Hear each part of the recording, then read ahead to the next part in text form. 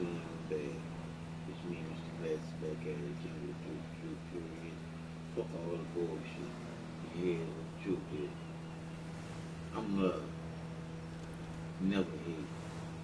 My heart is always light because love is light. Hate is heavy. And I've been on here playing by myself for the last, I say, 6 hours. And then I had one person come in, peaceful. Another person come in, peaceful. And now it's overwhelmed with people, but they're peaceful. Which I'm not really looking to see how peaceful they really are. But I'm assuming it's peaceful because I'm looking at the screen right now, and everybody look like they doing their own thing.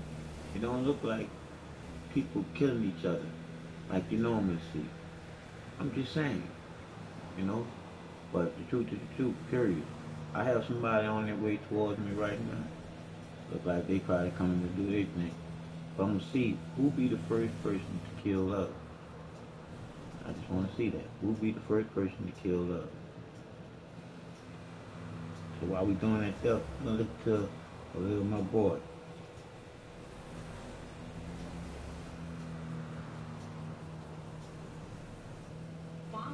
You'll remember, Ed, when Obama dug at Trump at his White House Correspondents' Dinner. Everybody remembers the look on Trump's face. Maybe that's when he decided to run for president. Well, it's interesting. I was just a few tables away from that, and there was an edge to it, and there was a sense of element of truth of what Barack Obama was doing and what is supposed to be a very comical moment. White House Correspondents' Dinner, of course, is held annually here in Washington every spring, and it's a time to, I guess, let your hair down, so to speak, and enjoy one another outside a professional setting. But the president really dug at Donald Trump at that time, and there was an air of intensity in that room that many people didn't anticipate.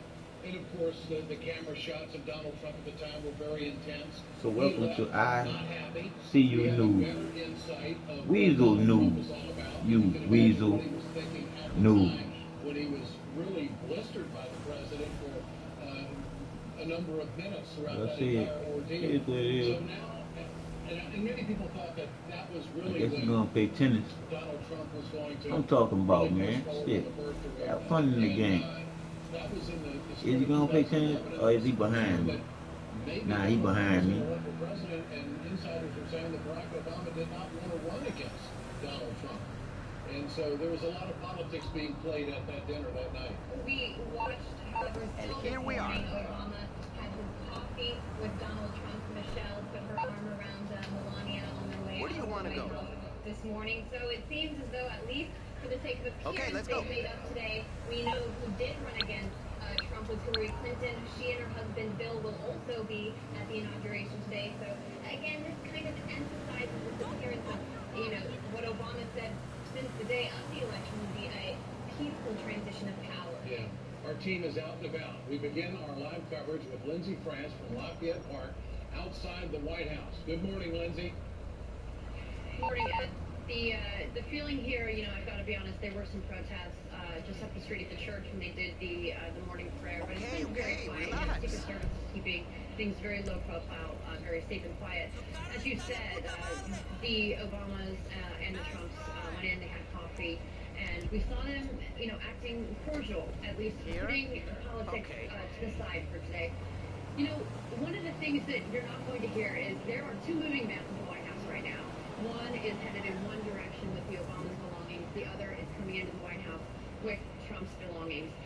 It's a perfect metaphor for the fact that the media is going to come in and cover these two men very differently. Since we've covered the elections extensively in the run-up to the elections, one of the things we've noticed is that since the elections and through to the inauguration, the media has not held back in what each respective newsroom seems to feel about Trump. To a man, they really have had a pronounced angle to this, and you can tell already, starting the morning, that is not going to let up.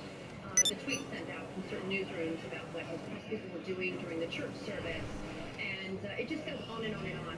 And so this sort of media onslaught. You know, I noticed that I'm standing here on the podium with a lot of international journalists. I noticed a very tentative approach to the reporting. Domestic, as you might guess, it's not the same. I think that's something we're going to see right outside here in the White House and to continue on as Donald Trump takes the presidency. And your guess is as good as mine, but I'm guessing that'll be going on through the entire presidency. So, you know, as I mentioned, the domestic and international angles on this do seem to be different. We're seeing a lot of swagger and aggression from domestic media that, you know, matches the president-elect himself. But what is important to note here, that we have noticed, and that a lot of people have noticed, especially in the public, is that the swagger and the aggression that we see in Donald Trump is matched by a lot of the media in their reporting. So we'll see at the end of the day if they can put politics aside and do some fair reporting on this. But we are most of us are prepared to continue sort of watching the level of reporting that the reporting approach to incoming president versus the reporting approach to the outgoing president. So those two moving vans are a very good metaphor for what we have seen and what we will see. You know, Lindsay, I was struck this morning coming to work, the calm on the streets of Washington. There wasn't much traffic. It's almost as if people are staying away because they don't want to get hung up in security and they don't want to get hung up in traffic jams. And it was almost a little eerie. Do you sense that on the streets of Washington right now? A lot of the journalists here, you know, walked in to avoid the traffic. There were blockades. A lot of professionalism on the part of security personnel and people, you know, making their way through the streets, whether they were protesters, whether they were fans, people going to the inauguration. There's a real sense of calm, and I think a lot of people, native D.C. residents, have gotten out of town, to be completely honest. But right now it's very calm. We'll see how the end of the day goes, though. Well, raining on the parade so far. Thanks, Lindsay. Let's head to the Capitol now, where RT correspondent Simone Del Rosario A word of warning, partner. The ID business is at maximum capacity, so you'll need to unload some bogus documents before you can print any more, or, like, make a profit, okay? Comprende? Sell something! LJT out. People were standing in lines as early as 2 a.m. to get in here, and they started letting them in around 6 o'clock, so the area has really filled. As you may know, we have been expecting rain today. So far, the rain has let up, but the supporters are ready for it, rain or shine. They're here to see the 45th president sworn in. I've talked to some of those supporters, and it's ironic, standing here in the center of government establishment here at the Capitol, what supporters are excited most about is the fact that Donald Trump is breaking the establishment. In their minds, he's not really well liked on either side of the aisle, and the fact is that he's come through, he's spoken to the people, and he's gotten this far by the people's votes here to the Capitol, where he will be sworn in as president in about 2 hours' time. So they're very excited for that. As for what he's going to say in his speech, his biggest issue is going to be overcoming his unfavorability in this country. If we can take a look at some of the past presidents, he is coming in as the least favorable president in modern history at 40%. Obama had a 78% favorability rating when he was sworn in 8 years ago. So he has a lot to overcome when it comes to this speech and moving forward as the next president of the United States. We know that he can speak to his supporters. The question is, can he speak to an entire nation? I went from by myself to all y'all in that short period of time. Let me fix my show up to be broadcast. Wow. I'm happy to be here with you.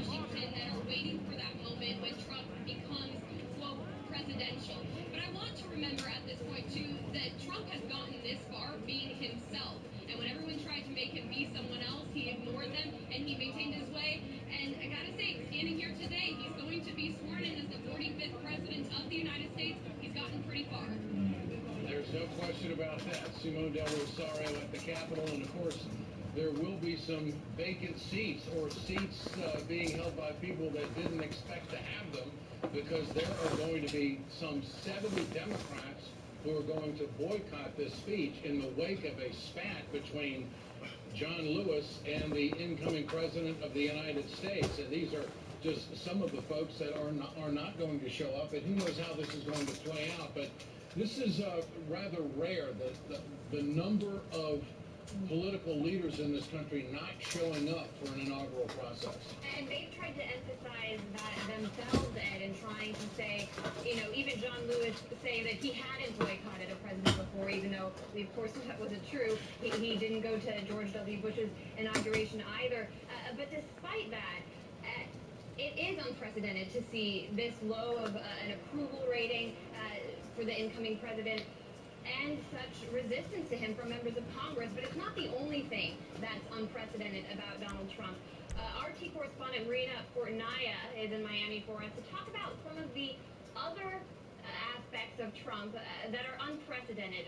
Marina, he's an unprecedented president. Can you elaborate on that? Well, in many ways. In addition to what you guys have already mentioned, we know that Donald Trump is a political outsider. He has never held office at a state or federal level. And don't matter. All of them a bunch of lying sacks of shit. He is the wealthiest man. I still say that it's fucked up that we had two of the worst presidents ever to be possibly become president to pick out. Any U.S. president that has preceded him. But of course, it's his mannerisms, his frank talk, the way that he hits back against his opponents, even some in his own party, that has made him stand out and be something of a different candidate than we've seen from the past. Now, Florida is a particularly special state for President-elect Donald Trump. This swing state with its 29 electoral votes helps pave his path to victory. There was supposed to be a voter surge among Latinos that was supposed to benefit Hillary Clinton. That did not happen. Donald Trump ended up beating Hillary Clinton in Florida by nearly 113,000 votes. That's a bigger margin than Barack Obama beat Mitt Romney in 2012. And Florida also has Donald Trump's Mar-a-Lago estate in Palm Beach. It made sort of something of a winter White House for him when he assumed the presidency. He is in the state very often. He's called it his second home. And he, going back to the votes, he received more votes from Latinos than was initially expected, including 54% of the Cuban American votes here in Florida. And that puts the president-elect in something of a conundrum because, as we know, last week, President Barack Obama, he ended a policy granting residency to Cubans entering U.S. without a visa. We know that Donald Trump campaigned hard on immigration, on deporting undocumented immigrants from the United States, and at the same time, he has the support of the Cuban Americans. So is he going to come into office and reverse the policy that Obama put in place, ending permanent residency for Cubans, or does he stand by his campaign promise? It's something of a conundrum for this president-elect who was supported so hard by the Cuban Americans here in Florida. Thank you, Marina. And of course, moments ago, we just saw the supporters of Donald Trump, and that was former House Speaker John Boehner and also former Speaker of the House Newt Gingrich. I just don't think it's going to take very long for Republicans to get behind this president when he starts cutting government, because that has been the mantra of the Republican Party for decades, to try to get spending under control, to make some big budget cuts, and also deliver tax cuts for the wealthy. That's what they're all about. And I think if Trump goes along with that playbook, it's not going to take long for the entire Republican caucus to get behind it, because that's what they've been preaching for years. You know, the security here in Washington, D.C. is absolutely unprecedented. Some 30,000 law enforcement officials are on the streets here in Washington, D.C. And watching the Fox News, Tabitha Wallace is on the streets in D.C. Tabitha, tell us how things look just outside and down the street from the White House. It's really quiet here, Ed. There's a few people sort of getting ready. We see people with signs. There's a small demonstration marching down the street. And there's over 100 organizations at least planning anti-Trump and pro-Trump protests and demonstrations today. But here near the White House, it's still very quiet, which obviously is a very far cry from last night, where just a block away we had the and that was turned into, as you said earlier, a little bit earlier, showed the footage, turned into what seemed a little bit like a riot, which hopefully that will stay quiet around right here. I mean, it's not sure how many people and how many demonstrations are planning to just be disruptive. Most of them are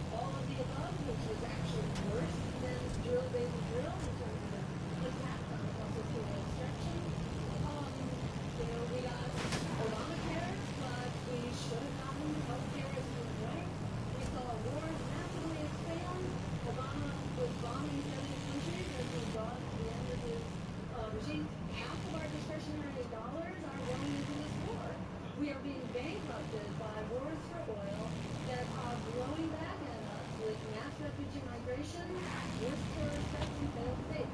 This is not working. The American people This is ICU News. Weasel News.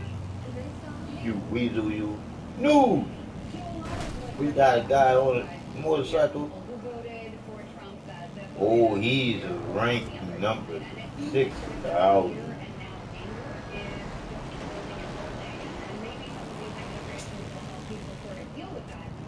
There haven't been any major credible threats. Homeland Security Director Nate Dawson has said there were no actual credible threats, but they're over preparing. They've done tabletop exercises, figuring out pretty much every scenario, including a drone that could spray weaponized gas onto the city. So we're as prepared as we said. There's almost 30,000 law enforcement personnel. They've used everything from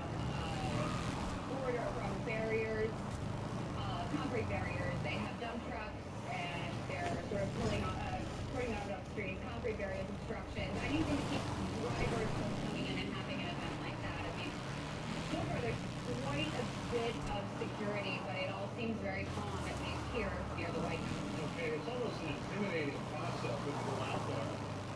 Thank you, Tabitha. When you go out there, you see just the mammoth force that's been put in place. It's very organized. And they've been setting up these barriers in place for several days here in Washington. So people definitely have the message of what's going on. Although protests are taking place here in the nation's capital, as evidenced by last night's deplorable protests in the downtown D.C. area. RT's Manila Chan is in the streets with the protesters.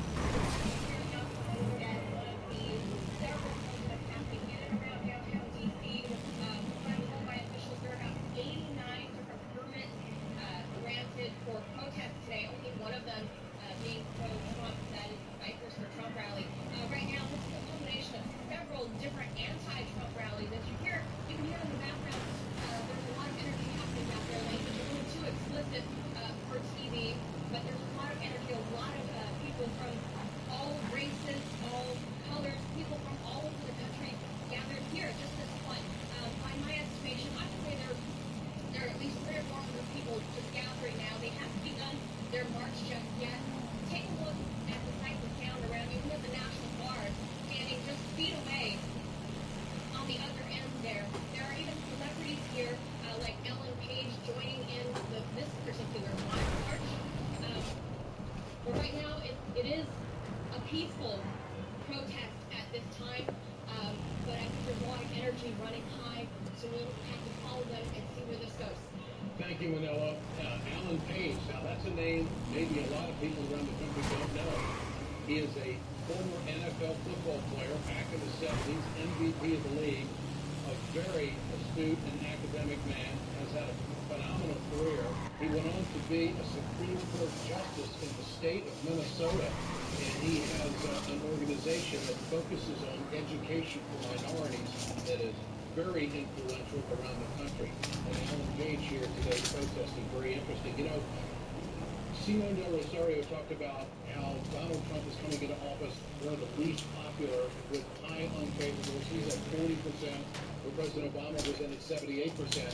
But if this incoming president can reduce the temperature between Russia and the United States, that will put him on pretty solid footing, I think, with most Americans. That's probably true, Ed, and that's despite the media's effort to attack Trump for this connection. The Trump-Russia connection has been their main focus, their main attack line against his brother. As the Democrats, John Lewis, we have to remember, called Donald Trump illegitimate, not because of some of the reasons that other Democrats have pointed out, the fact that he didn't win the presidency, for example, but instead cited Russia as the reason to call the president-elect, the incoming president, illegitimate, Ed. I mean, that, to me, is something unprecedented. Ken, this is the president-elect and the vice president-elect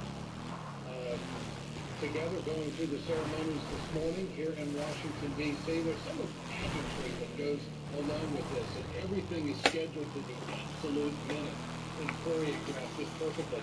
But getting back to international relations for just a moment, our Alexei Yaroshovsky joins us here this morning. Alexei, you've been following the relations between the United States and Russia, which of course is a big issue with this president coming in because there's been so many accusations about the connections that Donald Trump has with Russia, although I found it very interesting in his first press Boy, conference, you a he beast said, with it, boy. "There are Shit, you no ain't deals, crashed there are now no time, pending boy. deals, there are no loans." Shit, But that's there's some a good riding that perception out there motorcycle. amongst the media and the American people Good to a riding certain that degree that motorcycle. he's so close to Vladimir Putin. Oh yes, we're going to have to ask ourselves, are those connections real? I mean, for the last 6 months we've been hearing like a mantra, Trump is a Russian agent, Russia got Trump elected.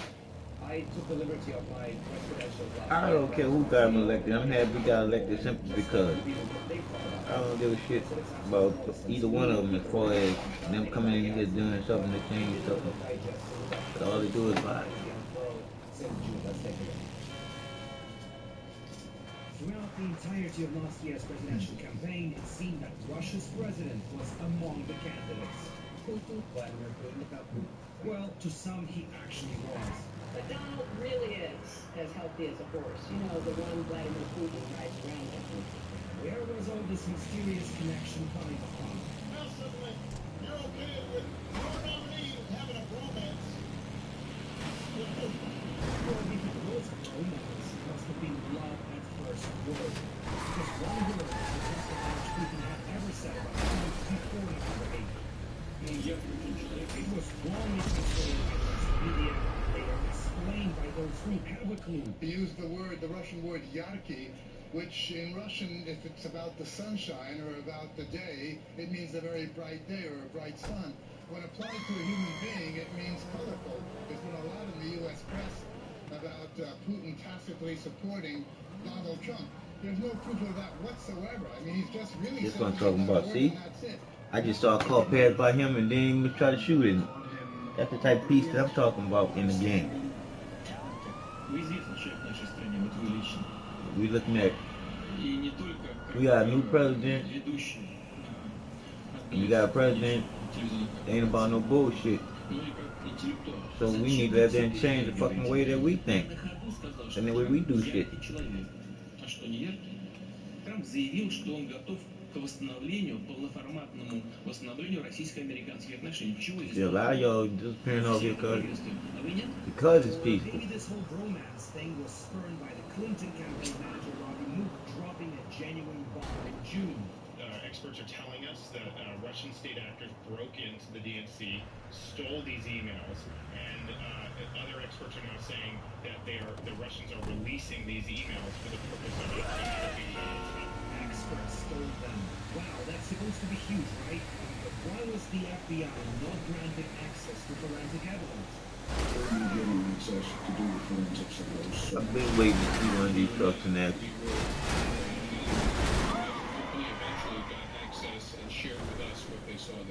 The company which evidently got access to those was CrowdStrike, ran by Dmitry Alperovich, a Russian immigrant who's also a senior fellow at the neoconservative think tank, trying to find any deal with outside of Russia.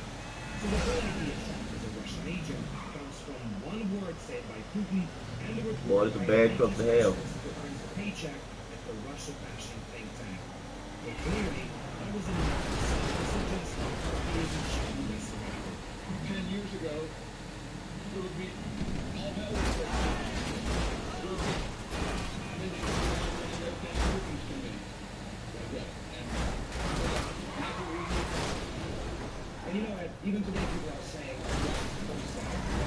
crazy, elated about something like that. They are not.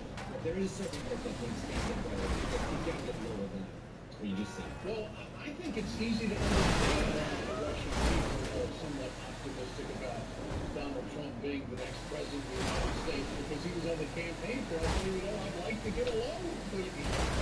We got an 18-wheeler with a scooper in the front of it that I can say is basically unstoppable. So the only way someone can stop it is to be able to come out with a tank. I want to see what it do against that tank. Somebody bring out a tank.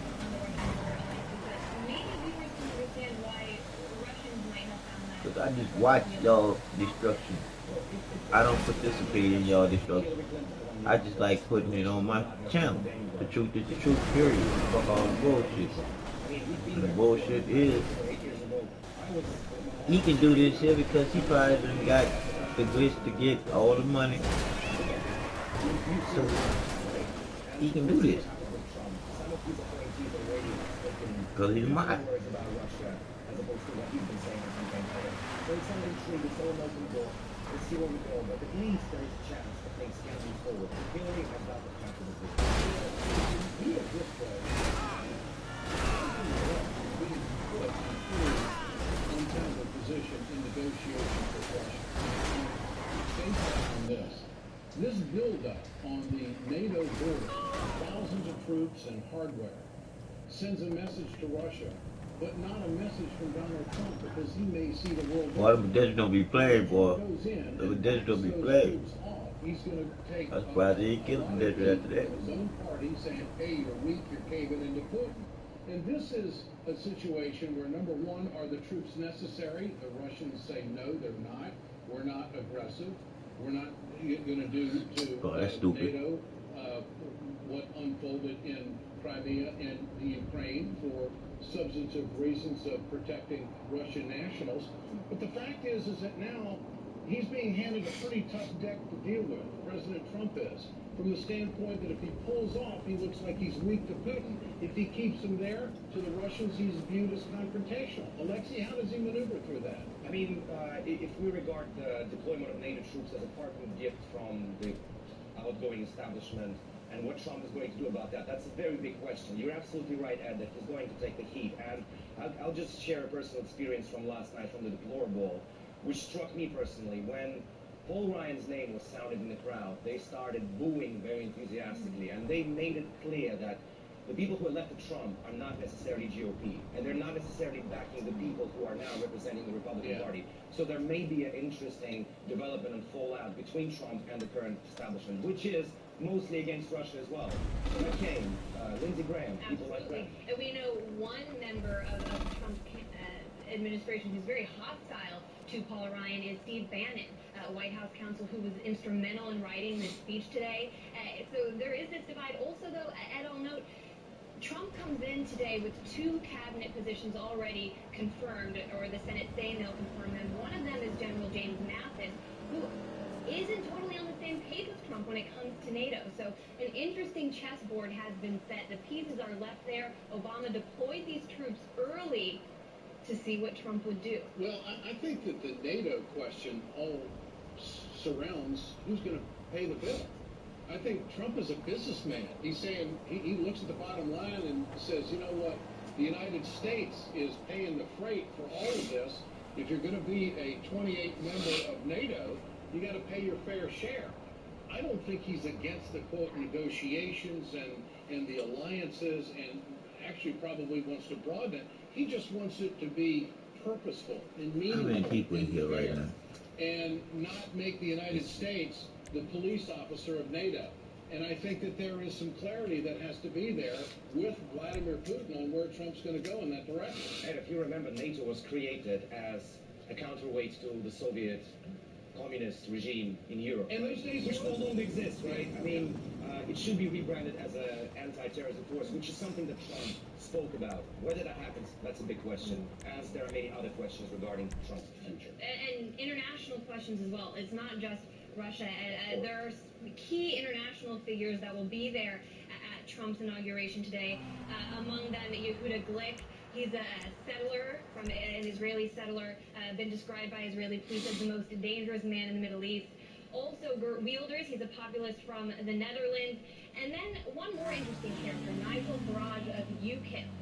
We know that he's a bit of a kindred spirit with Trump. They're kindred spirits, very similar people, ran similar campaigns, populist campaigns in his country. And for more insight on that, I want to turn to Afshin Ratanzi. He's in London for us. He's the host of Going Underground. You got a high-speed race. You got a race here. Yes, I mean, I've been listening in. All right. Well, He's throwing the explosive. We'll talk to you then. When The you question when about the explosives go off, they're going to kick off. What's your opinion sitting in London? Let's see who's going to win.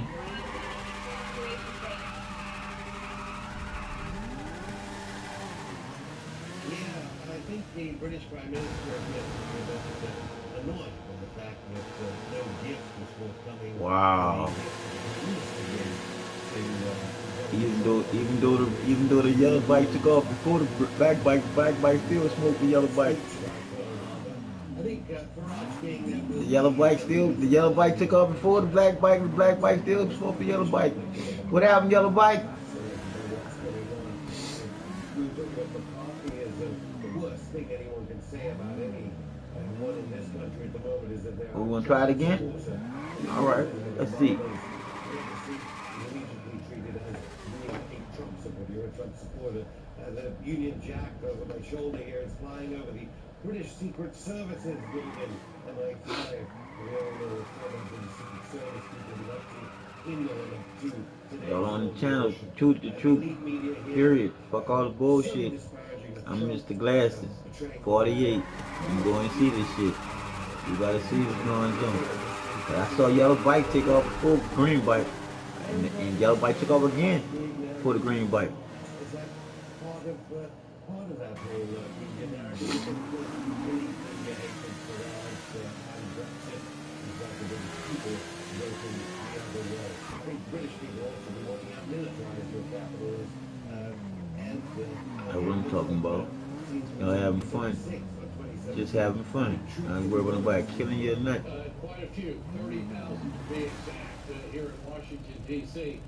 And when I had an opportunity to work with you over in London when the Brexit vote was taking place, and the very next day, Donald Trump showed up to introduce and open his golf course in Scotland. And I thought, Espen, that he showed a great deal of restraint and respect for the vote. And is this caricature and description and feeling of Donald Trump by folks in the UK being shaped by the American media? Because when he was over there in the British media and the UK media, I thought that he came off as a gentleman and very restrained and did not inject himself into the Brexit vote. Have they forgotten that? Yeah. I think what you're saying is emblematic of the fact. Actually, it relates to demonstrations in Washington about 24 hours. Elite media, culture. The dude they popped the wheel just now. He got his mic off or his eye off. I can't see him. He popped the wheel. That shit was smooth looking. Writers, people from the theater, musicians, let alone journalists, let alone novelists, let alone newscasters, is how much they despise the attitude of Donald Trump when it comes to the poor. And that's what's so shocking. So, of course, it was obvious Trump supported Brexit because he believed that this kind of neoliberal globalization is not the way to protect working classes people. What's fascinating is to see how liberals and the resistance don't believe it. Espen, thanks so much. We were just looking at a live picture there at the Capitol. Bernie Sanders, senator from Vermont. If there was one man who changed American politics and the conversation in this country, it was that man right there. Also, picking up of what actions have said, Bernie Sanders is one man within the Democratic Party who understands that that action was just describing, which many of the establishment Democrats don't. That people Man, but y'all can't take out when the explosions, when a grenade go off. Neoliberal establishment policy. Bernie spoke to some of those people as well. Of course, we know how the Democratic Party responded to him when he tried that. Well, the Democrats are in. Look at the dude stayed on his bike. You can't clean off your. Do they go the corporate route or do they go the Bernie Sanders? That's what I'm talking about. And as far as the Sanders Our Revolution movement, which is substantial, Bernie is still working. He was in Michigan just the other day. I think your mom and dad were going to go to that out of curiosity, and the place was packed. I mean, Bernie is still going around the country talking to people about what direction the country's got to take. And so he is going to be, you can talk about Chuck Schumer and Elizabeth Warren and Sherrod Brown and whoever you want. Bernie Sanders is the guy who's driving the money, driving the crowds, driving the passion, and speaking of passion. Speaking of passion, and for more reaction looking at this election and the inauguration from the international perspective, we have Anissa Naoué, host on RT as well. Anissa, I want to get your take, first of all. You were in Moscow, from what I understand, most of the election season, right? What was your vantage point like? I was definitely watching from abroad, literally, and I have to say, just firstly, being here the last month in the States, you really don't feel how divided the country is, as much as you hear about it and see it in the news, as when you get off a plane and talk to people. I mean, yesterday, just walking around Washington, D.C., it's this. I can't even find a word to describe the feeling. They're so divisive. People either loathe or love Trump. There's no middle ground. It's unacceptable. That's kind of how it was with Obama too. I mean, we're just shifting party control here. It was pretty much the climate with Obama as well. Now, I don't know if the Democrats are going to obstruct Trump as much as Barack Obama was obstructed. He was the most obstructed president in the history of the country, which I think is a scar on our history because he was our first African-American president. Hopefully not the last. And the fact is that is this just the way American politics is, and maybe there's no leader that can bring the country totally together? Well, you were talking about how the Democratic Party is lost, and right now, I think it's key because a lot of the blame... Hey there, it's your partner, LJT. Now, I feel like we've kind of hit a ceiling with the business. If you want to break that profit ceiling, invest and upgrade the equipment. I'll leave that with you. We need to do something. Well, let's profoundly state, Anya, that the Russians did not tell Hillary Clinton to not go to Michigan or Wisconsin to campaign. I mean, at the end of the day, it is the candidate. And I was somewhat disappointed and shocked that John Lewis said earlier this week that Russia, the hacking, destroyed her campaign. I thought that was overboard, and I thought that gave license to Donald Trump to quickly respond to it, because throughout this entire process, Trump has had to reaffirm himself as the president-elect, that he is legitimate, that he did win Florida and North Carolina and Pennsylvania, Ohio, Michigan, and Wisconsin, which have been Democratic strongholds in the past. But it's interesting, watching the coverage, as you say, from abroad, you didn't sense that intensity the way you do now? I mean, if you put on a more liberal channel versus a conservative channel, you certainly see differences, but you don't feel it as much when you talk to the people. I met a young African-American man yesterday. We were doing flag tests, unfortunately. We will air it today. It was very interesting. I hope I find him today. I doubt it. But he's pro-Trump. I completely didn't expect it. And I understand that it's a stereotype, because I've been told that just can't happen. And he told me that he was afraid to wear his Make America Great hat again until tomorrow because he didn't know what could happen to him. And I thought that was really interesting, that I was so surprised. Many Americans might be surprised by that. He seems to blame the media. That was what he told me, straight up, that it's the media.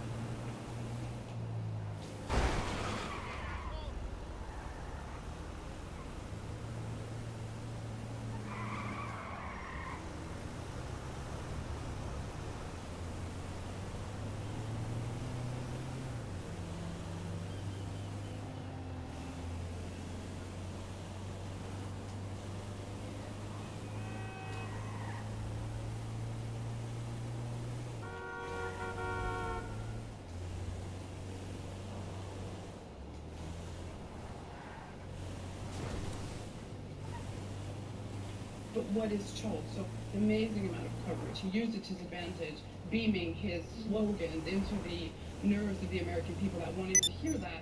And then also the media just constantly bashing him made people think something's going on here. Bashing him over something like Russia, you mentioned it in passing, and it's to point the finger at Moscow repeatedly, blame Moscow and Russia, even RT, for the rise of Trump. What was it like sitting in Moscow watching this election and then hearing it's your fault? It's something that Russia has gotten used to. Russia is used to being a scapegoat for the U.S. So I think to Russia it didn't come to a surprise. What is surprising is how massive it got after the election. It almost picked up more, which makes it seem even more like blame. Well, why wasn't this blown out before the election? I mean, it was brought up, certainly, but not as much as after the election. What do you think folks in Russia want to hear from Donald Trump today? He's going to give a speech here.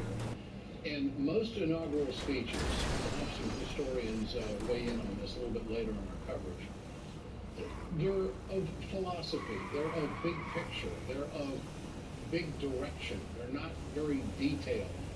How much headway can Donald Trump make in that kind of a speech, philosophical, with other countries, other people? I think no one is expecting him to point out micro policy today. He's going to be general, obviously, and philosophical if we're going to follow all of the kind of insights and hints we're getting into what his speech will be. Russians will be listening very much so about what he has to say about Russia, which is natural. Will it be as open and positive as it was during the campaign? Will he possibly make a switch now that he's president? Because we all know what you say during the campaign and the rhetoric can quickly change after you take office. So Russians are going to be watching for just that. They're not as optimistic as people may think from afar. Why is that?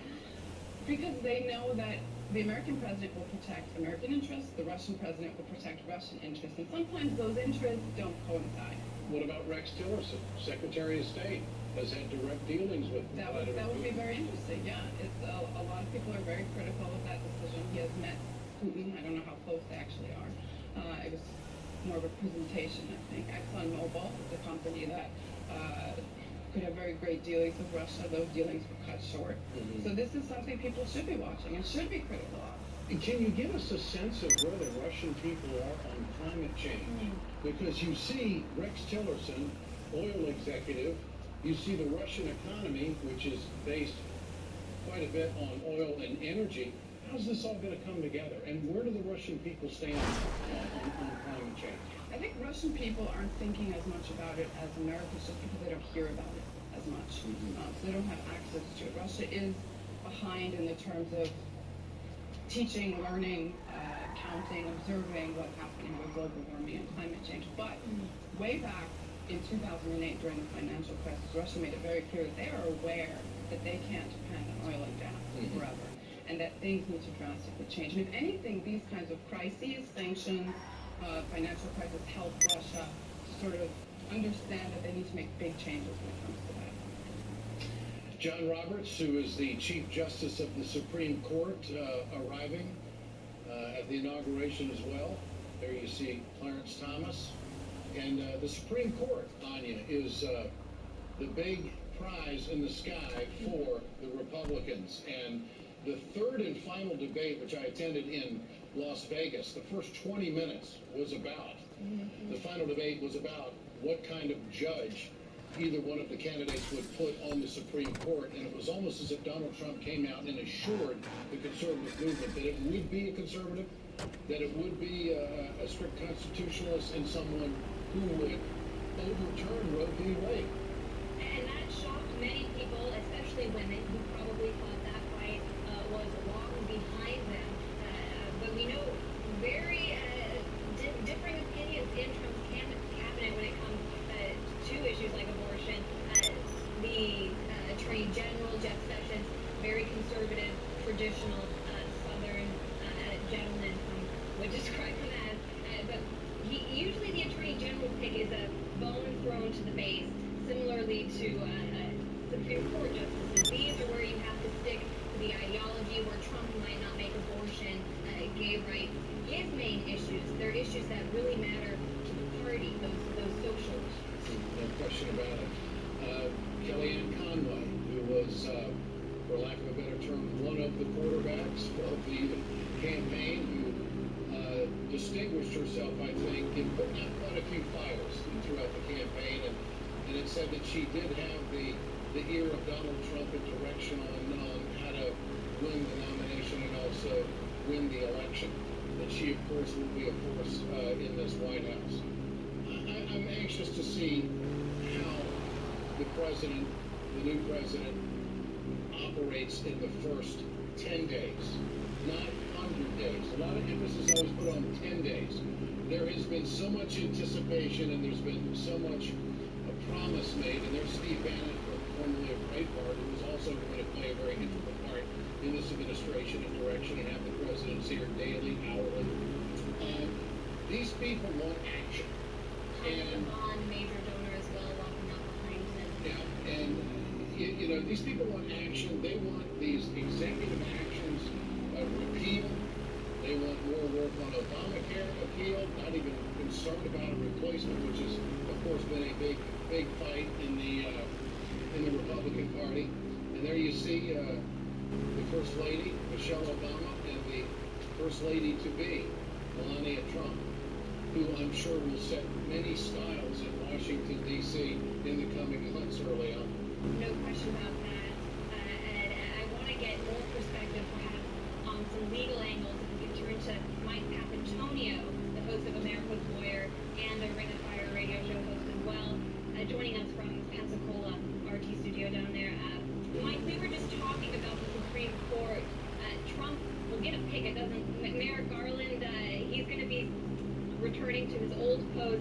Obama not trying, actually, some would say, actually to get his nominee confirmed, handing Trump this nomination and many other judge nominations as well. Can you talk about that, Mike?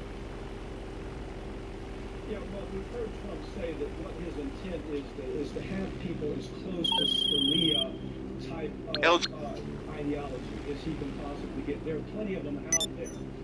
What we don't understand is what most people think that the Supreme Court is the end-all issue here. Frankly, what's been happening, and people that say that simply don't understand what's already been happening with the courts. We'd like to believe, for example, that Obama appointed just excellent federal judges. If we take a look at where Obama's federal judges came from all the way down the line, they usually were corporatist lawyers. They came up defending corporations. The only money they ever made was from corporations paying them to defend a corporation against the consumer. That damage is already done. And that's where we're so focused on the Supreme Court. It's just like we've always been so focused on the man at the top, the president, rather than understanding it's all of these parts that converge to make policy in the United States. Whether we're talking about gerrymandering, that has changed policy so much, far more than the man at the top, the president.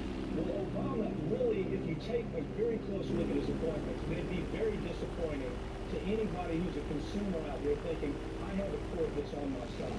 What we're going to be most, you'll see the media, as they always do, focus on social issues. What is this new Supreme Court, Supreme Court appointee, how are they on issues like gender? How are they on race? How are they on social issues? And they will ignore the fact, the real question, how is this judge on issues like corporations versus consumers? And we've had a very bad run of that. And it started with Bill Clinton. We're all the way back to where Bill Clinton wanted to make nice with Wall Street. That trend continued. Obama's appointments, he made some appointments, but you're talking to a person who's in court every day. I know who the appointments are. I know exactly what their ideology is for the most part. And it's not ideology for the most part that favors consumers. So, yeah, the Supreme Court is extremely important. But where we're really going to get hammered, the thing we probably ought to worry about is what happens in the lower courts. What happens in the lower trial courts? What happens in the appellate courts? That's where policy change takes place.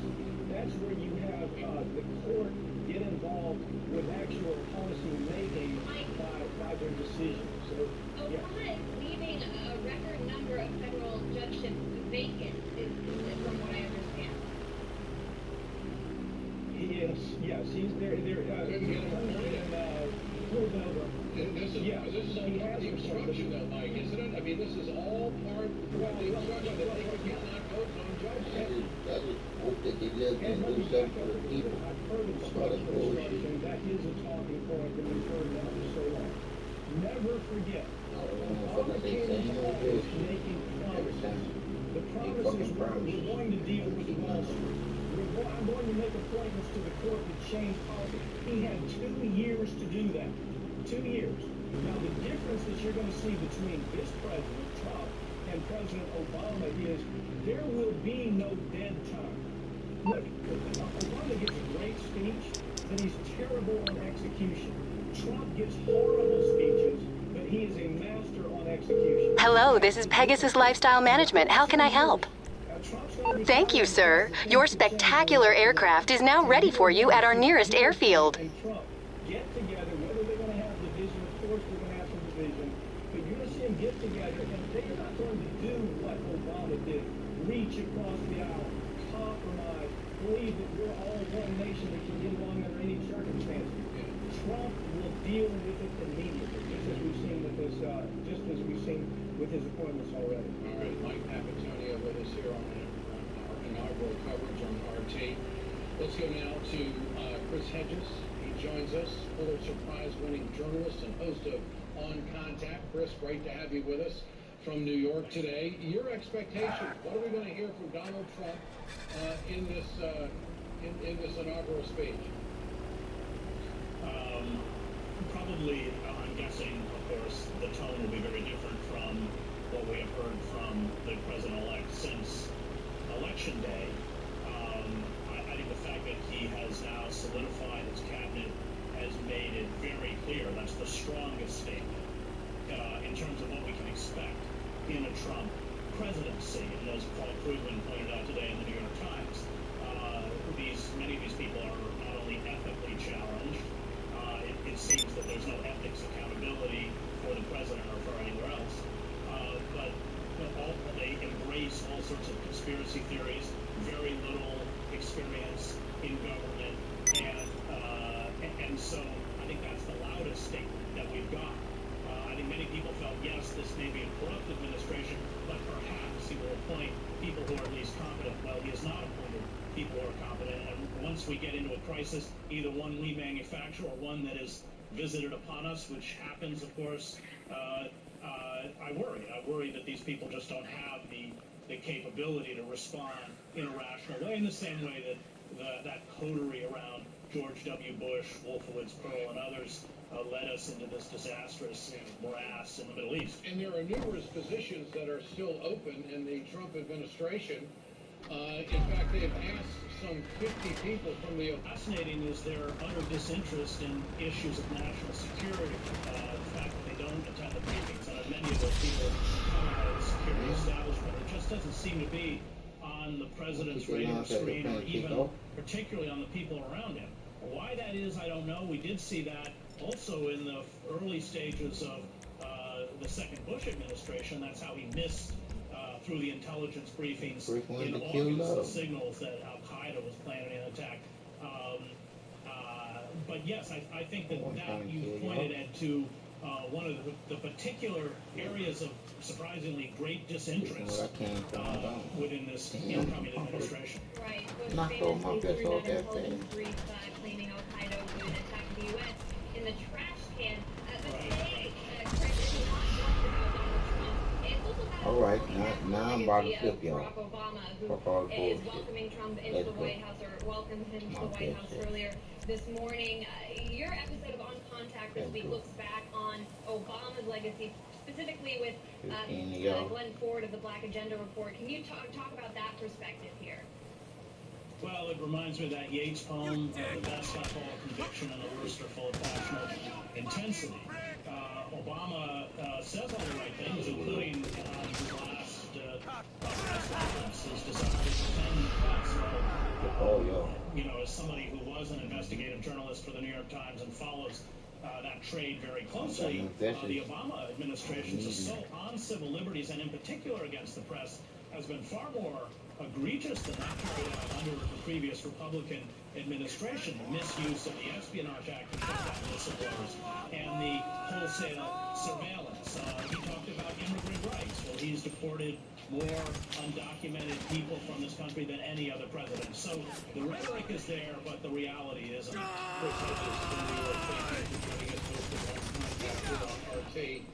We're going to take a short break. That's how you shoot him. He was hiding. You sneaky bastard. That bastard was hiding. That's how he got moved. Moments away, and a much anticipated speech by the next president of the United States, Donald J. Trump, coming up. Keep it right here. You're watching. I got no vessels and I'm coming.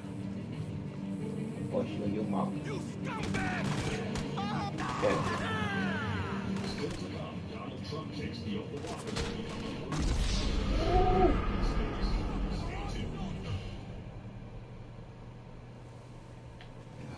He has weapons of mass destruction. Forced down after being hit by an internet video.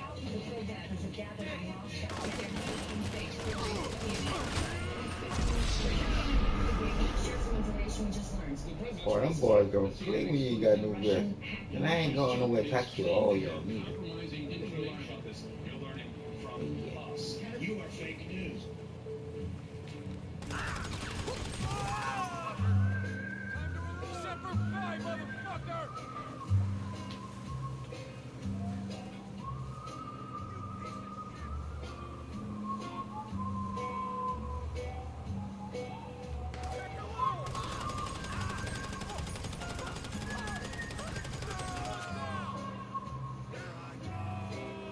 Seven more y'all there. Get back! Oh, where they came from?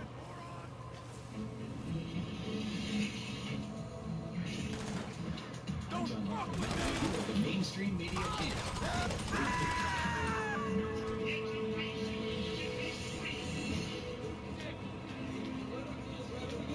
And when you question more, you find what you're looking for.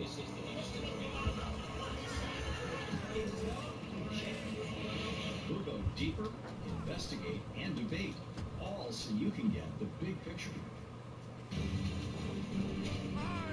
Welcome back to Inauguration 2017 Worldwide on RT.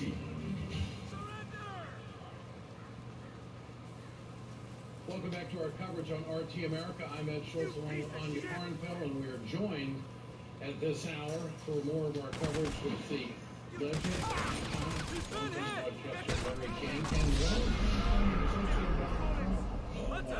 It's good to be with you. It's What good. a great looking set. It's good to have you RT here. in Washington looks terrific. And it's a perfect day for an inaugural. It's not very cold. It's a nip in the air. It's clouds. Larry, I It's a think, double meaning day. yeah, I think there are a lot of Americans out there wondering, what's Donald Trump really like? Is he what the media reports him to be? You have known this man for decades. Yeah, I've known him a lot. I go back Donald Trump to the late 70s. 1978, I believe, is when I first met him, when I was doing my national radio show, and then subsequently on television, CNN. He's certainly unusual. He has an enormous ego. I mean, it's an ego that's such an ego that it becomes a caricature of itself. Mm-hmm. He the joke is, Melania said the other day that God exploded, and he said, "You can call me Donald." But he has this, he has a flair. He certainly knew what he wanted in business.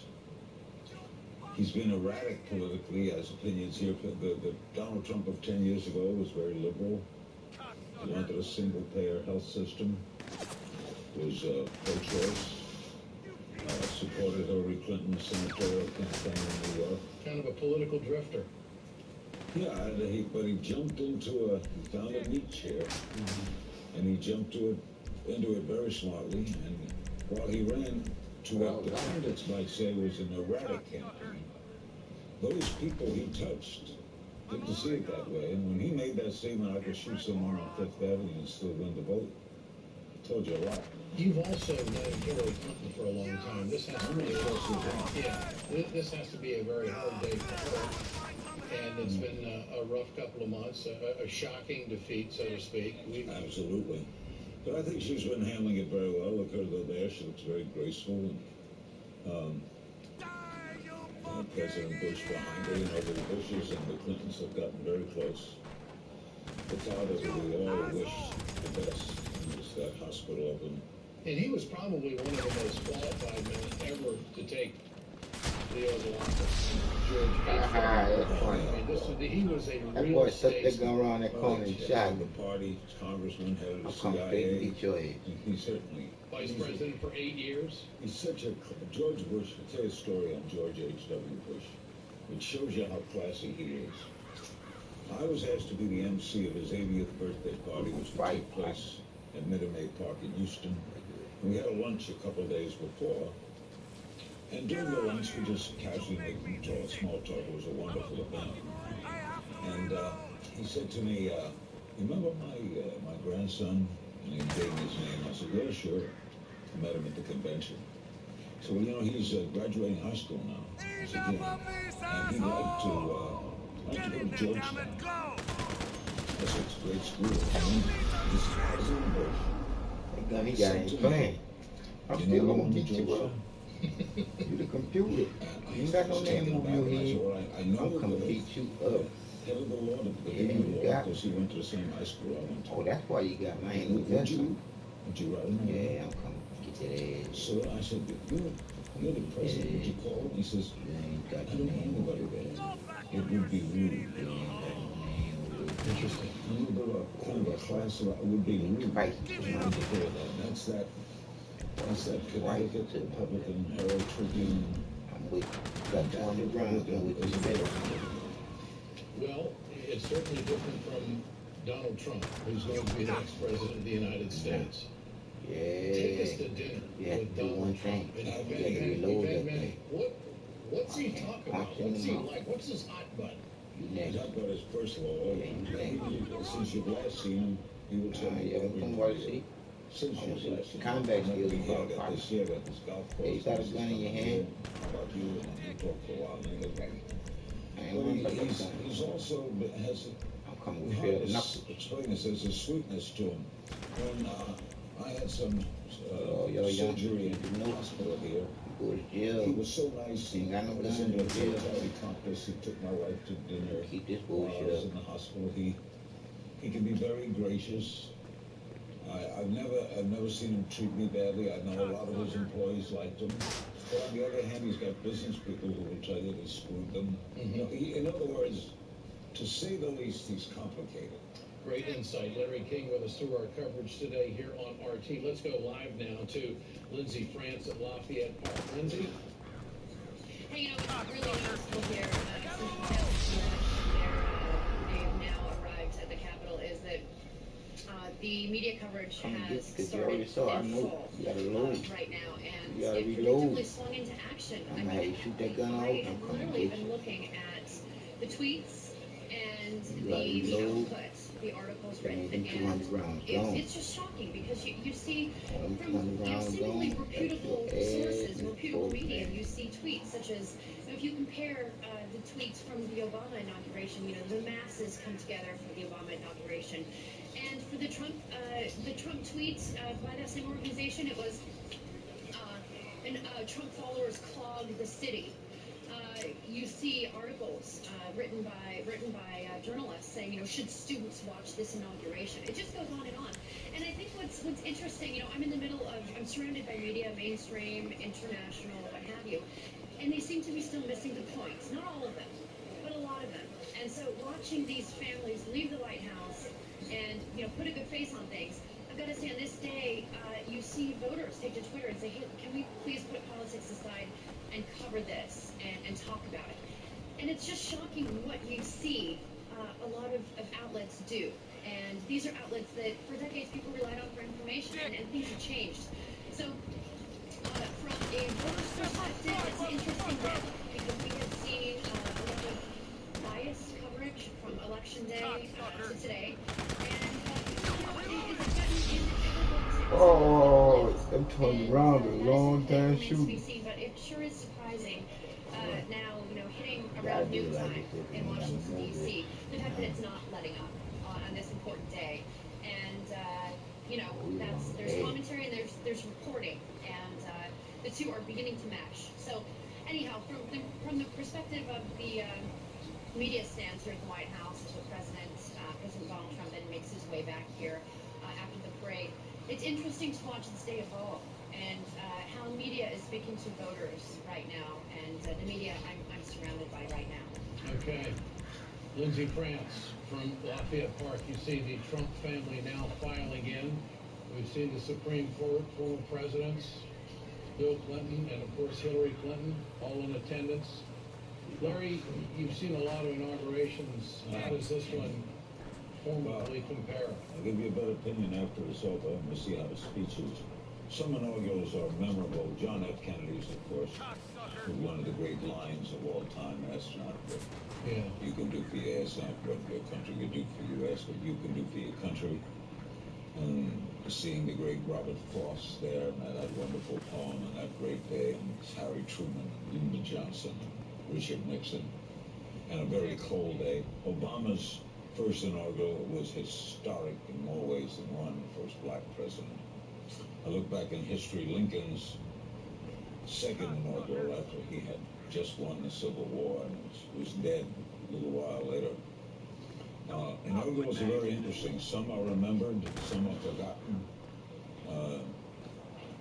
Their pomp and circumstances, that this is historic and that we have over 60 members of Congress not here. Not sure that that's the smartest thing in the world. What do you make of that? What's that going to accomplish? I don't know what it accomplishes. It makes a statement, and America is entitled to make statements. We are a nation of free people. We have free speech. You're entitled to make it. Is it, I think, as a strategy, I think it's a mistake. I don't think tomorrow is a mistake. I don't think people coming here to protest what they feel is that their country is not the country they want. That's every right. But for elected representatives on the day that we have this peaceful exchange of power, the way they do it is amazing. How we do that, it's unbelievable. Yeah. We were talking about your time with Trump at dinner, what he's like. He's a very loyal guy, isn't he, to the people around him? That's one quality that people seem to talk about a lot. If you're a friend of his, he's loyal to you until you cross him. Until you cross. He is thin-skinned. The Twitter thing, you know, he takes off on people and he attacks people if they're bad at him, and he is very quick to have opinions of people. But he's also quick to be kind to people. I thought he was very nice to Obama at that meeting in the Oval Office. And he kept saying, good man. Like he just discovered. He's a good man. This is, you'd have to say, Ed, you've been around. This is the most unusual president of my lifetime. Unusual in experience, unusual in attitude, with modern social media, with Twittering. We've never had anything like this. No. Never had anything like it. And he is a media mogul. He is media savvy. He has a very interesting personality and uses the tool of the contemporary media. But what is also fascinating, his family is going to be involved in this administration. Ivanka Trump, no assigned position right now, but clearly is going to be an integral part. What do you make of that? No other president has really had siblings that be so connected. Not siblings. The only thing close would be the importance of Eleanor Roosevelt to Franklin Roosevelt. She was an extraordinary woman. I don't want to give away my age, but I interviewed Eleanor Roosevelt in Miami Beach in 1962.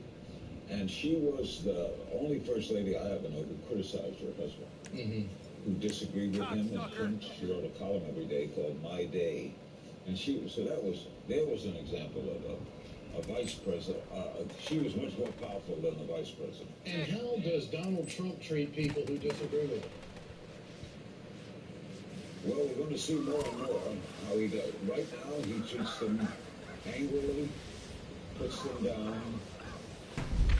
And how will that work? Can he, on the world stage, as he did the other day, criticize the president of Germany? Can you do that? And he'd be the first to tell you Donald has limited vocabulary. He is not Obama. Obama is probably the greatest orator of our time. I mean, even if you disagree completely with him, you cannot say he's not a brilliant speaker. Very well read. Yeah. Trump is not a brilliant speaker. He's off the cuff. He's dynamic, but he's not. Doesn't have that kind of edge. And people will That's fucking mad. As long as they're gonna do something for the fucking people, fuck the rich and fuck the rich and got everything going on. 8 years ago, I thought it was dreadful when some of these right-wing radio talk show hosts said they were hoping Obama would fail. And they call themselves patriots. That's not a patriot. They kind of started the Tea Party movement. That was part of that conversation. And I tweeted the other day that no matter what you think, I hope Trump is successful. I do too. Why would you not want to be Right, successful? that's what I'm talking I about. really don't agree with him on a number of issues, and I don't think everybody does. But do do we want to see this president fail on international relations when they're boiling right now? Absolutely not. No, of course not. We want to see him succeed. We want a president to succeed. We want the country to do well. We have a right to stand up and say we don't like this. Those protesters tomorrow have every right to come and say we are here for redress of grievance. That's you know, that's hey, during the height of the Vietnam War, I interviewed Commander Wallace Green, who was the head of the Marine Corps. There were all the protests going on. And I thought he would go to a particular line, protesting the protest. Instead, he said, thank God for those protesters, because that's what our Marines are fighting for. Mm-hmm. They're right to do that. Mm-hmm. If we stop them from doing that, what are we fighting for? Mm-hmm. What kind of communication do you think Donald Trump will have with former presidents? Because that really has developed over the years as almost standard operating procedure. You know, there's been communication between, you know, Bush 43, Bush 41, and it's not been great. Not been great. You know, it's been okay. George H.W. Bush, I don't think, well, Reagan was starting to Alzheimer's, so there was not much connection there. I don't think Roosevelt talked to Hoover. Truman talked to Hoover, put him in charge of food distribution around the world. I don't think Eisenhower and Truman talked at all. Eisenhower and Kennedy did talk. Kennedy and Nixon talked briefly. Nixon and Johnson didn't talk. Some talk, some do. I don't expect Trump. Trump might talk to Obama. What do you think? I think he will. I think that Trump, whereas he's not a real big detail guy, I think he's a pretty decent listener. He has his opinions, and his personality is what it is. But I don't think that you can have the kind of success that he's had in business and isolate yourself. And so I think that, and I think he's protective. I think the fact that Ivanka Trump and Kushner, her husband, are going to be playing vital roles. He wants an inner circle that he can absolutely trust and that he can count on. And I think that's more so than other presidents. Ivanka is a wonderful, smart lady, and she's now Jewish. Hey, we got another. And she's married to a very religious Jew. You know, you can't talk to Ivanka on Saturday. She won't take your phone call. She won't drive in the car on Friday night until Saturday night. She won't discuss business on a Saturday. It's the real Orthodox Jew. I just noticed a member of the Supreme Court, Mr. Kennedy. Mr. Kennedy is in a unique position. We're honoring him in Los Angeles. His 80th birthday is in a couple of weeks. And we're going to have a dinner for him, and I'll be there. And Kennedy's a unique figure here. It's only 8 people on the court. It's 4-4. Yeah. If it's 5-3, he's the 5th. Well, this is obviously what the conservative movement wants. They want President Trump to put a strict conservative on the Supreme Court and bring some social change in this country. But I think they made a big mistake this past year in not having a member of that court. When you didn't appoint a 5th member, and Obama did, and they never brought her up, that left that court strangled. And a lot of things that the conservative movement wanted didn't come through because the court was tied 4-4, and usually they'd have ruled against lower courts who might have made a liberal decision. They'd have made a conservative and reversed. They couldn't. If it's 4-4, you don't reverse. Larry, what we're looking at right now as a country is rare.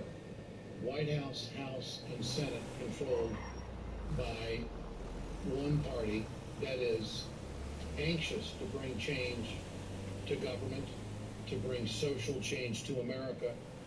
And I've always said this, when the Democrats get power, they want to negotiate with everybody. When the Republicans get power, they use it. George W. Bush, when he came in, he put 2 conservatives on the Supreme Court, gave us 2 rounds of tax cuts. That was perfect conservative politics. What it led to was basically where we are right now. We've got some financial problems, but sticking to that philosophy, this is exactly what this party wants to continue to do. Except there's more disagreement. The party disagreed with Bush on immigration. He was kind of liberal in the area of immigration. But this group, I don't know what this group is. In other words, is this group, there's the Tea Party, there are no moderate Republicans.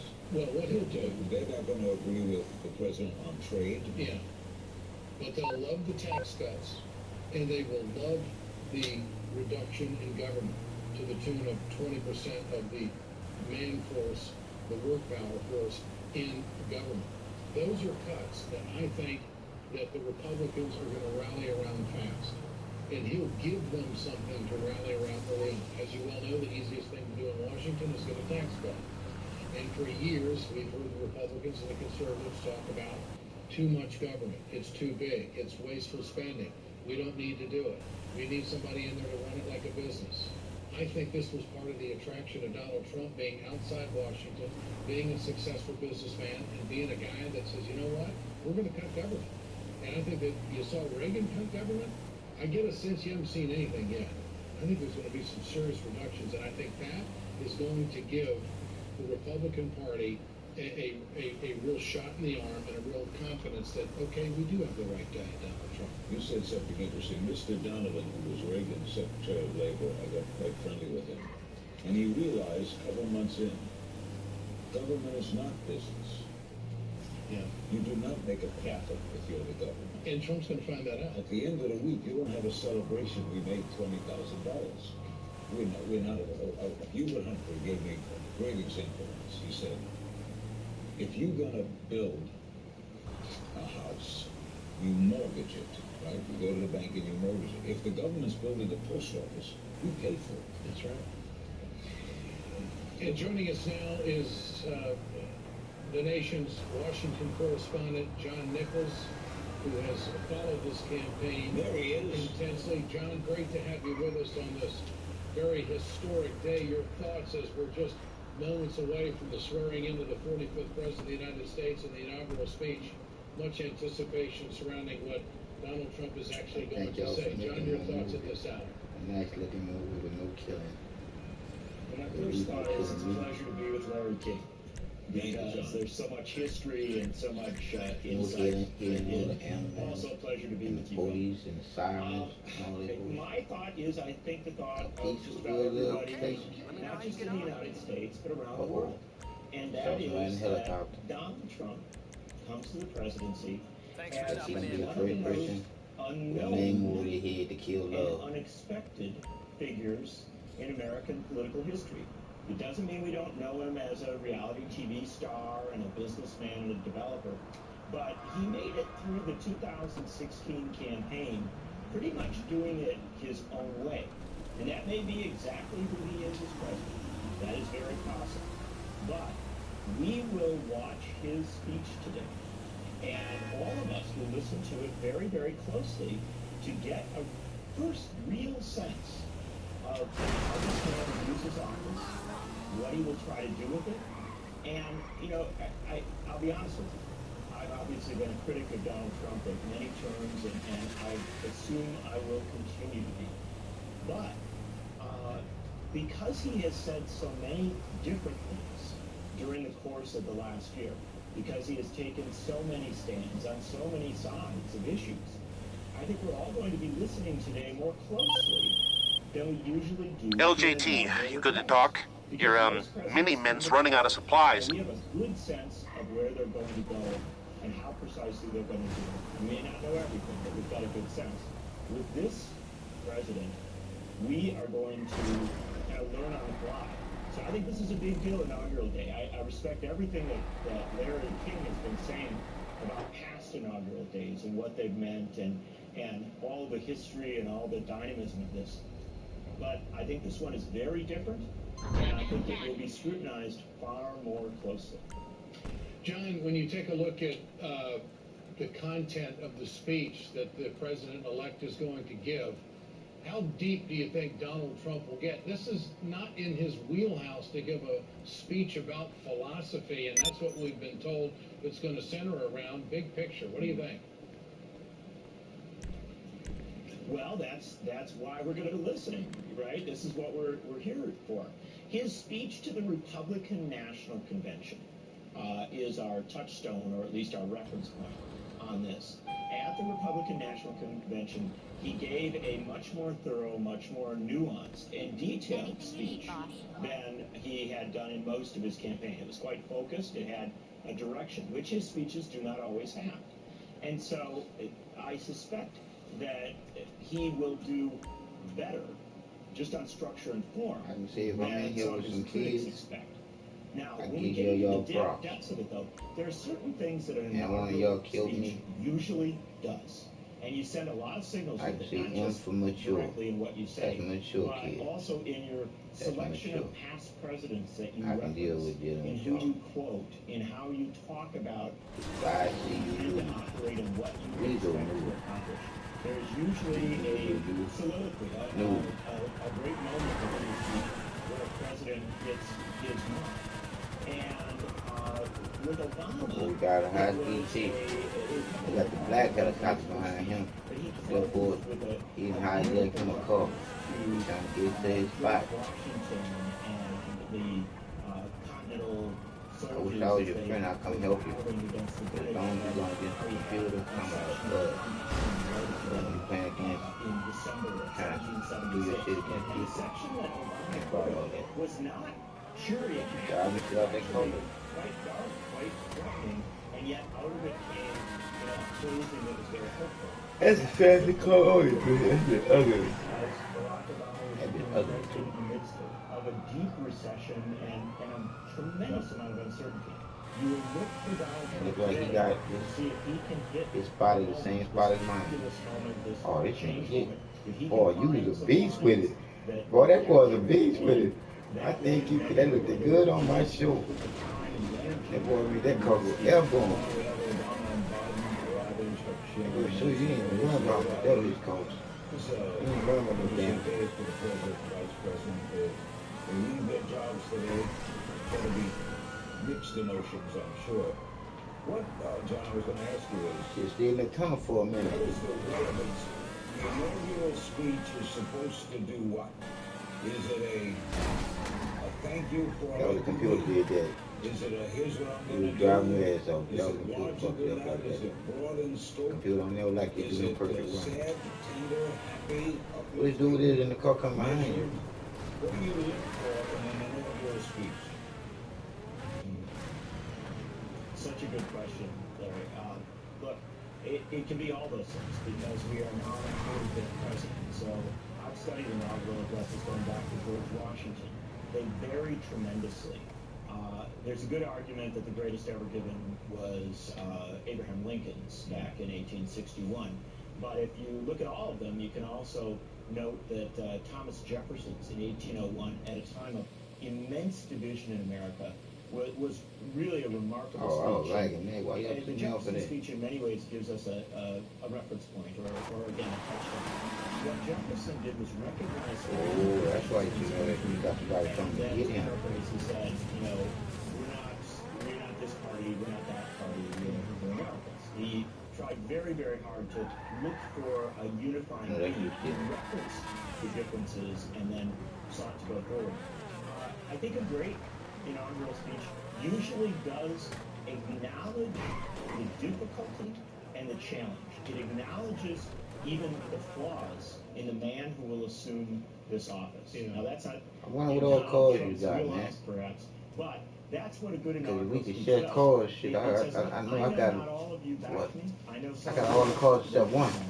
Now, let me show you That something you don't know about that Mustang. And a great inaugural speech. I got all the cars except for that one Mustang. And goes for that connection with people that may not be excited.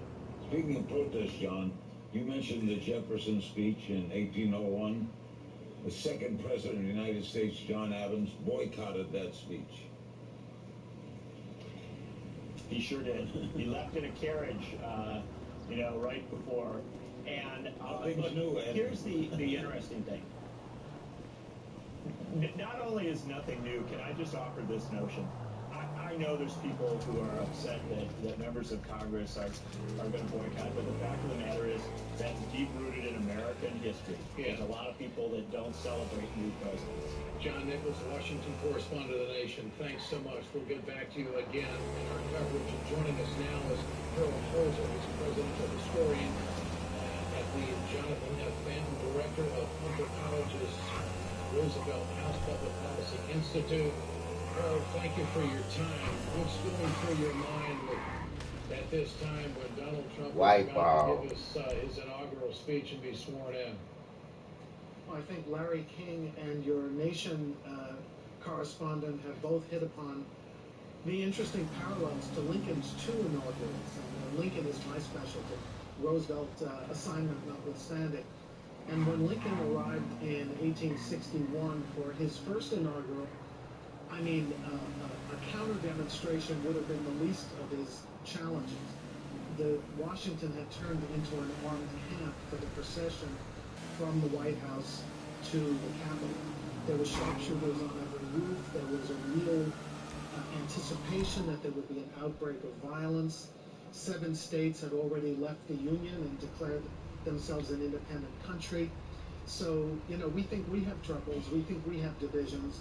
Lincoln found a way to get through that ceremony, to give an extraordinary inaugural address, and to sort of draw a line in the sand about what was important in American democracy, including majority rules, majority of electoral votes rules. Stop going back to the old fucking presidents, because that's the bullshit, man. You go back to that old president shit, you're going back to the old ways of this motherfucking president being some kind of good motherfucker.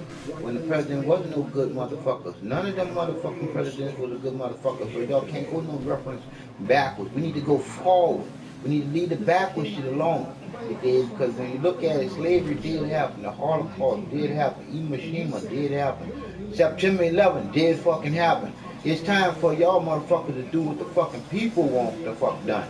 Because y'all motherfuckers done fucked us up a long fucking time now. And it's outrageous now when you think about it. It's about some bullshit. Because the people make this motherfucker go round. And you've been motherfucking government bullshit, because all y'all motherfuckers out there that believe in this God and this Jesus bullshit. That God and that Jesus bullshit is the fucking government and some man-made up bullshit for y'all to believe in. Y'all was never taught who the creator is in you for the creativity in you to come out you to know what the fuck is going on. Not to be believed in some bullshit like you was a motherfucking kid in motherfucking mo. Because I tell you like this here, from day fucking one, you've been lied to. Know this. It's your mama's birthday. You was just born here, an empty glass, waiting for some kind of truth. And you was lied to your first day here. And that's the truth. Then can't Santa Claus and Easter Bunny too fucking there. And some bullshit people. Y'all young people, y'all need to be the ones who live in that motherfucker know y'all know this shit.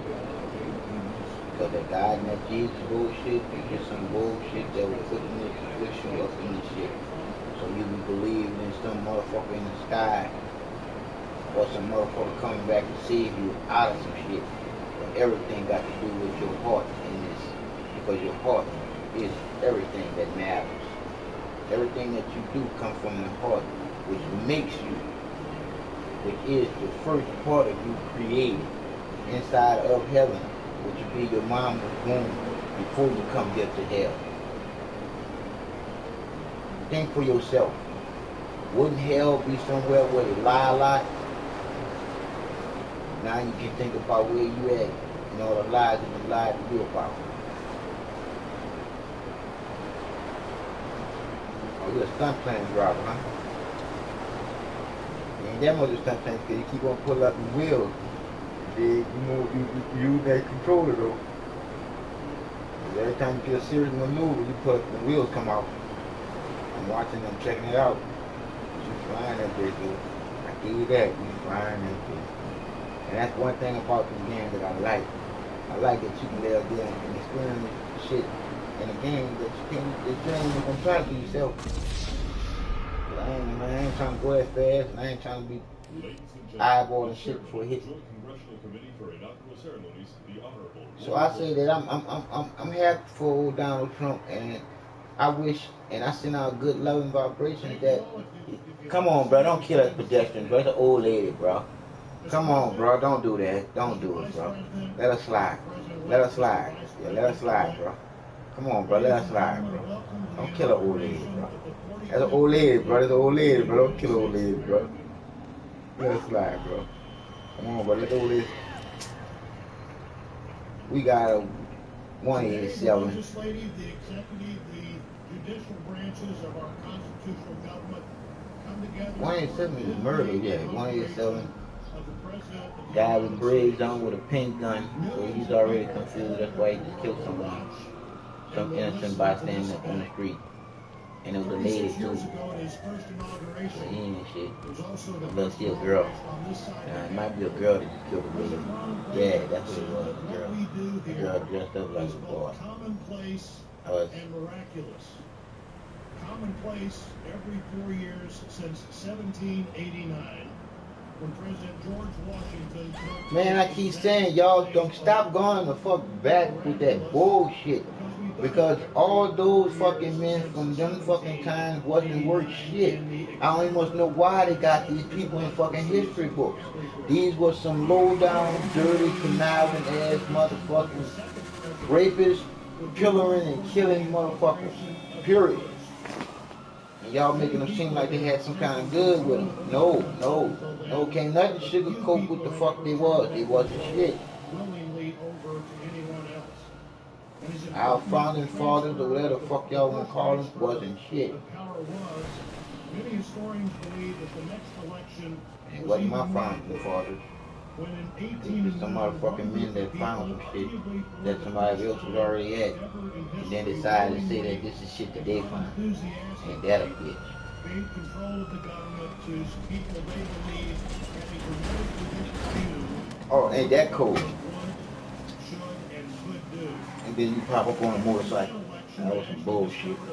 In the Constitution itself, which was remedied by the 12th Amendment. Thomas Jefferson. Shut up with all these calling these motherfucking presidents out, but these presidents wasn't worth a fucking quarter. And y'all keep on trying to put that same old bullshit out there. It's time for some new shit. Because that shit ain't shit. That shit is a bunch of fucking lies. The motherfucking men wasn't shit. Reason for the continued war when he pointed out that both sides prayed to the same God. Man, we prayed to the same creator. And that was bullshit. Because if you don't treat your heart straight, you ain't treating the creator straight. Because it ain't no such thing, no God, no Jesus. That's that man-made up bullshit. And I break it down from the beginning to the ending of all the shit. Because I know the motherfucking truth. And yeah, I'm expressing myself by saying what I'm saying, but it don't mean shit.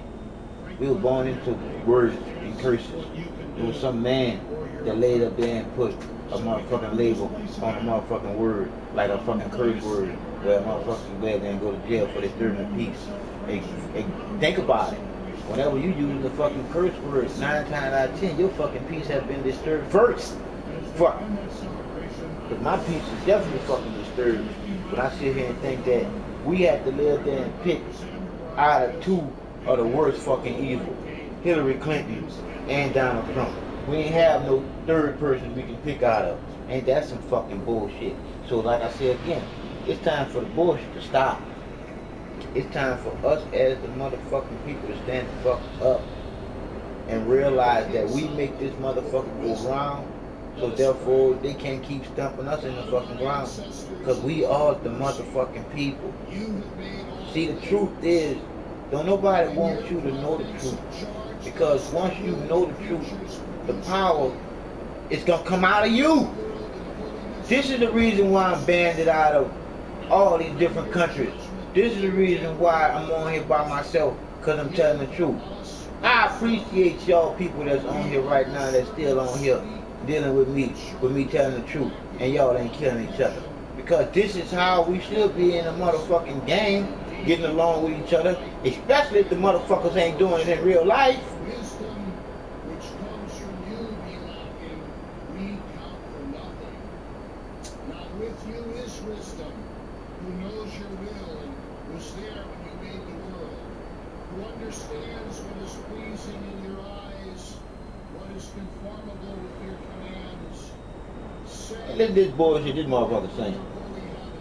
Yeah, he putting a fucking man in the creator's place when if y'all was smart, y'all know if the creator was any sexist, it wouldn't be no fucking man, it would be a fucking woman. And safeguard us by her glory. Amen. Hey, look it up. Amen. Why do you say amen? Why they don't say a woman? All because man took the woman's glory when man took and gave you birthday and threw a bone out the window like it ain't never happened. When that woman did all that fucking work to birth you into this world, you were just born here, an empty glass waiting for some fucking fruit. And the first day here, you was lied to. You was given your mama's birthday. God blesses those who are merciful, for they will be shown mercy. He blesses those who are pure in heart, for they will see God. God blesses those who work for peace. Shut up, y'all. God, y'all mean the government, you bitches. God blesses those who are persecuted for doing right, for the kingdom of heaven is there. You, when people mock you and persecute you and lie about you and say all sorts of evil things against you because you are my followers. For you are the light of the world, like the city on a hilltop that cannot be hidden. No one lights a lamp and then puts it under a basket. Instead, a lamp is placed on its stand where it gives light to everyone in the house. In the same way, let your good deeds shine out for all to see, that everyone will praise your heavenly Father. See what I'm saying? You see what I'm saying? See what I'm saying? Heavenly Father. Why not Heavenly Mother? That's some fucking bullshit. And it pisses me off because I died to know the truth. The Creator is neither man nor woman, black nor white.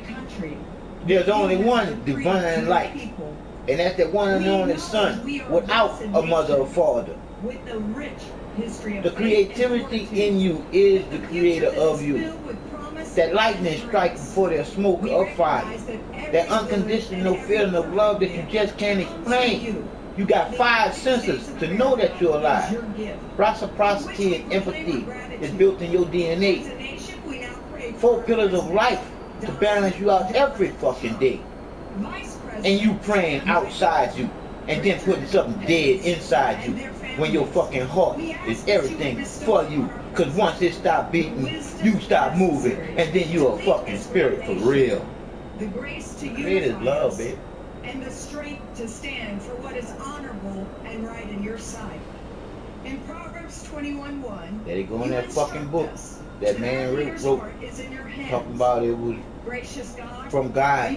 That's bullshit. That was his fucking way of thinking. The ability to know the will, your will, the confidence to lead us in justice and righteousness, and the compassion to yield to our better angels. While we know there are many challenges before us, in every generation you have provided the strength and power to become that blessed nation. Guide us in discernment, Lord, and give us that strength to all that Lord shit come from the fucking black, all that medieval bullshit. To your purpose. Thy kingdom come, thy will be done. The psalmist declared, let your favor be upon this one nation under God. Let these United one nation. Ain't that cool? What about the rest of the nations? Come on now, y'all gotta wake the fuck up behind this bullshit. Because I want you to know the truth for you to know the truth so you can have more power for you to be able to know the people is what matters, not that fucking toilet paper called money. Yes, you want to get a lot of it. I'm about to show you a lot of it. When I sue Houston, Texas, when I sue Molina Healthcare, yeah, I'm telling the world exactly who I'm gonna sue.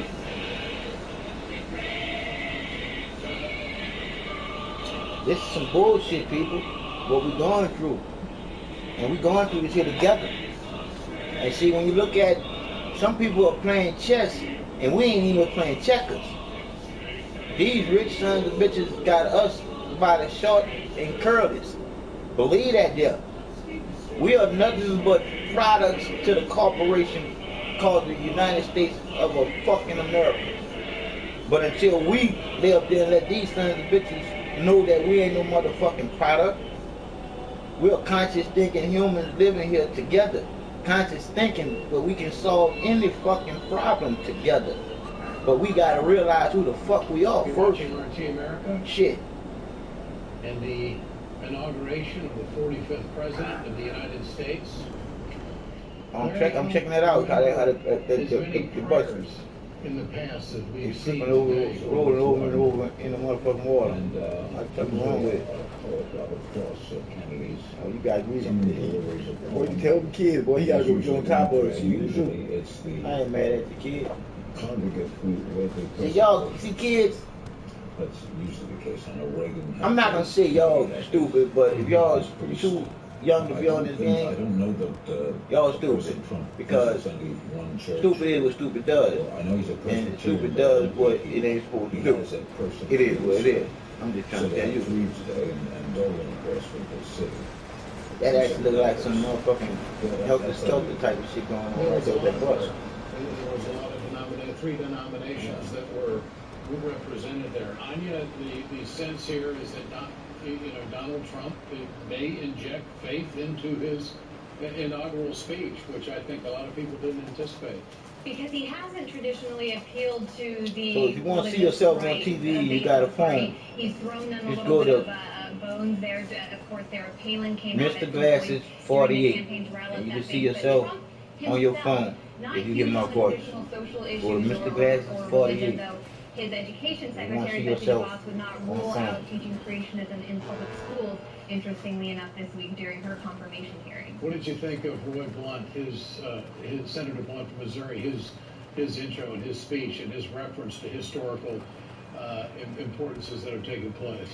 I'm glad you brought that up, Ed, because, last night Trump told his supporters in front of the Lincoln Memorial that he serves as a vessel, but the message is really that of the American people. Today, we're going to have to hear exactly what that message is, and it's different than what we're used to with Trump. He's not, even though he's known for his pageants, not known for being a pageant figure himself or a very ceremonial or traditional guy. He's going to have to get specific in this speech in a ceremonial kind of setting where there's not a lot of room for leeway. Though I did look back at the history of the inauguration to see what's varied throughout from what exactly presidents are sworn on to when, and this is what I found. Although, as Ed said to me a little earlier, I can't wait to hear this speech. And the reason he said that is we have no idea what he's going to say. I'm really no anxious. idea if he's going to go off base. Is he going to discard some of the things? We have no idea because this is the most unusual president who has ever had inauguration. I'm sure he's studied presidents of the past. I'm sure he feels the moment. But Donald Trump is Donald Trump. And this thing is not about a black or white thing. And if we know This thing is strictly about the inaugurations that he a have and a have-nots. Reagan's and John F. Kennedy's, maybe Meaning, give us some insight. the haves have too fucking much. Role models for his speech today. I ain't talking about these shitty ass millionaires. I'm talking about these motherfucking trillionaires. When you think, did they get what they got fair? Or did they inherit this shit from slavery? I say it again. Did they get this shit fairly? Or did they inherit this shit from slavery? We live in a challenging and tumultuous time. Oh, bitch, shut your lying ass up. Ever more interconnected world. Yeah. A rapidly changing economy that benefits too few while leaving too many behind. That's the same lie y'all do every fucking fool. Politics 8 years. frequently consumed by rancor. We face threats, foreign and domestic. In such times, faith in our government, our institutions, and even our country can erode. Despite these challenges, I stand here today confident in this great country for one reason. You, the American people. Shut your lying ass up, lying piece of sack of shit. Rich son bitch. I guarantee I never see your bitch ass nowhere. We Americans have always been a forward-looking, problem-solving, optimistic, patriotic, and decent people.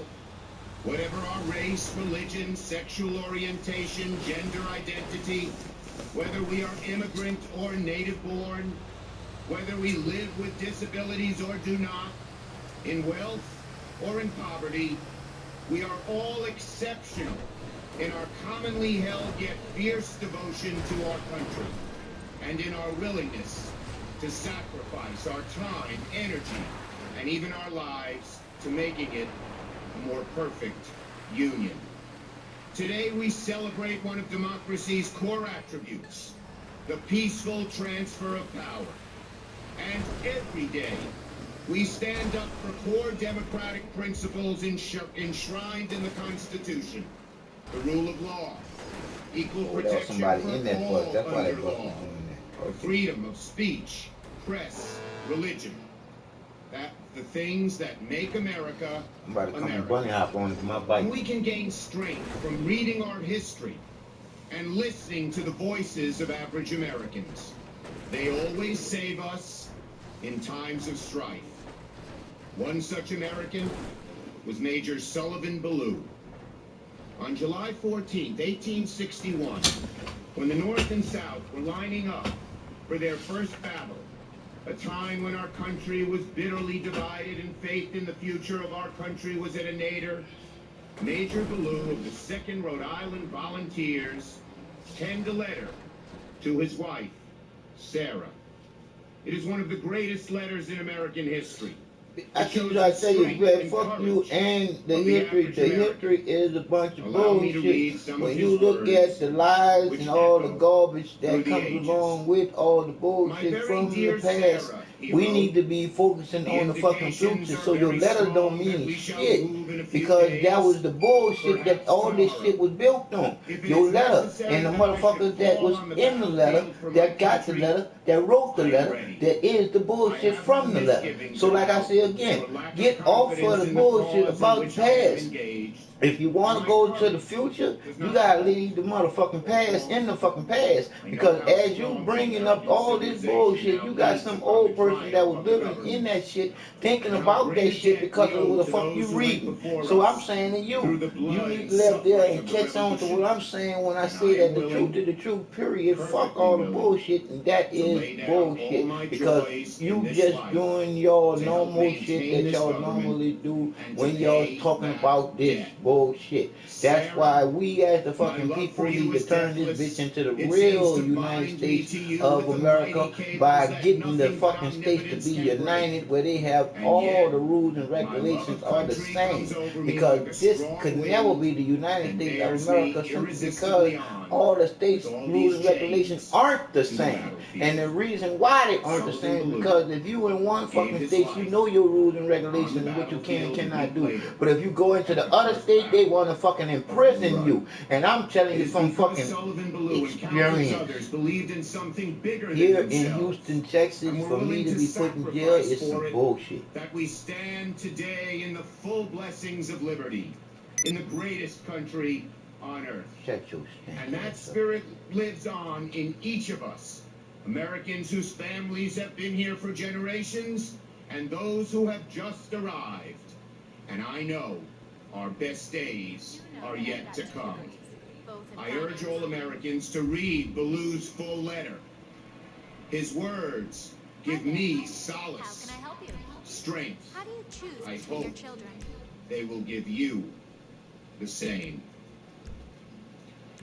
Now, please stand while the Associate Justice of the Supreme Court, Clarence Thomas, administers the oath of office to the Vice President of the United States. Bullshit.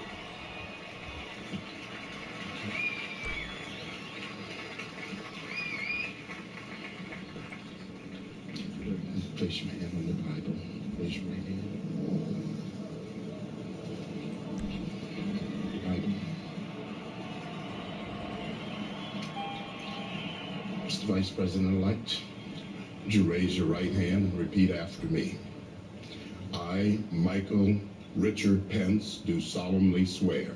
I, Michael Richard Pence, do solemnly swear that I will support and defend the Constitution of the United States that I will support and defend the Constitution of the United States against all enemies, foreign and domestic, against all enemies, foreign and domestic, that I will bear true faith and allegiance to the same, that I will bear true faith and allegiance to the same, that I take this obligation freely, that I take this obligation freely, without any mental reservation or purpose of evasion, without any mental reservation or purpose of evasion, and that I will well and faithfully discharge, and that I will well and faithfully discharge the duties of the office on which I'm about to enter.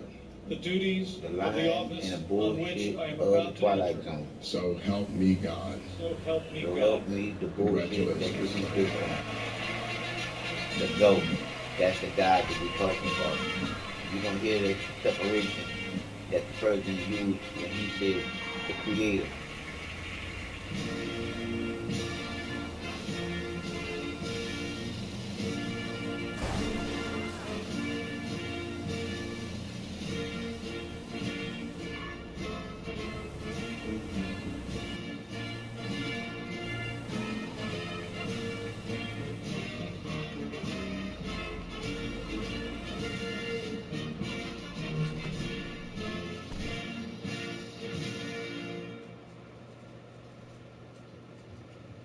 Obama and Michelle didn't look too happy. I'll tell you that much. They ain't look too happy. But I say fuck his gas. And if Mike Pence is officially the Vice President of the United States, gracefully hugging his family and but I love him though. Soon to be former President Barack Obama. Isn't it great how we turn things over? This country is really nobody beating down the doors. There is a sense of reverence about it, isn't there? Yeah. And it's this is so historical, and this is going to be so impactful. This is the Mormon Tabernacle Choir.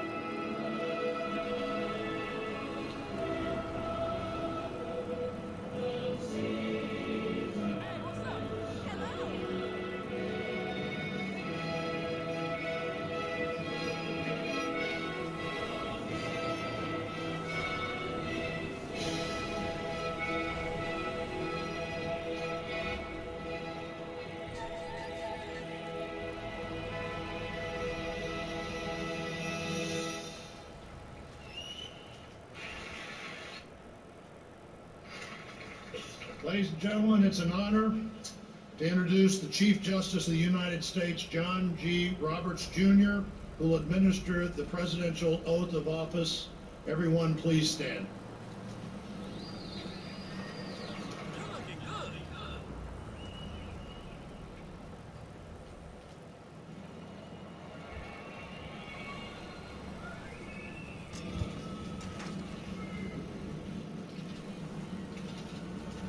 Please raise your right hand and repeat after me. I, Donald John Trump, do solemnly swear. I, Donald John Trump, do solemnly swear that I will faithfully execute. I will faithfully execute the office of President of the United States. The office of President of the United States. And will, to the best of my ability. And will, to the best of my ability. Preserve, protect, and defend. Preserve, protect, and defend the Constitution of the United States. The Constitution of the United States. So help me God. So help me God. Congratulations.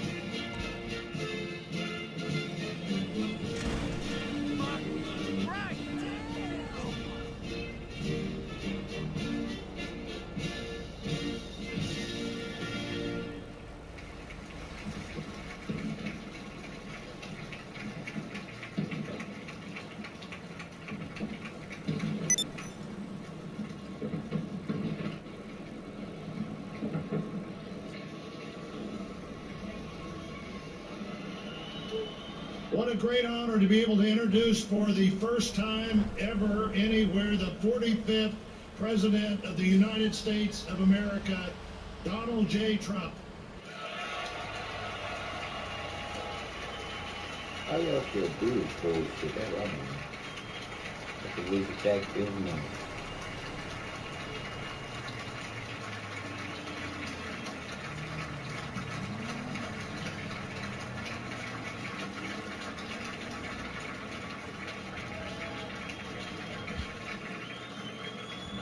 Chief Justice Roberts, President Carter, President Clinton, President Bush, President Obama, fellow Americans, and people of the world, thank you.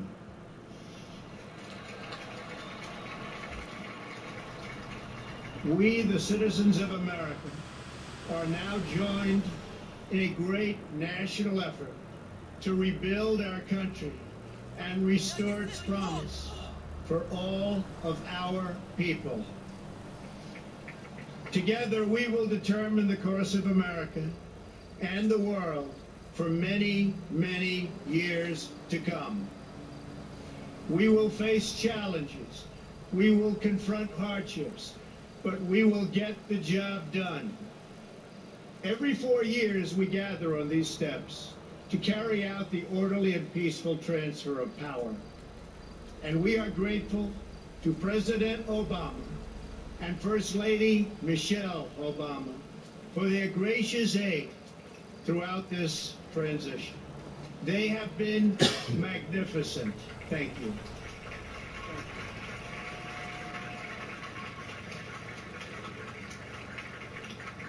Today's ceremony, however, has very special meaning, because today we are not merely transferring power from one administration to another or from one party to another, but we are transferring power from Washington, D.C.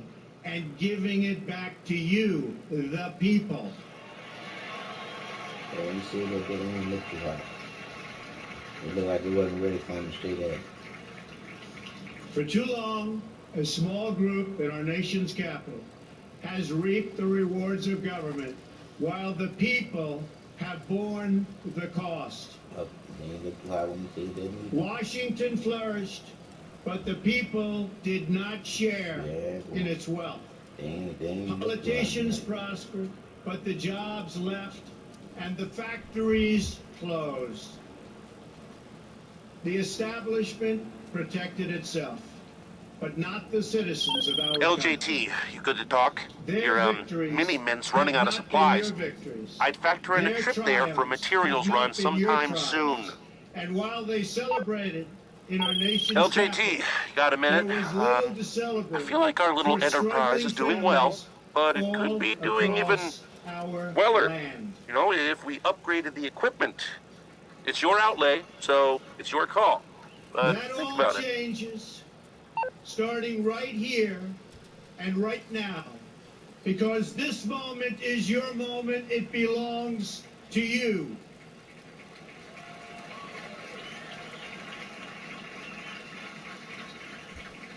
It belongs to everyone gathered here today and everyone watching all across America. This is your day. This is your celebration. And this, the United States of America, is your country.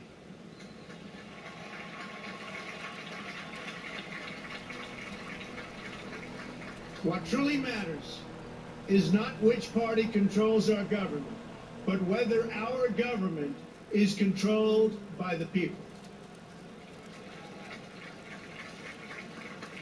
January 20th, 2017 will be remembered as the day the people became the rulers of this nation again.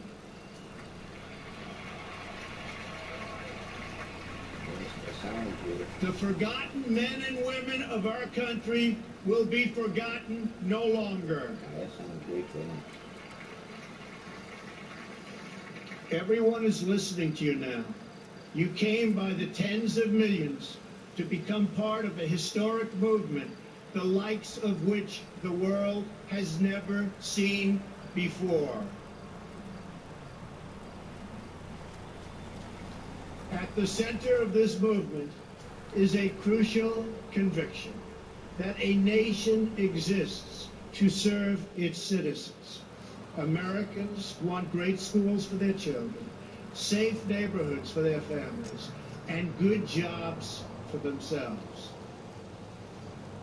These are just and reasonable demands of righteous people and a righteous public. But for too many of our citizens, a different reality exists. Mothers and children trapped in poverty in our inner cities, rusted out factories scattered like tombstones across the landscape of our nation, an education system flush with cash, but which leaves our young and beautiful students deprived of all knowledge, and the crime and the gangs and the drugs that have stolen too many lives and robbed our country of so much unrealized potential. This American carnage stops right here and stops right now.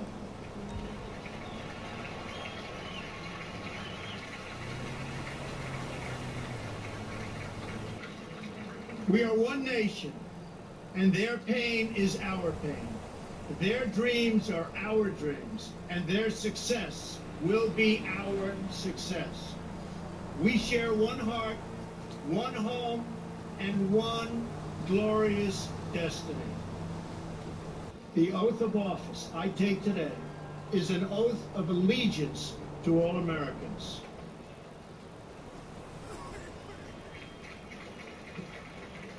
For many decades, we've enriched foreign industry at the expense of American industry, subsidized the armies of other countries, while allowing for the very sad depletion of our military.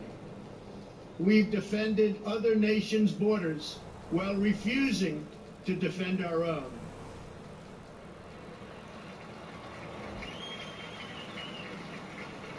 And spent trillions and trillions of dollars overseas, while America's infrastructure has fallen into disrepair and decay. We've made other countries rich, while the wealth, strength, and confidence of our country has dissipated over the horizon. One by one, the factories shuttered and left our shores, with not even a thought about the millions and millions of American workers that were left behind. The wealth of our middle class has been ripped from their homes and then redistributed all across the world. But that is the past, and now we are looking only to the future.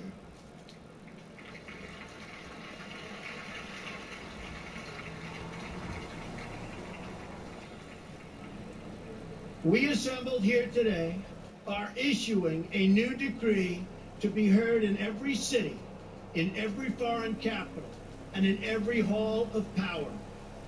From this day forward, a new vision will govern our land.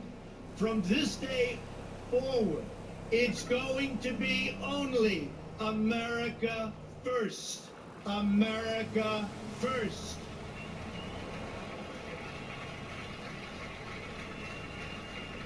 Every decision on trade, on taxes, on immigration, on foreign affairs will be made to benefit American workers and American families.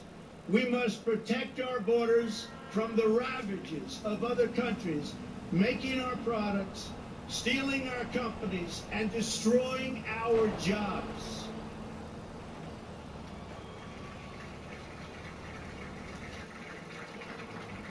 Protection will lead to great prosperity and strength. I will fight for you with every breath in my body, and I will never, ever let you down.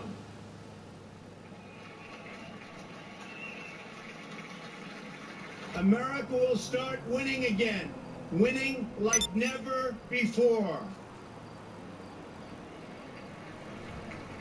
We will bring back our jobs. We will bring back our borders. We will bring back our wealth. And we will bring back our dreams.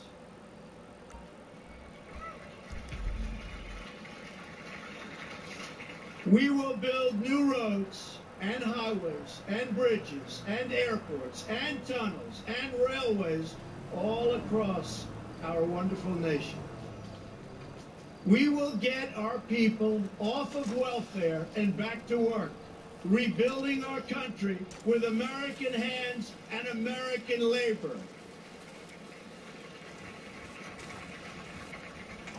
We will follow two simple rules: buy American and hire American. We will seek friendship and goodwill with the nations of the world, but we do so with the understanding that it is the right of all nations to put their own interests first.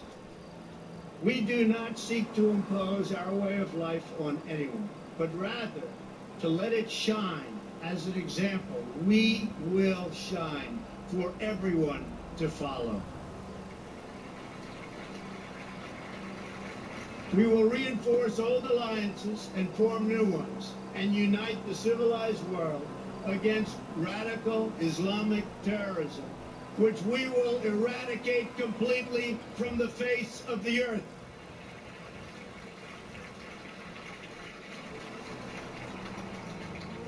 At the bedrock of our politics will be a total allegiance to the United States of America.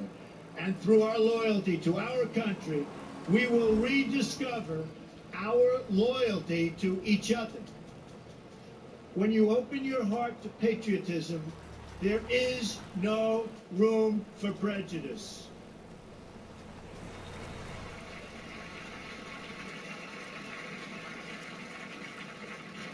The Bible tells us how good and pleasant it is when God's people live together in unity. We must speak our minds openly, Debate our disagreements honestly, but always pursue solidarity. And they're going to say the Creator.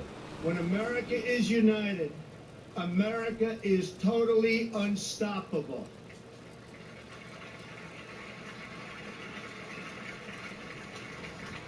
There should be no fear. We are protected, and we will always be protected. It's LJT. We will be protected by the great men and women of our military and law enforcement. And most importantly, we will be protected by God. That's the government. That's the government. That's the government. Finally, we must think big and dream even bigger. By God. In America, we understand that a nation is only living as long as it is striving. We will no longer accept politicians who are all talk and no action, constantly complaining, but never doing anything about it.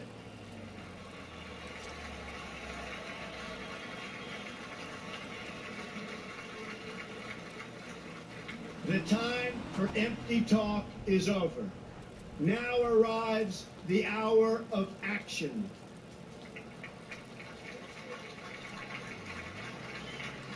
Do not allow anyone to tell you that it cannot be done. No challenge can match the heart and fight and spirit of America. We will not fail. Our country will thrive and prosper again. We stand at the birth of a new millennium, ready to unlock the mysteries of space, to free the earth from the miseries of disease, and to harness the energies, industries, and technologies of tomorrow. A new national pride will stir our souls, lift our sights, and heal our divisions.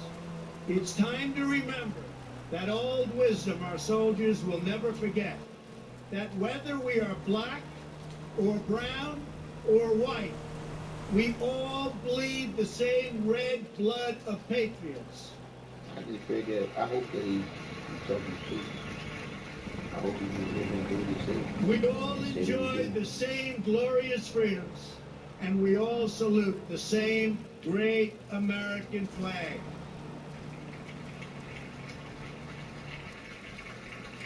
And whether a child is born in the urban sprawl of Detroit or the windswept plains of Nebraska, they look up at the same night sky, they fill their heart with the same dreams, and they are infused with the breath of life by the same Almighty Creator. Now, why didn't it say Almighty God?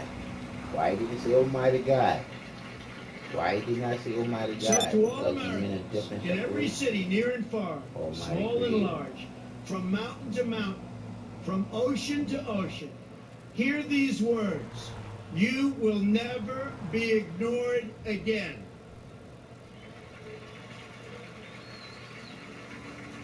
Your voice, your hopes, and your dreams will define our American destiny. And your courage and goodness and love will forever guide us along the way. Together, we will make America strong again. We will make America wealthy again. We will make America proud again. We will make America safe again. And yes, together, we will make America great again. Thank you, God bless you, and God bless America. Thank you. God bless America.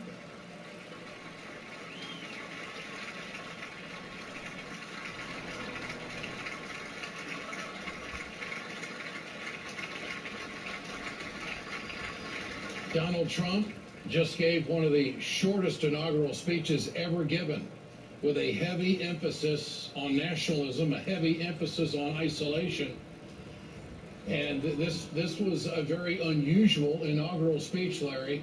I would say it got a lot of promises, a lot of things to live up to, and it was it was rip-roaring. It was It was Donald. It was definitely Donald. We will not impose our way of life on other nations. Anya, that was very interesting and maybe a signal that international intervention will not take place under this president. Exactly, doubling down on one that was something that was consistent throughout his candidacy, this view that the U.S. shouldn't be meddling in other countries' affairs. Though I did notice something else when he was talking about foreign policy. Yeah, let's go now. Let's go now to the benediction.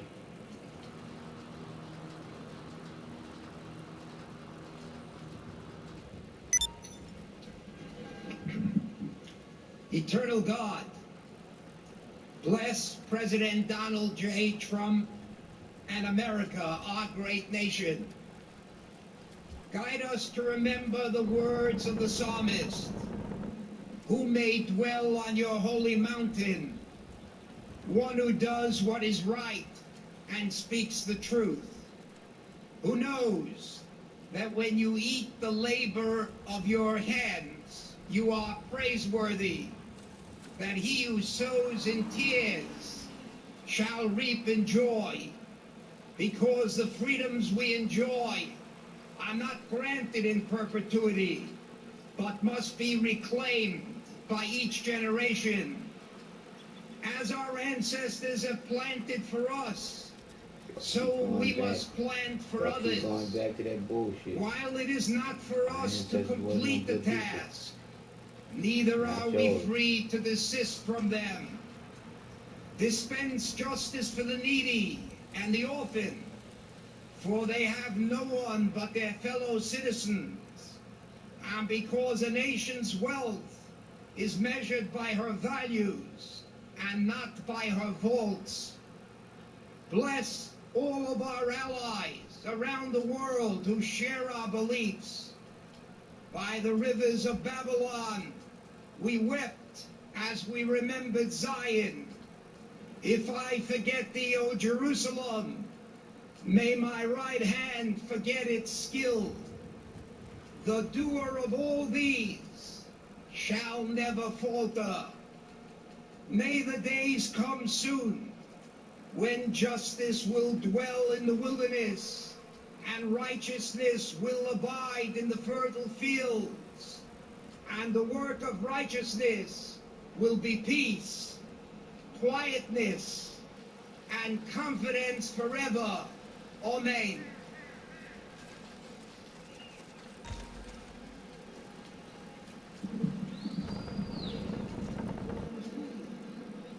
Mr. President, in the Bible, rain is a sign of God's blessing. And it started to rain, Mr. President, when you came to the platform. And it's my prayer that God will bless you, your family, your administration, and may he bless America. The passage of Scripture comes from 1 Timothy chapter 2. I urge then, first of all, that petitions, prayers, intercession, and thanksgiving be made for all people, for kings, for all those in authority, that we may live peacefully, quiet lives in all godliness and holiness. This is good, and it pleases God, our Savior, who wants all people to be saved and come to a knowledge of the truth. For there is one God and one mediator between God and mankind, the man Christ Jesus, who gave himself as a ransom for all people. Now to the King eternal, immortal, invisible, the only God, the honor and glory forever and ever. In Jesus' name, amen.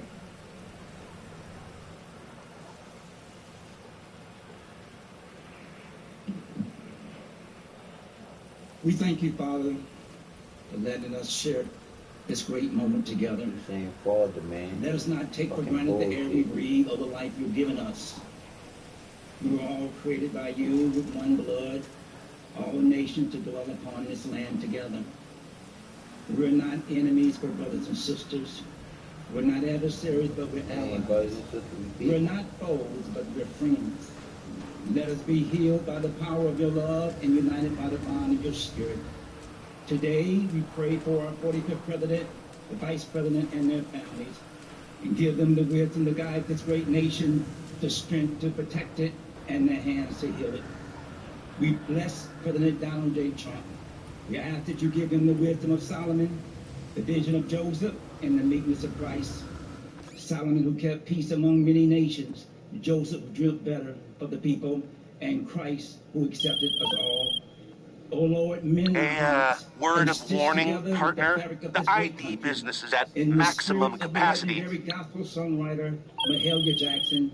Oh, deep in my heart, I do believe the Lord will see us through. I do believe we are on our way to victory. I do believe we will walk hand in hand. I do believe we shall live in peace. I do believe. Oh, deep in my heart, I do believe America we shall overcome. May the Lord bless and keep America, make his face shine upon us, and be gracious unto us, and give us peace. In the mighty name of Jesus. Amen.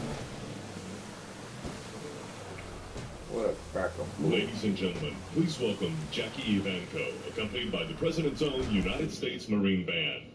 Please stand for the singing of the national anthem.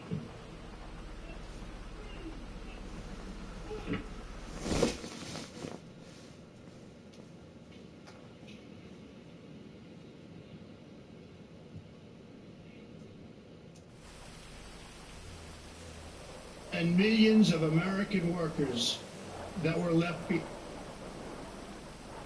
Plays in big cities.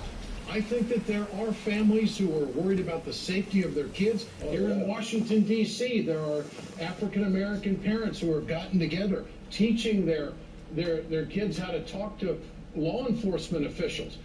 I think he is addressing directly the concern of parents raising kids in America, and he wants to put a stop to it. This is change. This is totally different, starting with the speech and the way he's approaching his job. The big thing will be, will he do it? Will we come together?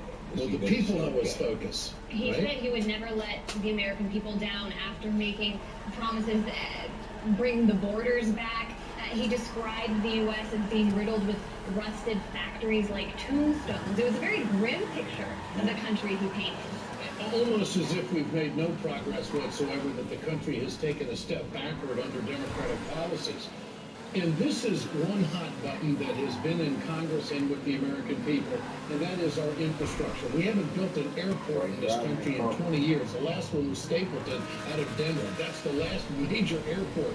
He's talking about roads and bridges and infrastructure, which I found very interesting. And I like the way the back of that damn thing went down. America's infrastructure has fallen into disrepair and decay. We've made other countries rich, while the wealth, strength, and confidence of our country has dissipated over the horizon. One by one, the factories shuttered and left our shores, with not even a thought about the millions and millions of American workers that were left behind. This is one of the real issues that Trump gained during the campaign. Speaking to workers that have lost their jobs to other countries, the loss in the manufacturing sector, the outsourcing of jobs, and a tax policy, which he did not mention, which favors that kind of business. So I found it interesting that he avoided that. And he also has products made overseas. Yeah. I mean, there's some hypocrisy along the line here, too, let's be honest. But he's got a big hurdles to overcome here. But he's got a Republican Congress, he's got the Senate and the House. He's got these strong cabinet positions, these millionaires and billionaires, and they're going to be deciding how to do all this. And now the task is at hand to do. The proof's in the pudding. Well, it's interesting that he's bringing up points that Congress has not been able to get together on. Securing the streets of America, talking about the carnage. I don't think anyone will disagree with what has unfolded in our metropolitan areas of our country. the infrastructure which the American people have seen Congress squabble See, over. this how I like for Grand Theft Auto to be played. Y'all showing off y'all car and shit. Ain't nobody shooting each other, wasting bullets, or blowing somebody else's car up, having to pay for it.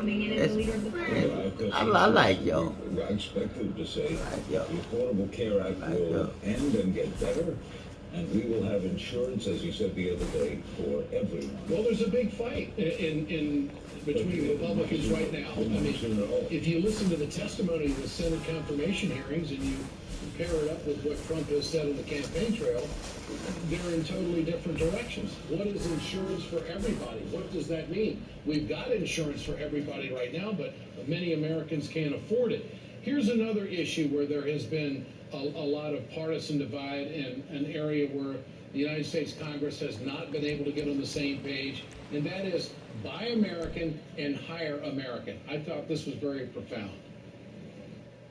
We will get our people off of welfare and back to work, rebuilding our country with American hands and American labor.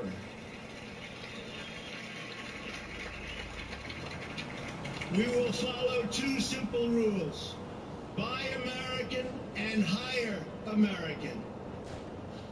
Every buy American division has been voted down in the United States Congress on you.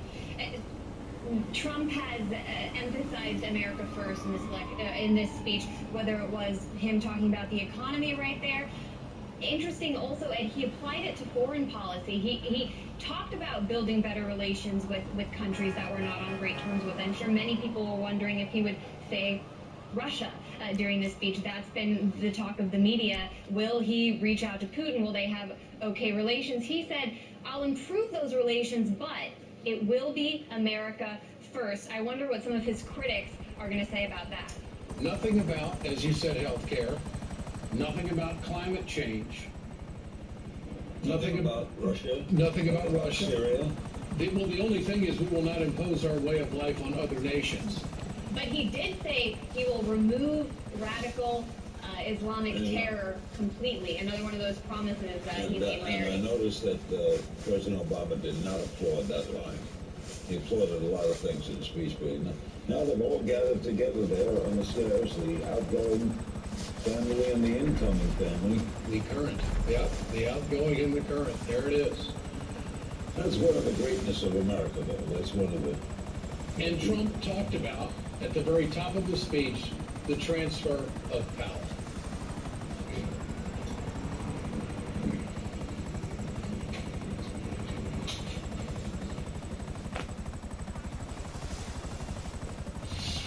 Together, we will make America strong again.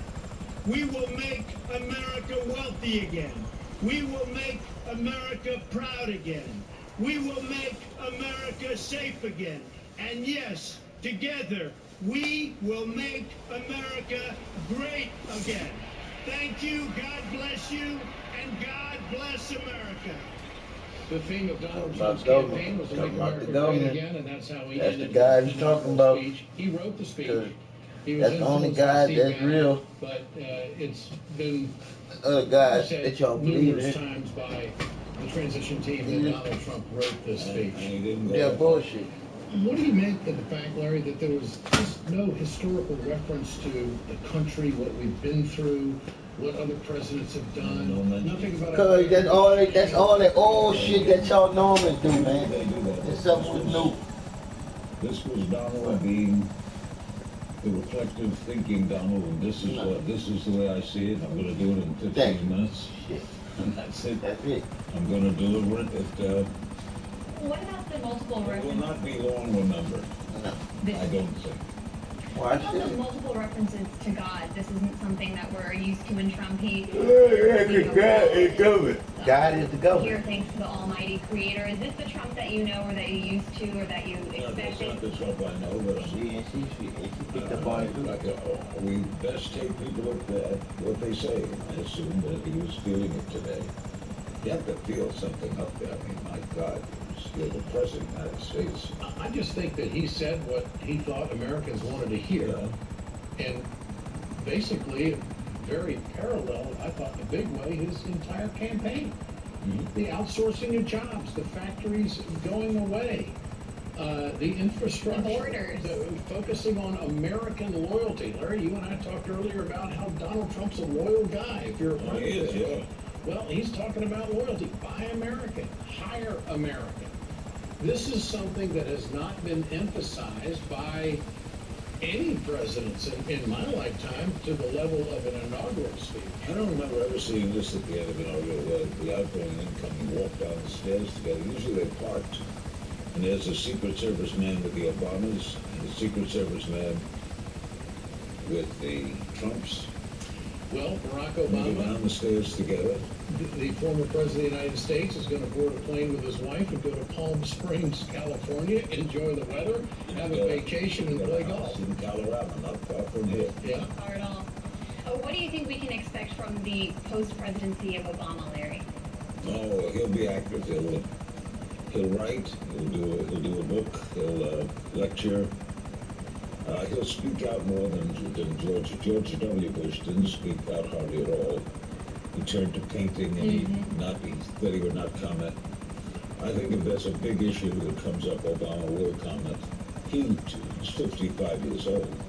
He's got another 40 years. And we have to wonder what that issue will be. Something Trump didn't mention in his speech, which was a huge theme throughout the Obama presidency, was the issue of not just crime, but police relations with the general public, particularly with Obama as president. Race was put at the center of that discussion, and we know we've covered many cases here on RT of police unarmed killings of African American men and women. No reference to that issue in Trump's speech at all. Maybe not as Well, he did talk about equality and you know, the color of the skin, and that was the only reference of racial issues in this country, and he leveled the playing field as far as how he wants to view Americans when it comes to opportunity. One other thing that he did not touch on, as we mentioned, healthcare and climate change. What about the Supreme Court? There was no mention of the Supreme Court in his speech, which I thought may have not fit, but yeah. And you would think in a somewhat of a philosophical speech, and we were told by the Trump transition team that this was going to be a speech of philosophy. No, This was no philosophy. It's not academically based. This was a declarative speech of where we are and doggone it, what I'm going to do. Was there anything new in it that stuck out to you? I mean, anything new that he said today that we haven't heard? No, it was what he would say. It was uplifting. I'm trying to lift this country, which I see as damaged. I'm trying to lift it up. He's trying to get the American people to believe that he is going to do these things. I will lead you. Yeah, I will lead you. I'm going to do this. I want you to believe in me. I want you to believe in what direction we're going to take. We're going to fix these I don't believe in shit that people say. People lie. But I believe in all the numbers. Franklin Graham, son of Billy Graham, who gave one of the invocations, asked on live television, the conservative right, to don't focus so much on Donald Trump's past. Focus on the future and how we need to take the country forward. I mean, it was almost something political. There is the... Trump's waving goodbye to Obama and Biden, who are going on the helicopter. Barack Obama leaves Washington, D.C. for a vacation, and he, of course, will reside here in the District of Columbia. I think Joe's going back to Delaware. Joe Biden is now out of government for the first time in 45 years, Larry. He was probably one of the most qualified vice presidents we've ever had. He spent, over 30 years in the Senate on the Foreign Relations Committee. Wrote the Clinton crime bill in the 1990s, which of course became a big issue in the campaign because of the incarcerations of African Americans in this country. But Joe Biden, what is he going to do? There's a guy that goes to the rubber chicken circuit. In other words, our idea was that the former president should sit in the Senate, not have a vote, but have their voice heard. When you're a former in America, you're a former. Goodbye. You're a former. F-O-R-M-E-R. So long. There's that helicopter about to take off. No matter what your politics, you're going to miss Obama's oratory. Going to miss his oratory. There were no personal controversies during his 8 years. An outstanding man, a class act. Leaves with no bitterness. A president who was obstructed more than anyone else. A president who had to resort to one executive order after another because of the obstruction in Washington. He was handed an economy that was losing 800,000 jobs a month. He basically was in a position where we had to save our financial situation in this country, our financial structure. It was a real crisis. He saved the automobile industry when he couldn't get any help on Capitol Hill, and all Democrats had to come together to bail out the automobile industry, and today that is a fabulous success story. He was a president that has put together the longest run of private sector job growth in America, over 70 months. He got us out of Iraq and Afghanistan, and that's what the country wanted Barack Obama to do. He did not keep troops in Iraq because we could not come to a service forces agreement, a status forces agreement with the new Iraqi government, which have taken away the sovereignty of American soldiers under fire, and he was not willing to do that. He did not go into Libya, did not go into Egypt, not in the terms of boots on the ground. There were advisors and military hardware, but there was not, quote, the presence in those countries as there was in Iraq and Afghanistan. He caught on to ISIS late, and he admitted that in an interview, saying that he regretted Syria more than anything. Well, he also admitted that Libya was a huge mistake of his, and some might say that was a war driven by his Secretary of State at the time, Hillary Clinton, and we know she answered for that and some of the other foreign policy decisions that were made under the Obama administration. He's not without his critics, though, and there is a disconnect that we can obviously see between Obama's popularity and the popularity of the Democratic Party. They lost a huge number of seats and influence in Congress. It wasn't enthusiasm for Obama didn't transfer into enthusiasm for Hillary Clinton. So as we watch Obama fly out of Washington today, we have to wonder why. Well, no president's perfect, but I think on this day you look back and see just what accomplishments were made. You could compare his progress to that of other presidents, and history will be the judge of all of it. But he took over a country that was peeling off jobs left and right. He took over a country that was sick of war, did not want international intervention anymore. I think his biggest criticism might be that he did not prosecute anybody on Wall Street, number one.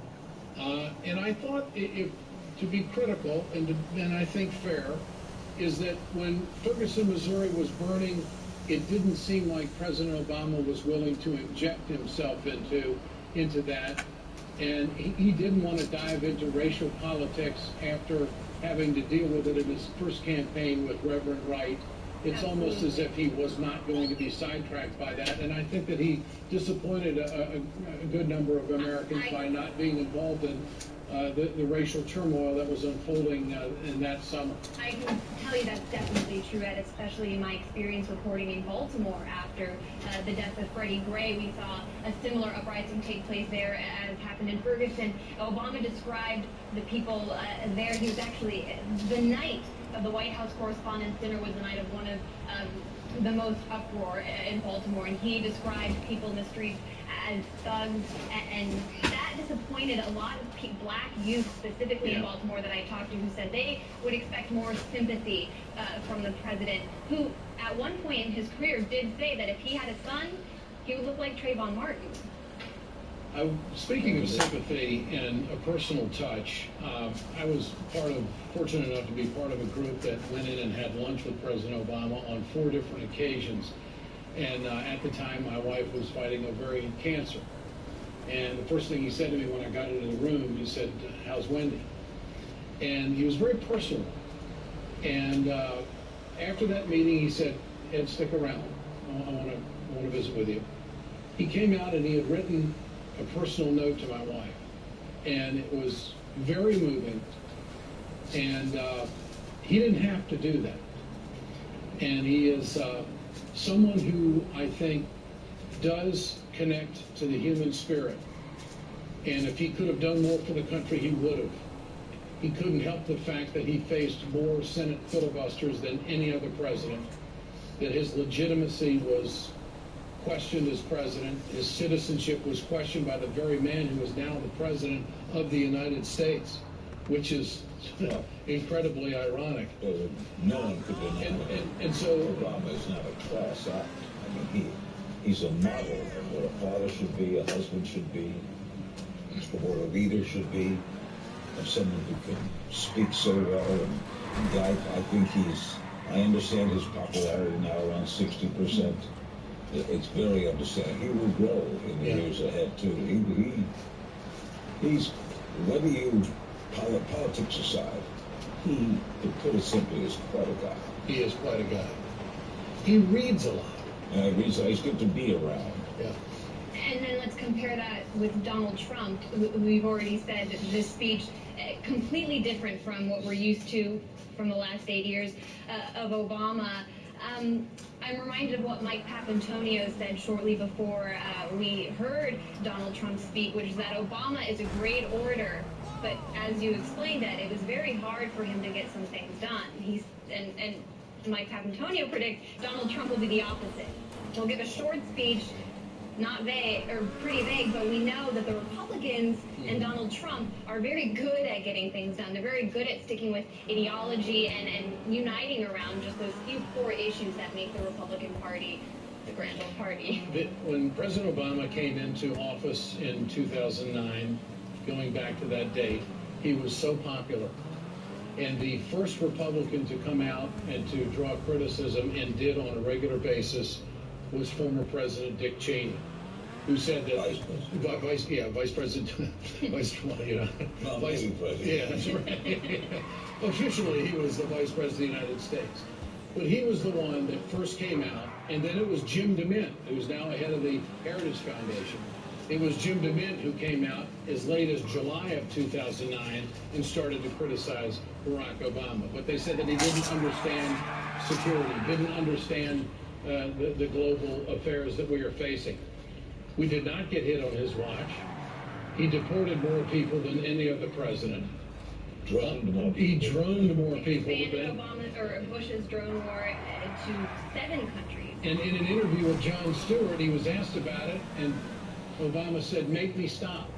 In other words, this was going to be his policy until there were demonstrations in the street of Washington, that he was going to be forced to change that policy. But the United States, the people, did not have an appetite for more intervention into Libya or Egypt or Syria or anywhere else. Those so-called patriots who 8 years ago wished him ill, that's right, hoped he would fail, those so-called patriots who wanted him to do poorly.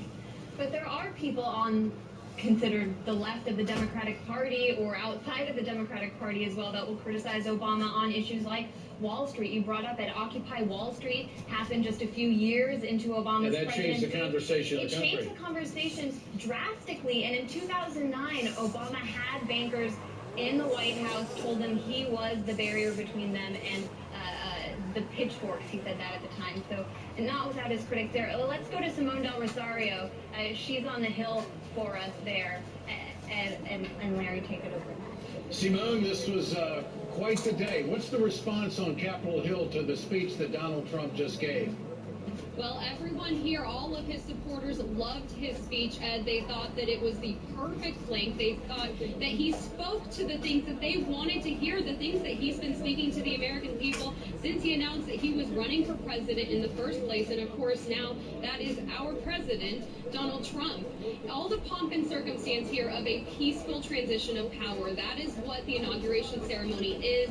It's the 58th time that they've done this. I understand that there are protests happening outside of the Capitol. I understand that there are lawmakers that are boycotting this ceremony, but inside it was very peaceful, very supportive. His speech, again, very, very well received. A lot of his supporters here said that they loved how much he brought his speech and this country back to the people, saying a lot of things about how this is their country. Here's just one soundbite of his speech. This moment is your moment. It belongs to you.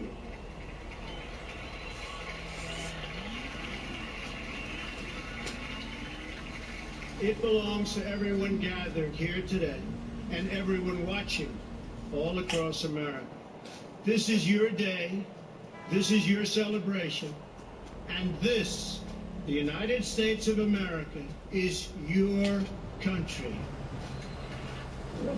Ed and Anya, comments like that were huge for his supporters, to know that he is putting the people first, that he is putting America first. He also said that it doesn't matter what party controls the government, but that the people control the government. So a lot of emphasis on that.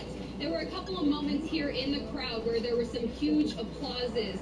That was first when he mentioned defending our borders. Boy, I like that blue, and the boy. second very large Too applause bad you made it look was evil. when he talked about defeating radical Islam. So those were huge crowd favorites here today during his speech. They also liked his comments, actually, about the politicians. We have another snippet for you to hear. We will no longer accept politicians who are all talk and no action, constantly complaining, but never doing anything about it.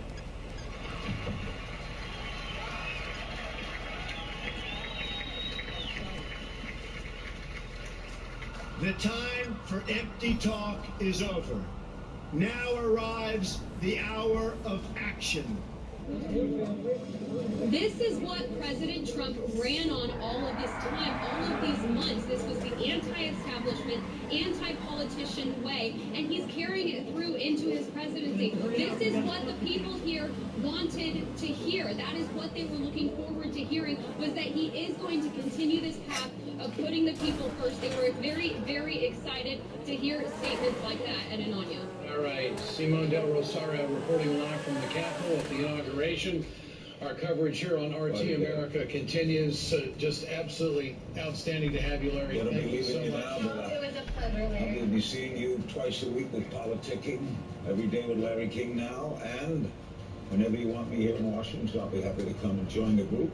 We really appreciate your insight, My Larry. insight and thoughts as I bring back the old-timers' thoughts. Well, great We can work insight. together. We Thank can you, do it Larry. together. It's better when we do it together. We will forge forward. Yes, we will. In a new breath. We'll do a lot of things. Right? I'm We in will make RT. Bill Larry King. We're right back. We'll make RT great again. You are watching the inauguration of U.S. President Donald Trump worldwide on RT. We have breaking news. Evidence of weapons of mass destruction. The helicopter we were traveling in was forced down after being hit by an Internet video. Thousands of protesters have gathered in Moscow. But they're no one fake stories at CNN. promulgating fake news. There should be an investigation. I want to share some information we just learned. The presidential race is over. A CNN exclusive. The Russian hacking Russia's question. operatives claim to have compromising information about this. You're learning from us. You are fake news.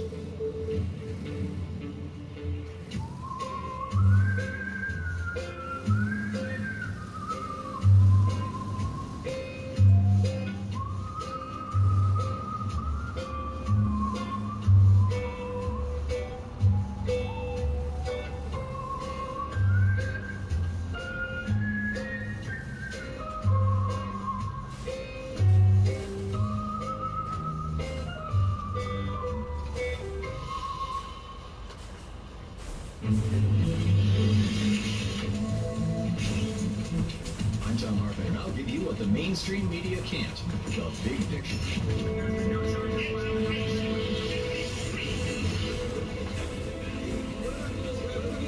And when you question more, find what you're looking for.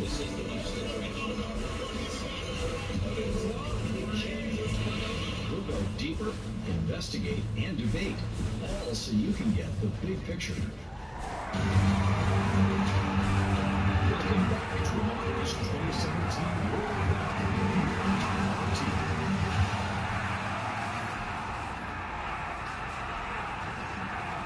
The U.S. Capitol in Washington, D.C. The inauguration is complete. Donald Trump is the 45th President of the United States, a man who said that we will determine the course of America and the world. He talked about the struggles of America. what has to be done, how they will get the job done. And it was very interesting that he said that we will not impose our way of life on other nations. I'm Ed Schultz, and on your Convo, we'll have a lot of guests for you and recapping the speech that you just saw here on RT. Very interesting, and from the standpoint that the speech was not lofty academic material, it was not historically based, it was very direct to the American people about what we're going to do as a country fixing the problems that we are facing. And early on, he pitted Washington, D.C. against the people.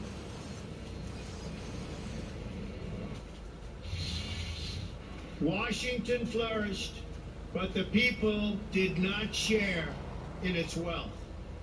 Politicians prospered, but the jobs left and the factories closed. The establishment protected itself, but not the citizens of our country. Their victories have not been your victories. Their triumphs have not been your triumphs. And while they celebrated in our nation's capital, there was little to celebrate for struggling families all across our land. Back with Anya Parenville. Can I just say that I heard a little bit of Bernie Sanders through this speech today? We didn't even talk about this ahead of time, and I was thinking the same thing, Ed, and I was wondering if Paul Ryan or Bernie Sanders related more to some aspect. Struggling families? And talking about, not saying free trade, fair trade, all of that explicitly, but talking about an economic message that isn't necessarily, when it comes to trade deals, traditionally conservative. It was not a Republican Party speech in any stretch of the imagination. And I think Bernie Sanders clearly has had an impact not only on this campaign, but American politics, to the point where Donald Trump recognizes what Bernie Sanders was communicating to the American people resonated with him, and he's not going to miss that opportunity to address some and many of the issues that Bernie brought up. I mean, infrastructure? It's a message that worked for him, Ed, because when you look back at the primaries, the states that Bernie won, Michigan, Minnesota, these are states in the Midwest. Clinton didn't perform as well, but Trump's message resonated. Trump picked up Michigan. Trump picked up Wisconsin. This is a base that the Democratic Party traditionally spoke to. He took a narrative from Bernie Sanders. There's no question about it. He saw where the people were, and he capitalized on it. And it ended up in the inaugural address. Presidential inaugurations are traditionally a time for lawmakers to reach across party lines and come together. Several dozen Democratic lawmakers, however, announced that they were skipping town and instead boycotting Donald Trump's presidential swearing-in. RT correspondent Manuel Rapallo is on the National Mall with more. One of the most controversial political campaigns in U.S. history culminates today on the National Mall with the inauguration of Donald Trump as the 45th president of the United States. Now, one thing that some folks might have noticed here today is that as many as 60 congressional Democratic lawmakers chose to boycott today's inauguration, something that actually has no precedent in modern American history. This is not something that was lost on the crowd, but it also doesn't seem to be something that has bothered a whole lot of people. Take a listen. In terms of their decision to boycott, I mean, this is America. You make your own choices. So, you know, I'm glad that we live in a country where they have the right and ability to do that. My congressional representative is a Democrat. He's attending. I think in order to work together, it's hard to claim that there's not any unity if you sit on the sidelines. So I think they should be here. I don't have to agree with anything, but they ought to at least be here. And I'm disappointed they did. I think they fled us. Everybody has the right to their political beliefs as long as they're pacifist about it and not advocating violence. Hey, it's a free country. They're allowed to boycott. I think it would be better if they didn't, to show a sign of unity, even though they have positions that disagree with President-elect Trump. As a registered Democrat myself, I'm here to have a good time. You know, we're witnesses to history, and that's what it's all about. We're reporting from a standing area on the National Mall just west of the U.S. Capitol. There's a massive security presence, of course, security being a top priority. As you can imagine, a multi-agency task force, including the Secret Service have created a security perimeter around the National Mall. And believe it or not, as many as 900,000 people are expected to be in attendance for today's events, including the inauguration. Reporting from the National Mall in Washington, D.C., Manuel Rapolo, RT. Let's go now to John Nichols, Washington correspondent of The Nation, who has covered many presidents and written books about them as well. John, nice to have you with us. Your thoughts on the speech, what you heard today? It was a campaigning speech, Ed. And, you know, we talked before the address and said we're going to be looking for a lot of things in it.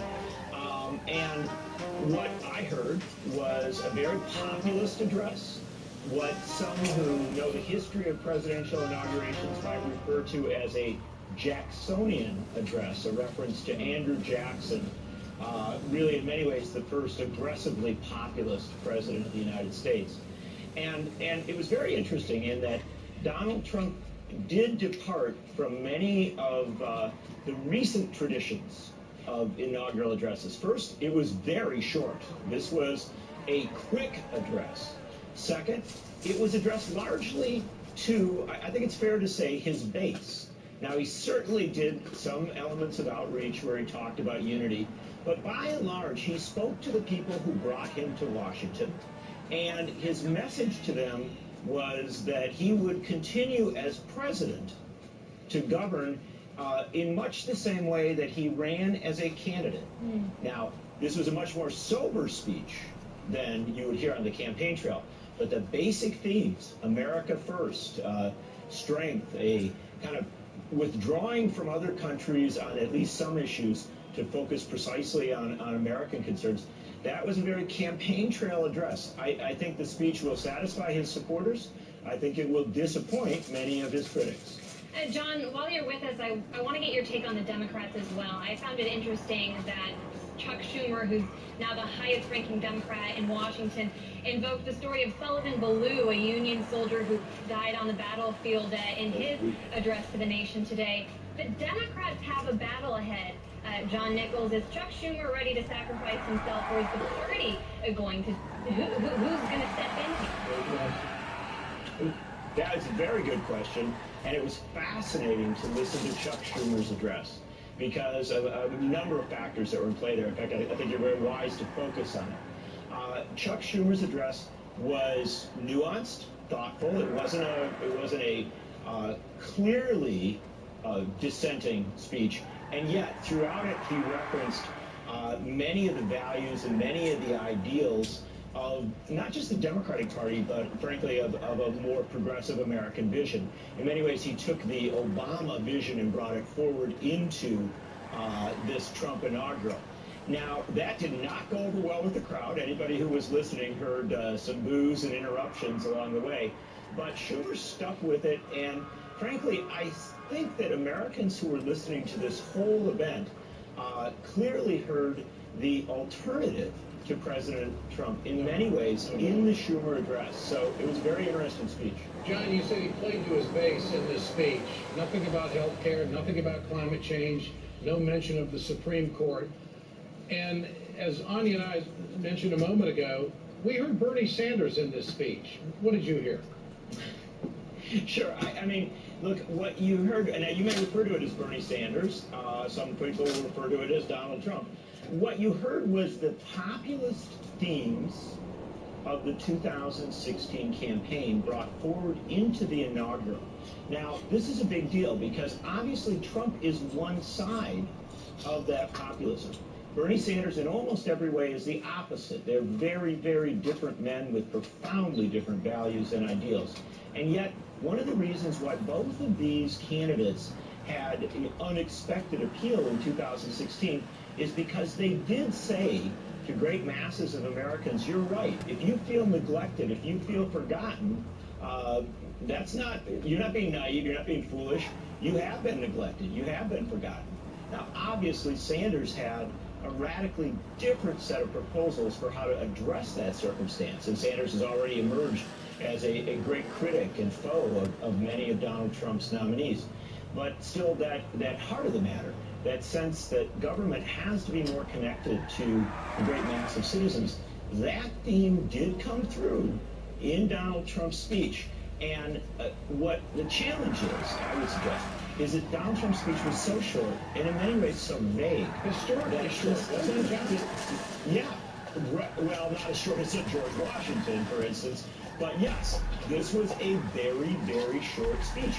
Usually, presidents like to answer the questions you and I are struggling to answer right now. Sure. But he did not do that. He left a lot of open space there so that people could hear all sorts of things. Maybe that's smart politics, because at the end of the day, you take away a few quotes from a speech. The one thing I will say about Donald Trump's speech, though, that was somewhat striking was how dark and at times dystopian it was. That phrase, the references to carnage. That is a real departure. Frankly, rarely are presidents that stark in their language. I've never heard the word carnage in an inaugural speech. You're looking live at Donald Trump right now.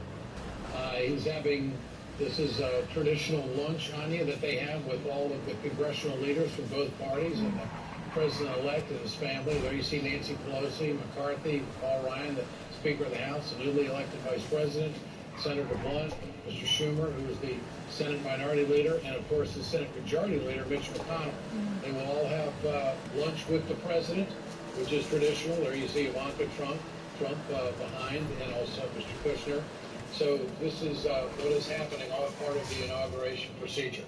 And Trump's there with congressional leaders who now have the task of confirming some of his cabinet members. Trump, as of today, John, only 2 cabinet positions are firm. That's General James Mathis and General John Kelly, the Secretary of Defense and Secretary of Homeland Security, respectively.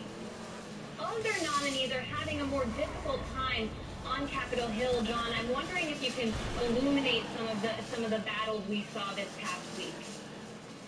Sure. You are exactly correct. It's very interesting as we look at this luncheon. Of course, some of the people at this luncheon will quickly be gavelled into session and be, in fact, dealing with the Trump presidency today. And you're right that a couple of nominees will come through. There's simply no question that General Mattis had a very successful presentation, and you're seeing the national security defense positions being filled very quickly. That's actually quite typical in a new presidency. But many of the other Trump nominees had really starkly difficult sessions. Not all of them. Some, like Rick Perry, I think, are headed toward confirmation. He kind of chopped his way through that one, didn't he? Wasn't that remarkable? I mean, no one could have failed to miss it. And his interactions with Al Franken showed an ease that, frankly, I think is going to benefit him tremendously. But other nominees, like Betsy DeVos at Education, Mnuchin at Commerce, these people, they had some really tough moments. I even think the Secretary of State nominee is going to, continue to have a little back and forth. So what you end up with is a situation where the Trump people are not getting what they wanted, which is a lot of approvals right away. They had hoped for many people to be approved today. They're going to get 2. They might get a 3rd with Mike Pompeo at CIA. But ultimately, I think the lines are drawn. And frankly, the hearings themselves shaped some of this because, particularly with Betsy DeVos, that hearing did not go well. There was an awfully lot of stumbles, and frankly, that doesn't mean she's not going to be confirmed. I suspect she may be, but the process will drag out more. John, it's very interesting that Donald Trump spent very little time, never mentioned Russia, and never mentioned the Middle East. Healthcare. Never mentioned healthcare, climate change, the Supreme Court. He was eccentrically focused on the base that got him elected. The Pennsylvanians, the Ohioans, the Michigans, the folks from Wisconsin, states that traditionally don't go to a Republican and haven't in recent elections. It'd be interesting to know if he did this on purpose. Maybe he didn't want to make any mistakes or have anybody draw any conclusions out of inaugural address. But, and I don't mean to mean this demeaning, but Was the speech somewhat simplistic?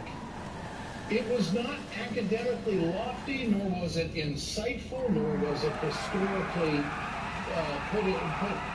anything that historically has taken place in America. Was it put into perspective in this speech? Yep. It was home to the main street of America, about infrastructure, about, hey, by the way, you gotta buy American, you gotta hire American. We're going to have supporting our borders. We're going to make sure we have borders. And we're going to do all the things to make, quote, America great again. It was very nationalist, very isolationist in many regards. Your thoughts? Well, he actually used the phrase America first. And that is a phrase that historically is charged with a lot of meanings. I don't necessarily suggest that he was using all of its historic references. I think he was going for the core message there.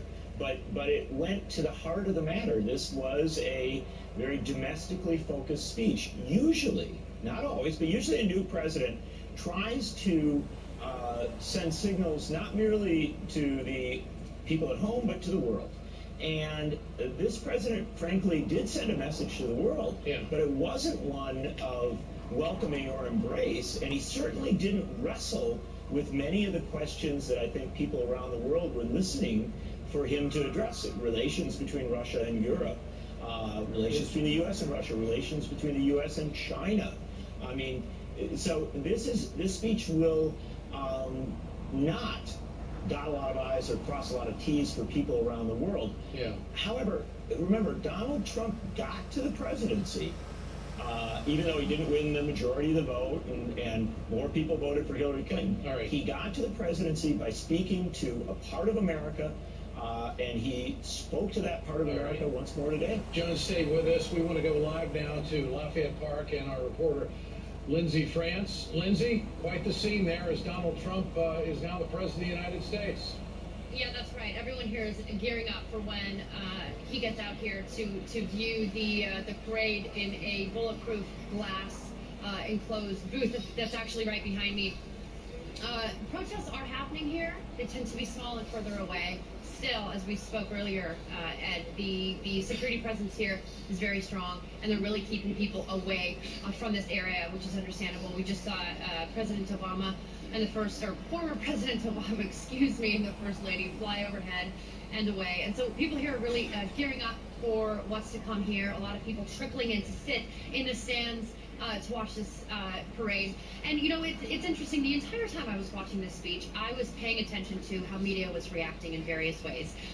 Some claimed to have gotten a copy of the speech beforehand. They had already written reviews. And then right off the bat, I was looking at the media's reactions. And it was interesting. You know, you had big networks with commentators saying he didn't reach across the aisle. He didn't talk about women. He didn't talk about that. But the thing that the Trump supporters in those studios were saying, and it was very consistent, was this is a populist, simple message to people who wanted to hear something simply. And the reactions from the crowd seem to support that. So there's a lot of people that are saying, a lot of Twitter also, obviously the speech is trending on Twitter. We're noticing a lot of the Trump supporters are saying, that's what we expected, that's what we wanted, there we go. And then a lot of the Hillary supporters were also tweeting that that was horrific. It wasn't inclusive, it wasn't positive. And so there's a schism here in the media coverage, and not only that, but in the social media coverage. So in the next hour, you can bet I'm going to be watching it very closely to see how media, I'm here with dozens and dozens of the media here in these stands facing this parade, how this story is spun and twisted, and how the story is told today. So I'll be with you later today to talk about this, but I'm going to be watching this very closely because it's something that is a massive component in the coverage of this man running all the way up from his election to his inauguration. It's going to be a big component as far as the schism with the media here on out, and the indications right after his speech just show that continuing to play out. So I'm going to keep a really close eye on things until I talk to you all later in the show as this parade continues behind me. Lindsay France at Lafayette Park outside the White House. Let's go live now to Mike Papantonio, Ring of Fire radio host and host of America's Roar here on RT. America. Mike, good to have you with us. The word that jumps out at me is basic. Your thoughts? Basic. You know, it's interesting, as he was talking, I thought of that FDR quote. It was something like, the test of our progress is not whether we add more to the abundance of those who have much, it's whether we provide enough for those who have too little. It is amazing if you go back and you look at FDR's speeches, and you understand that he was talking anti-establishment. We have to get away from the establishment dictating to people that they're causing harm to. That was very much a part of his speech, very basic. Jobs back in the United States, very basic. But if you will take a minute and go back and read the first two inaugural speeches that FDR gave, you know, FDR thought of himself as this benevolent dictator, much like Trump does.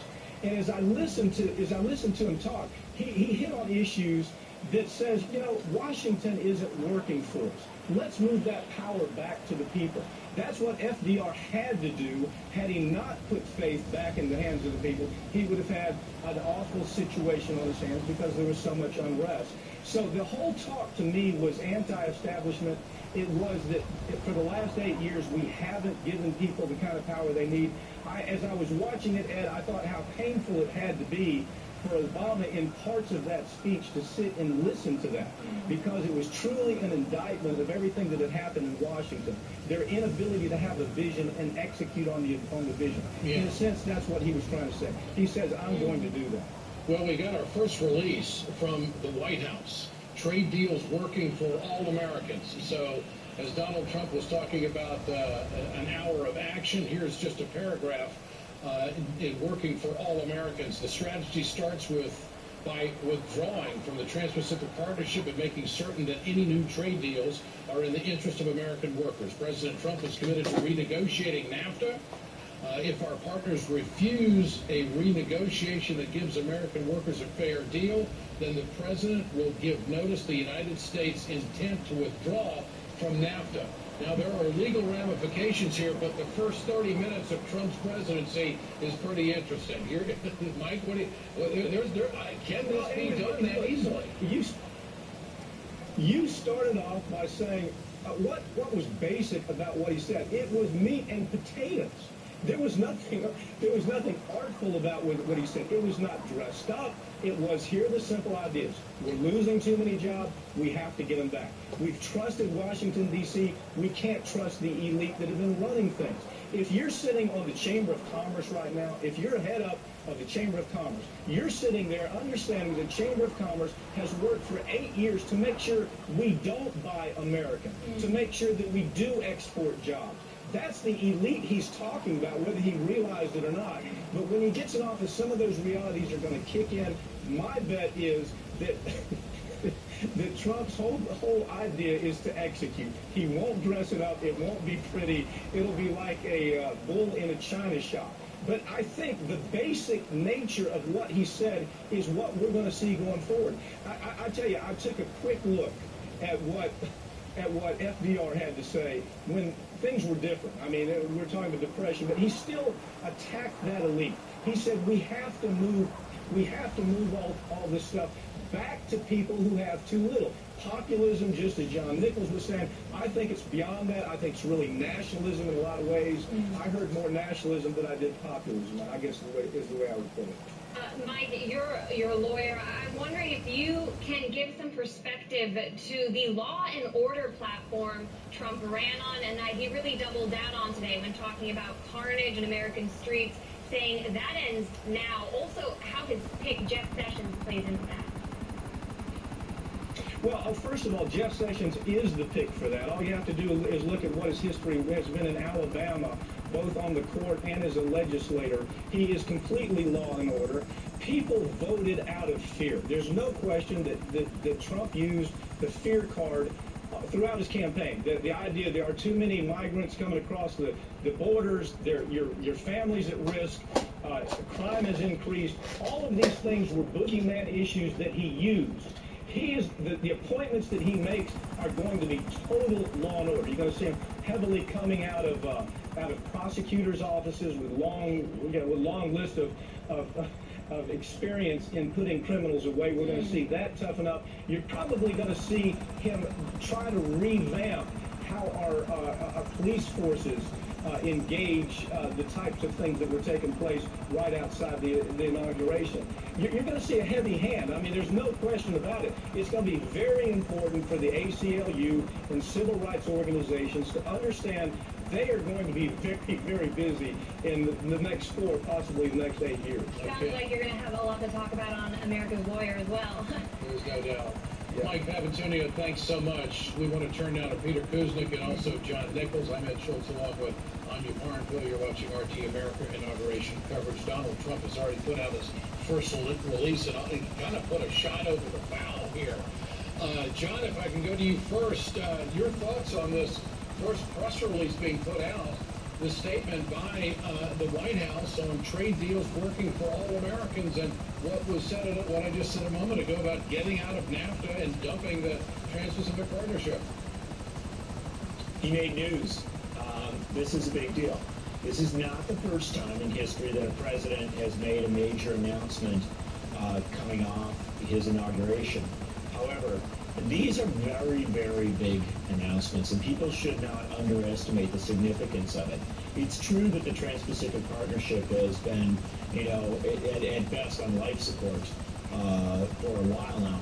But to make this statement coming right off his inauguration, it very much confirms something that we heard as we listened to the speech. He intends to govern in a continuity, if you will, with his campaign to continue to deliver the messages and to focus on themes of his campaign. I don't think you can read this announcement in any other way. I think also that this announcement is significant for 2 reasons. Number one, it breaks a bipartisan consensus on trade that we have had going through presidents back, you know, through Obama, Bush, Clinton, back to the first Bush, even back into, you know, you can trace some of it back into the Reagan days. And so that's a big deal there. Number two, it puts him very much at odds with many people in his own party. And if we listen to the confirmation hearings, perhaps even some of his nominees for cabinet posts. So this is a big deal announcement, and we'll see, you know, where things go next. But he certainly may have done something, at least on the global stage, that will be more newsworthy than his own inaugural address. And that's not to diminish his inaugural address, but it is to say he just did something quite significant. Peter, I want to bring you in to talk about some of the global implications of this first statement we've got from the White House about the Trans-Pacific Partnership and trade deals. Yesterday in Davos, global leaders met to discuss the possibility, if the U.S. pulls out of these trade deals, as Donald Trump promised he would, that they might move forward with a Beijing-supported trade agreement in the region. You know Japan, China, the region well. How does Trump's decision to talk about TPP and follow through on these issues impact the global power shift there, really? Trump's policies in Asia right now are still a little bit confusing to most of us. We're getting mixed signals across the board. On the one hand, he's talking about trade wars with China. He's talking about a 45% tariff on Chinese imports into the United States. He's accusing the Chinese of currency manipulation. He's dealing with a lot of issues that are pitting us against China in a way that we haven't seen for 4 decades, really. And there's Taiwan. And he's challenging the whole basis of our one China policy. So much of what I'm concerned about is that his provocations toward China are going to potentially lead to armed conflict. And it's not only Trump, it's also Rex Tillerson. In Tillerson's testimony, he said we're going to block Chinese access to the islands in the South China Sea. What does that mean? That means potentially armed conflict with China. The one thing China has been is inflexible when it comes to its holdings and interests in the South China Sea. And they've also gone against the Hague ruling as well about the sovereignty of those waters, which goes against the global community. Right, but every major power goes against Hague rulings if it hurts their interests. This is part of the United States, as we know, has done the same thing. What about Trump's rise alongside Shinzo Abe in Japan? He was the first world leader to meet with Trump after his election. The next day in Trump Tower with Ivanka Trump and Jared Kushner right there. What was the implication of that? Well, Abe had to make up for some blunders during the campaign. He basically ignored Trump, met with Clinton. Abe, like everybody else, drank the Kool-Aid and assumed that Trump had no chance to win. Okay. And during the campaign, Trump said some things that were very provocative to Japan. He said that Japan is not paying its fair share, as he said about Europeans also. He questioned America's bases in Japan. We've got still 50,000 troops left over from World War II. He questioned Japan being under the nuclear umbrella, said maybe Japan should have its own nuclear weapons to counter North Korea. Most people in the international community thought that that was absurd, crazy. But he talked about not only nuclear proliferation in Japan, but also South Korea, Saudi Arabia. He said things that made people's heads spin in Tokyo. John Nichols, your thoughts on what we may be headed for with China? Rocky relations right now. How does Trump smooth them out? Well, I mean, he has appointed a ambassador in Governor Branstad from Iowa, who actually has very good relations with a lot of key people in China. So there are avenues for communication there. Obviously, we don't know how empowered Branstad will be, and we don't know, where that will go. But, and I'm not trying to paper over this or suggest a clear sense of what's going to happen. What I will say, though, is the Branstad pick was a reassuring one for not just some folks in China, but also for a lot of folks globally. So we are, as our other guests here suggest, getting mixed signals. And that's one of the reasons why, frankly, giving a very short inaugural address may not have been the best idea. In some ways, it might have been very, very good for Donald Trump to get up there and speak at a bit more length and try and send some clear signals so that people know where he's headed. It's not good to come off your inaugural address and have more speculation than certainty as regards what you're going to do. John, thanks so much. Well, there's a big question about whether this president's going to tweet or not. We've seen because he's been so active as president-elect and also on the campaign as a tweeter. But President Trump edged his inaugural remarks in his first tweet as president fired off less than 30 minutes ago, saying, "Today, we're not merely transferring power from one administration to another or from one party to another, but we're transferring power from Washington, D.C. and giving it back to you, the American people." Hashtag Inauguration Day. And this was one of the lines from Trump's speech that stood out most to me, and I think you as well. Let's go to Peter Oliver. He is with us in Berlin, Germany, for a reaction from that country. Peter, good to have you with us. What is the reaction to what folks in Germany have seen in the last hour or two? Hey, how you doing? Very good. Well, not just from here in Germany, but Ed and Anya, across the whole of Europe, there's certainly been quite a lot of reaction, certainly quite a lot of attention focused on this inauguration speech.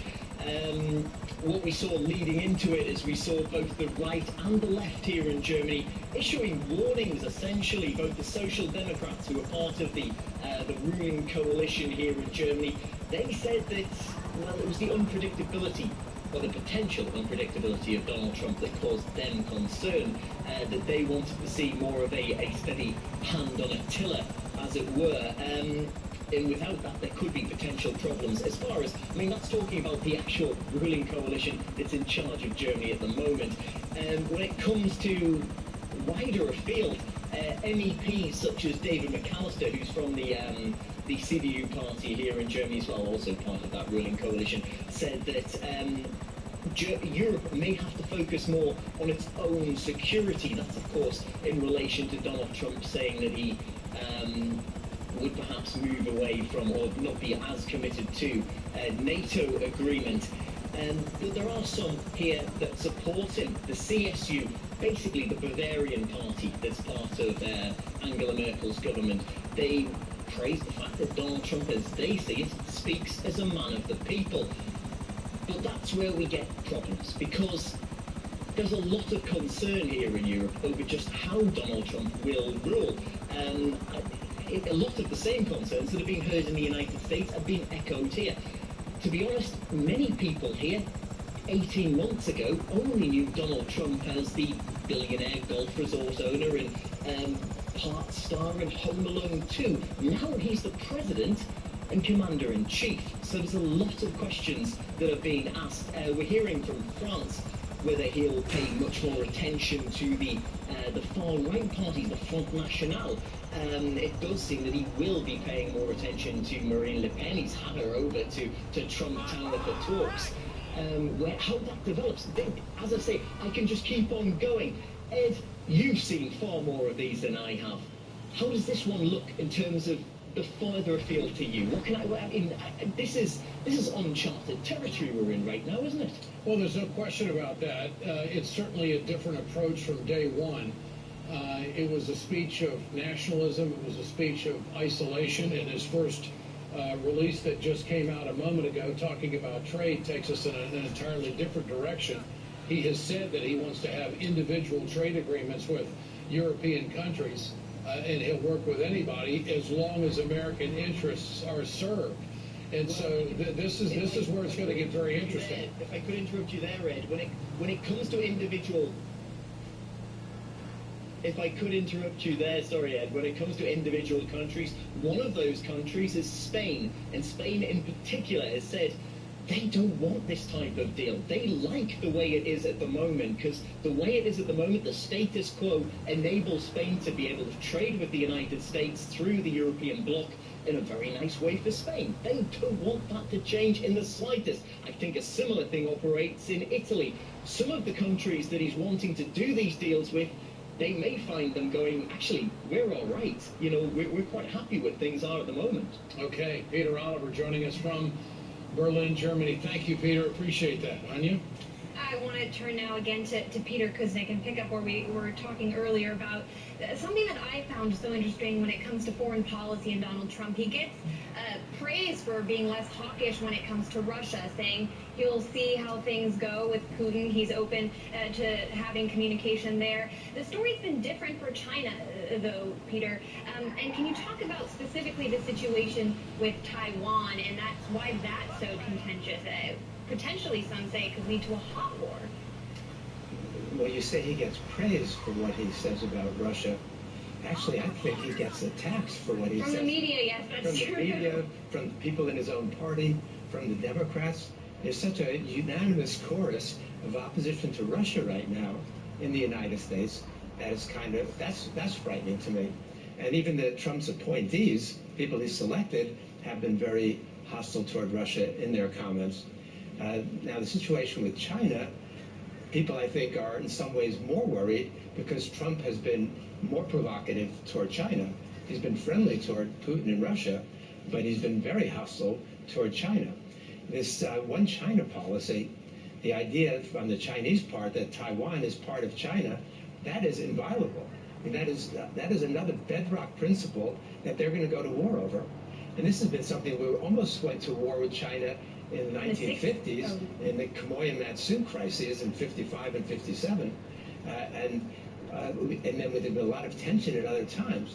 But for the last 40 years, at least, nobody has questioned this idea that Taiwan is part of China, and China allows them to maintain independence under the facade that they're part of China. The Chinese president said that in a trade war, nobody wins. It looks like Trump wants to have some kind of, certainly, a major trade shift with China. And if the Chinese don't accept it, then we're going to have some issues. And Xi Jinping has also recently talked about the need to roll back on the nuclear arms race. Now, what is it? Donald Trump is the 45th president of the United States now. There's another number 45 that's important, and that at noon today, control over the nuclear football was shifted from Obama to Trump. The nuclear football weighs 45 pounds, exactly. And what's contained in that nuclear football that's within arm's length of the president at all times? Number one is the strike options with nuclear weapons. Number two is the authentication codes to authenticate that it's the president calling for a nuclear attack. Then there's the emergency broadcast system directions. And then there's the hidden bunkers where the president can go to escape in the event of nuclear war. That's one of the things that's got the world really worried now, is that Donald Trump has control over the nuclear arsenal. And he's the only person who can launch that. I'm curious your take as a historian. You did the Untold History of the United States book series with Oliver Stone. If you were going to name a chapter coming into this new era, what are you thinking? What is the theme for this new chapter we're opening? Well, we have talked about that. I guess there are two themes that I would stress. One is the rise of global fascism, or right-wing populist movements that have fascist tendencies. And we see that around the world. Now, I'm not saying that Trump is an overt fascist, but a lot of the themes that Trump has been echoing throughout this campaign, the xenophobia, the bigotry, the nationalism, the America First attitude, the support of wealth, really. Those are all themes that are essential in this kind of right-wing populism that we see everywhere. Out in that speech today as well. The speech again today. And you see, but it was in some ways a populist speech. Oh, yeah. But the reality is, as we learned this week, the richest 8 people in the world now have more wealth than the poorest 3.6 billion. And 6 of them are in the United States. Under Donald Trump, those people are the ones who are going to benefit, not the ones he pitched this talk to. They're going to be hurt by his policies. And you look at who he's nominated, these are billionaires. So they're Goldman Sachs people. They're people whose interests are the opposite of the people who Donald Trump tries to speak to and says he represents. So we're going to be in for a very interesting time because that confrontation is coming. Peter Guzman, thanks so much. I appreciate it. Let's go now to Chris Hedges. He is the host of On Contact from our studio in New York. I've been waiting for this. Chris, you have the floor. What did you think of that speech? I thought it exhibited what anthropologists call crisis cults, and that is when a society disintegrates as ours has disintegrated, it gives rise to messianic, demagogic figures who make promises that are never going to be kept. And yet people are in such distress and so angry that they are fooled or led by these figures. That was my first reaction. My second was that it was a very strange inaugural address. It was more like a state of war against existing institutions and the old Republican and Democratic establishment. And I think, as probably other commentators have said, it was very heavy on the Christianized nationalist rhetoric. I think it was a speech that I guess none of us knew, but it was not an inauguration speech that, and not a historian, that I can remember a similar tone being adopted by any incoming president. So I sense, Chris, you're somewhat stunned by what you heard today. Yeah, I was, in the sense that I think, like many people, I at least had hoped that Trump would adopt a more presidential, conciliatory tone. This is a speech that will only exacerbate divisions. It was a speech heavy on the law and order issue. It was a speech that celebrated the worst aspects of American exceptionalism and imperialism, and it's a speech, I think, that shows how out of touch, as the previous commentator was saying, the appointments themselves within the Trump administration, in particular within his cabinet, come out of that 1%. So he has essentially embraced a turbocharged neoliberalism as a way to solve the country's problems, when I think neoliberalism as an ideology that can somehow foster democracy or spread wealth with any kind of equality has been so totally discredited. Well, I have to say that this first release that was put out by the White House under Trump about trade agreements was almost confrontational. That was my take. It was my take. Anya? Chris, I'm also wondering, you brought up the fact that Trump largely based his speech around a law and order society. You've studied law and order society in the U.S. for a long time. What is the impact of an administration speaking in such clear terms? Well, this whole campaign, along with the disintegration of deindustrialized America, reminds me of the conflict I covered in Yugoslavia, also deindustrialized in the sense that by the 90s you had the closing of most of the state factories, huge widespread misery, unemployment, very similar, which also gave rise to demagogic figures like Slobodan Milosevic, Radovan Karadzic, Franjo Tudjman, and others.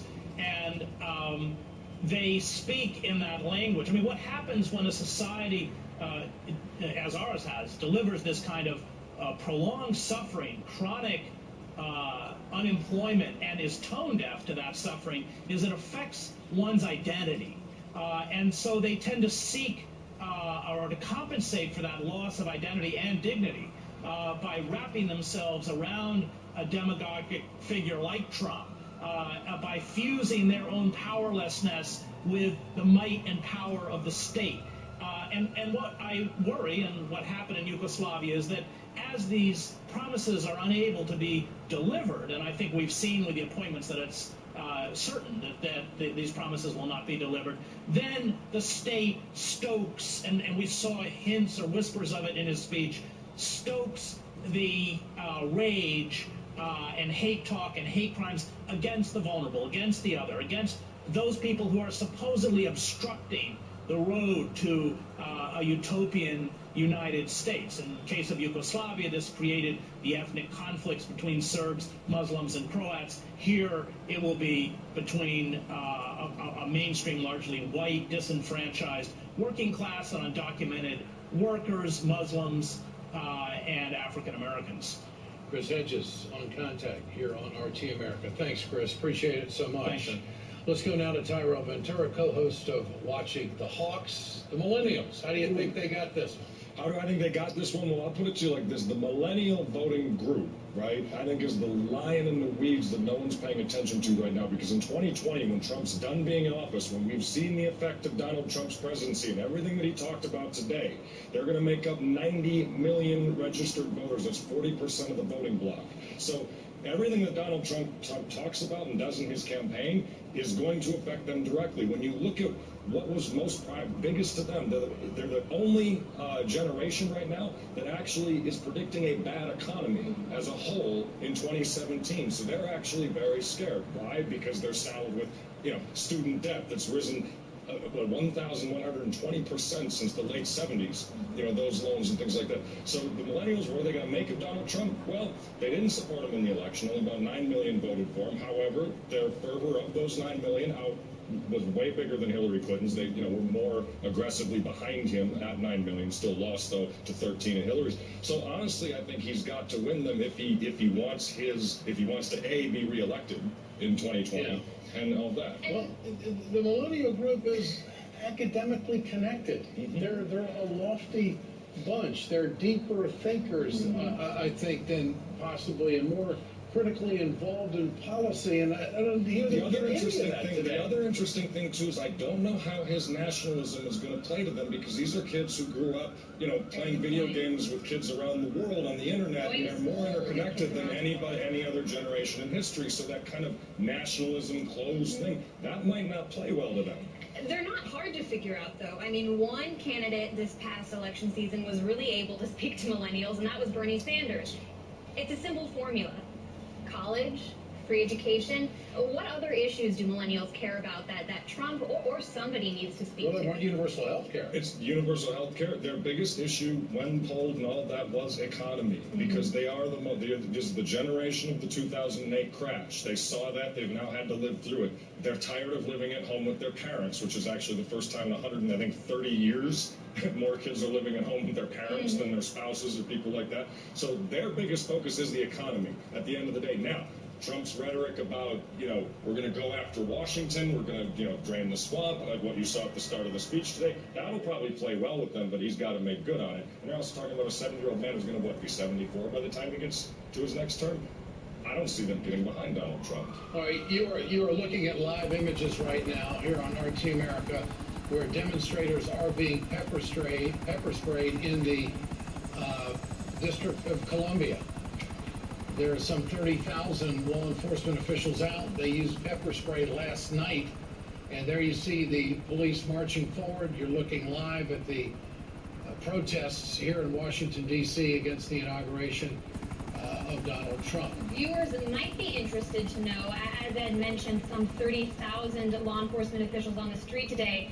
D.C. police officers, while they are equipped with body cameras, and this is according to the Washington Post, do not have them turned on, will not have their body cameras on today or tomorrow during that planned Women's March, saying they will only, we lost that feed. Interesting, Ed, D.C. police says they will only activate their body cameras if they see misbehavior from the public. Interesting. That's very interesting when you see that kind of play out, because, here's the thing. I can't remember, maybe George Bush the second time up, but I don't remember this kind of violent police action the night before the day of an inauguration. There was in my no pepper spray when Bush came in, but there were a lot of eggs thrown at the procession. I do remember that. And there was a tremendous, vocal presence and marching and such stuff as that. But I don't recall any of this kind of activity from both sides to that level. Let's go to Lionel in New York.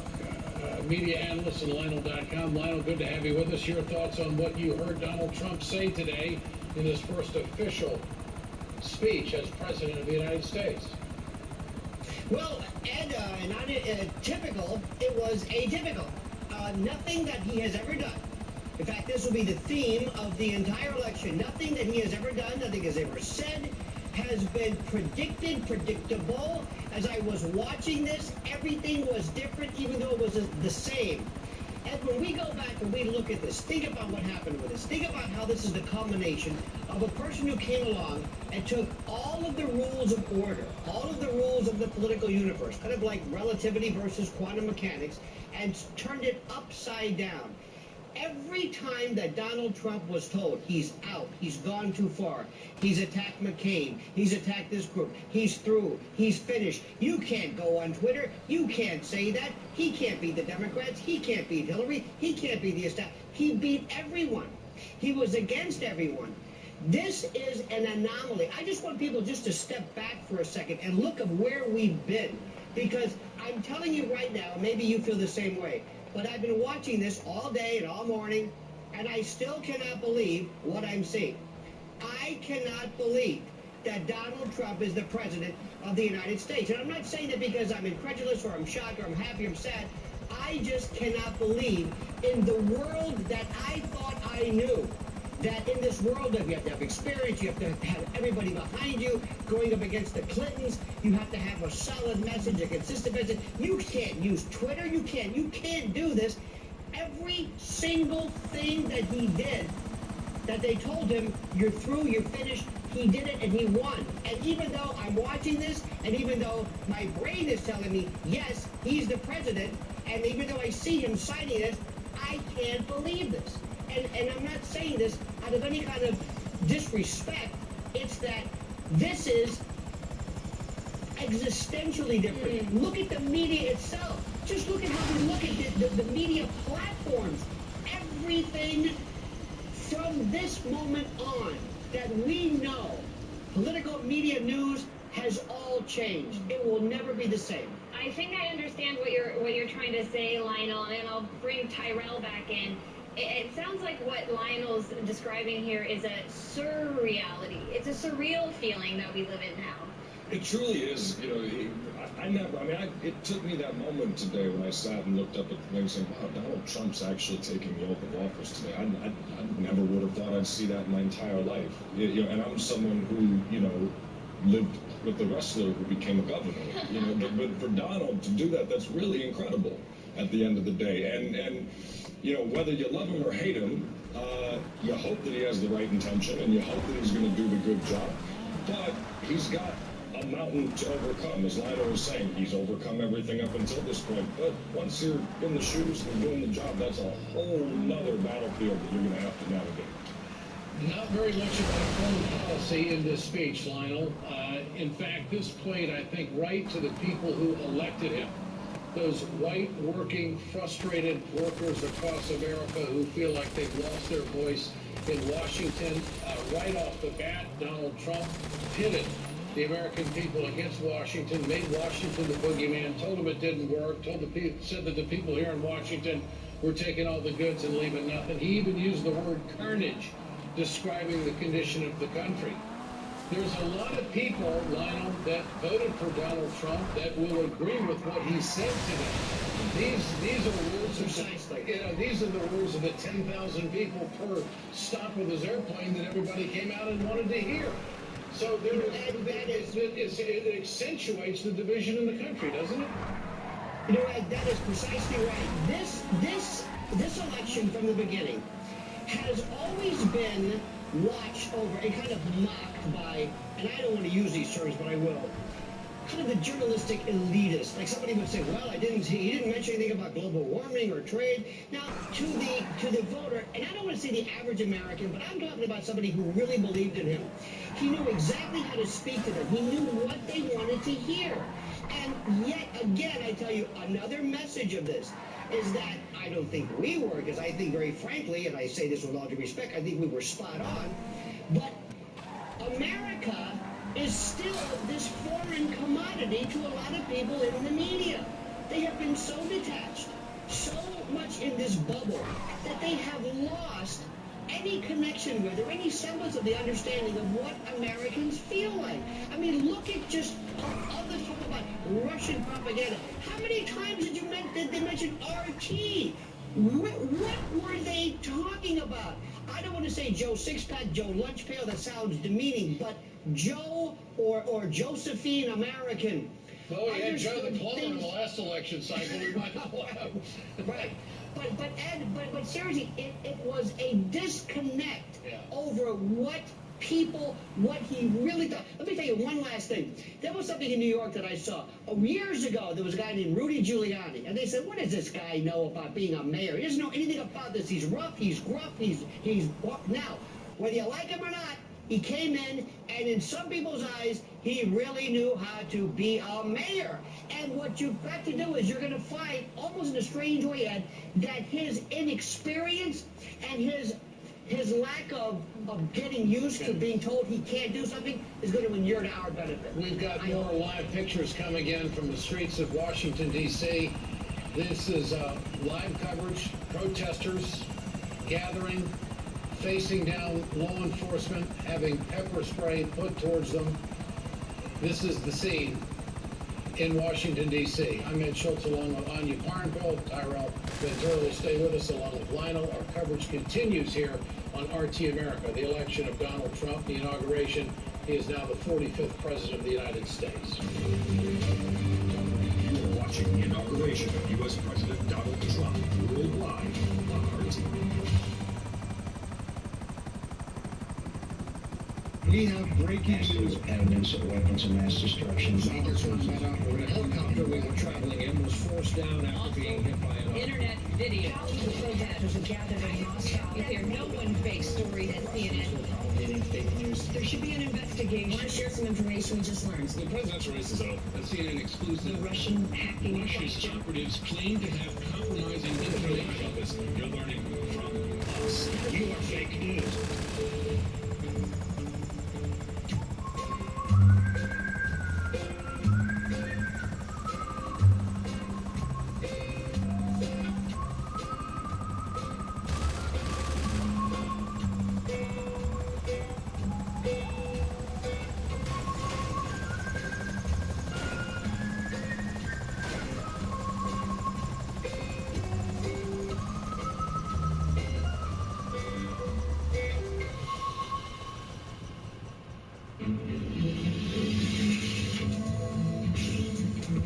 I'm John Harper, and I'll give you what the mainstream media can't. The big picture.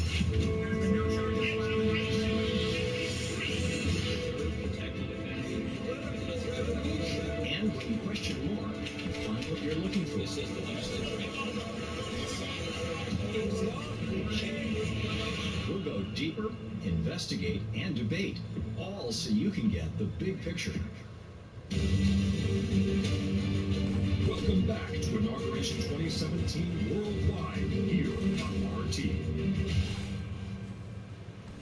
Good to have you with us on RT America. I'm Ed Schultz along with Anya Parneville and also Tyrell Ventura. We want to take a look now at live pictures coming to us from the streets of Washington, D.C. 30,000 law enforcement officials are on the job in the District of Columbia anticipating protests to the inauguration and the presidency of the 45th President of the United States, Donald J. Trump. And these protests, as Tyrell had mentioned, started last night, which we showed you at the top of our coverage. Only one person was arrested last night, although pepper spray was used last night outside some inaugural balls and some inaugural parties. Pepper spray has been used again today. We're not sure of the number of protesters here in Washington, D.C. And Tyrell, you've been out in the streets. Can you give us a sense of a number? Are there actually thousands, or are there just hundreds? Well, I think there's hundreds, and maybe possibly thousands. I mean, you got to say this is coming on the verge of a major march coming tomorrow. Not that the women out there are protesting and throwing rocks. No, they're not. But this is coming on the verge of that. Trump himself is going to face this, I think, throughout his term. We can't really identify exactly where this is. This is, I'm told now, K Street and 12th. Actually, not far from RT Studios. Tyrell, we heard in the lead up to today, protesters organizing under the banner J20, hashtag J20, January 20th, shut it down. Trump's president now. They didn't shut it down. What do you think their goals are now, and what are their concerns? Well, their concerns are obviously, that they, I think, very much strongly, I would assume, believe that Trump is going to be a very fascist president, that he's going to roll back a lot of civil liberties. I mean, he comes across that way. I mean, when you listen to his speeches, there's a little bit of that, banana republic dictator kind of feel to him and a lot of things he says. And here you see movement by law enforcement trying to clear the crowd. And I mentioned this in the last hour, but I'll repeat it again for viewers. D.C. police officers working today and tomorrow, they're equipped with body cameras, but their body cameras are not turned on.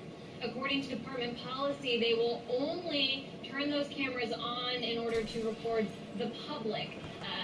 Again, a concern for civil liberties advocates, perhaps, Tyrell. Well, that, and also you have a lot of rage in this country right now. When Trump was speaking to that earlier and the carnage word he used, there's a lot of people that feel in this country that he also is good, and the people that follow him and all of that also represent carnage.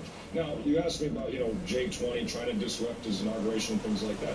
Here's the question for any activist, what they need to start asking themselves is, it's one thing to go on the streets and make your voice heard, and you obviously have to do that. That's part of the First Amendment. That's what you should be doing. But you also have to be thinking long-term as well. Let's say you do get that position to start getting your ideas and things like that put out there. What are you going to do? Beyond the physical act of protest, beyond just standing up and making your voice heard, there's also going to be something that happens on the other end. This is what Bernie Sanders is preaching to the people right now. And we are told, as you look at live video on K Street and 12th in Washington, D.C., we're told by our producers on the ground that there have been arrests that have taken place. And this is probably the most active crowd and the most activity that we have seen so far throughout this entire inaugural process. The significance of K Street, we're looking at K and 12th. People outside of Washington might not know this, but K Street's very well known inside the district for being where lobbyists are nesting. HBO series specifically called K Street, about lobbyists, with I think Granville or whoever it was. Yeah, no, the K Street's known for lobbyists, so it's not surprising to see the protesters go there, especially if they're fighting for economic rights, if that's why they're in the streets. Trump's talked about banning lobbyists, banning lobbying. Also, some might point out on the other side, he's put quite a few special interests in his own cabinet. Yeah. So interesting, this spot in D.C. That flies in the face of Citizens United, because the conservative mantra about Citizens United is that it's freedom of speech. And so wouldn't a lobbyist be freedom of speech? I mean, the money is the money. It goes where it goes. But the fact is they are advocates, and they are paid to advocate on behalf of legislation. K Street is where all the big law firms and lobbying firms are. And I must say that Donald Trump, in his speech today, spoke to this crowd. in a sense, when he talked about the inequality of what has arisen in this country and the disconnect between Washington, D.C. and the workers. It would seem to me that this crowd would be embracing of that kind of position. Well, you think they're not buying it, that's for sure. They're not buying it because at the same time, on one side of his mouth, Trump will talk about that, and then on the other side of his mouth, he brags about being a billionaire and a millionaire and all of that. So, you know, you're faced with that dichotomy that it's not going to settle well with people. Trump didn't come from the streets. You know, Trump didn't grow up and have to earn his keep. You know, Trump grew up with a rich father, and that was handed down, and that's a lot of what the 99% are tired of. But isn't it interesting, in looking at the totality of it, that someone of the wealth and the experience and the stature in society that he has at that level would be able to grab the pulse of the very people who are in the street, who have lost their jobs, who have been outsourced, who don't have the health care. He didn't mention it today, but he's made a lot of promises when it comes to health care. I mean, he sounds like he wants to do something for average Americans and Americans who have fallen on economic hard times. And Anya, you and I had mentioned there was a little Bernie Sanders in all of this speech today. I mean, the Republicans and the Democrats in Washington cannot get together on Buy America.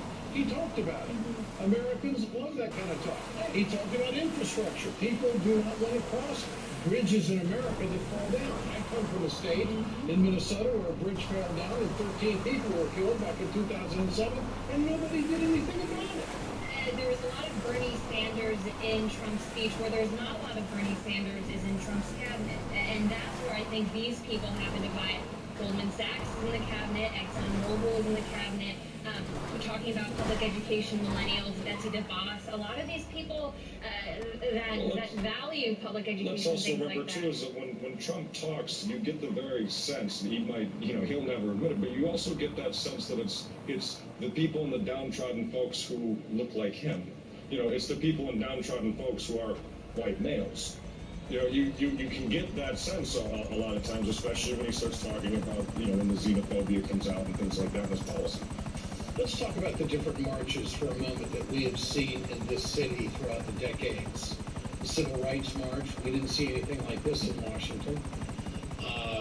The Million Man March, we didn't see anything like this.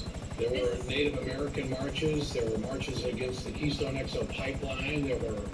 There's been all kinds of marches in Washington, but I can't remember the last time that pepper spray was actually used, or that there was such a rabid feeling throughout the crowd that would force the position that law enforcement would feel like they would have to be aggressive and do what you're seeing right there, more pepper spray on the crowd. I was not in D.C. when Occupy took place, but I can imagine that this may have been a similar picture, and that these are the similar crowd that's out, young people concerned with these specific types of issues. But let's also remember, too, is that Trump is also the guy who sat in campaign stops and pointed at people who were protesting him and then said, get them out of here, and did that, and emboldened people to take action against protesters. So when you see police, now I don't know if this is the case here, we don't know what could have started all of this and all that, but when you see police or his supporters taking action against other protesters, this is what, it creates that tension on both sides. To our viewers, all we know is what you know as you see this live picture right here. We have been told there have been arrests.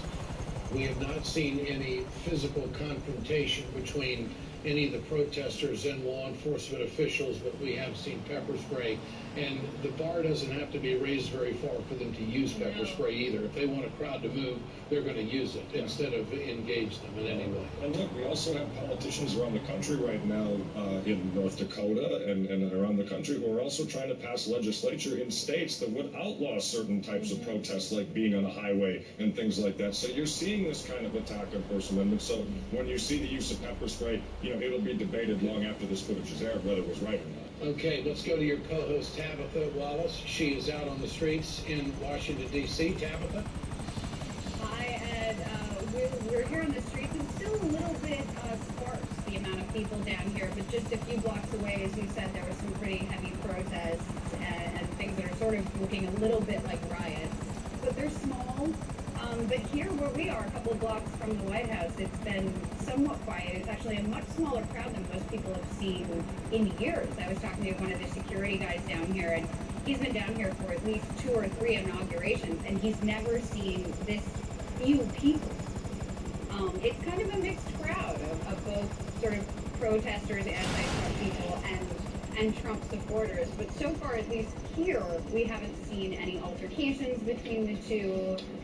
We'll see where that goes, obviously, throughout the day and into the weekend. And that might be a surprise for some people because we are just a few blocks from the White House in that shot. Tabitha, I want to read you something from what I believe is Trump's statement today on standing up for our law enforcement community. He says, and this is, of course, as we look at these protests happening in the street right now, Trump says, our job is not to make life more comfortable for the rioter, the looter, or the violent disruptor. Our job is to make life more comfortable for parents who want their kids to be able to walk to the streets safely. That's from the White House website today, Tabitha. What do you hear when you hear that, and then you look at the kind of pictures that we're seeing from right now on K Street? That's the first rock that we have seen thrown. If you saw that gentleman to the right of the gentleman with the red jacket, that's the first act of violence that we've seen, and I would consider throwing a rock. Other than the pepper spray. Well, I mean, the pepper spray, I'm not here to defend anybody, but I'm telling you how they use it and what their determination is to use it. Instead of moving the forces forward, they would rather use that as a signal to get people back. But that's the first rock or act of violence that we've seen so far. Yeah, the thing down here on this street, what you're seeing there, a lot of the questions of people I've been talking to, and we on Watching the Hawks have been talking to for the last few weeks, has been the question of what's next for the activist movement, what's next for a protest movement, because these kinds of things, when you see this, only fuel sort of these bad feelings toward protesters, and sort of ends up lumping everyone in with a group of people who are doing things like throwing bikes and throwing rocks, and that's not the way you build a community. And I think that's what one of our biggest challenges is going to be in this administration, is finding a way to speak up and stand up for the things we believe in as people without taking it to that point, because a lot of people are saying it's just not productive. It's not a productive, and it makes it harder for people who are dealing with the police every day and are trying to build that relationship between those two people, the people and that. So I think it'll be an interesting thing to see where activism movements and that end up in, and how that changes in sort of a new world and a Trump administration. Well, Tabitha, I think you make a very profound point. When sea change was taking place in society in this country back in the 60s, it was Dr. Martin Luther King who constantly preached nonviolent protests, nonviolent dissent. And who carries that today? I think that's really I mean, are these Tyrell, how would you characterize the protest that we're see the police moving in right there? These are live pictures. Well, right now it's hard to characterize a protest because there's a big scrum between the protesters and the police, and you can't really tell, who incited what or who did that. Yeah, you saw rock being thrown, but you can also say tear gas is violent, though it is to move the crowd, still a violent act. So you don't know who's escalating what at this point and why it's even going down. But yeah, you always want peaceful protests, and the thing that's truly frightening about this is that, like I said, these protesters will show up everywhere Donald Trump goes because of how they disagree with him. Now, if you're going to sit and think that these kind of protests are going to change Donald Trump's mind, that's not going to happen. If anything, it could drive him even further against you and make him feel more attacked and more put upon, which then he's going to reverse and come down harder on you. We don't know how he is as president, but as a citizen and a candidate, he didn't like being challenged. Let's go to the White House live right now, and Lindsey Francis in Lafayette Park. Lindsey? Hey there. Just from the White House, the perspective we've got here, it's very quiet. They're definitely keeping people a couple blocks away. The mood here is one of anticipation. As soon as the president shows up and the crowds really converge here, it's going to get pretty hectic. We don't know really what to expect with the protests moving this way. The one thing that's been very interesting is to watch domestic and international media respond to what Trump says. On the one hand, well, there's a couple there's three, strong reactions to this. One is that he was too far right that he was too nationalistic. Another is that he was not nationalist enough, and yet another was that he seemed indifferent to certain sectors of the population. So on the one hand, it's good that there's a lot of different perspectives out there, and on the other, it makes you wonder how quickly people are to jump on a bandwagon and not give it time to sort of, react to it and really think about it. Because the striking thing here is that a lot of the viewpoints are right down the same line that we've seen during this election, over the summer when we covered extensively the conventions.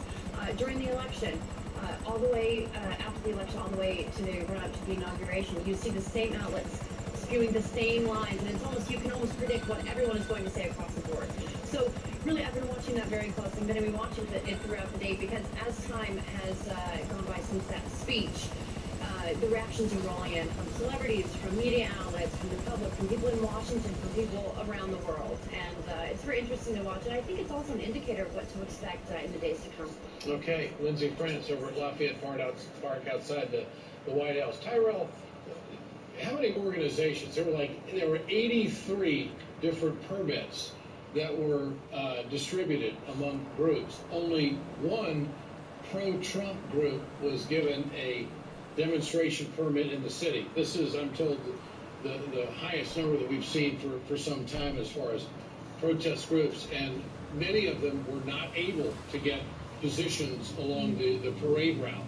So many people viewing that as a precautionary measure in law enforcement. Yeah.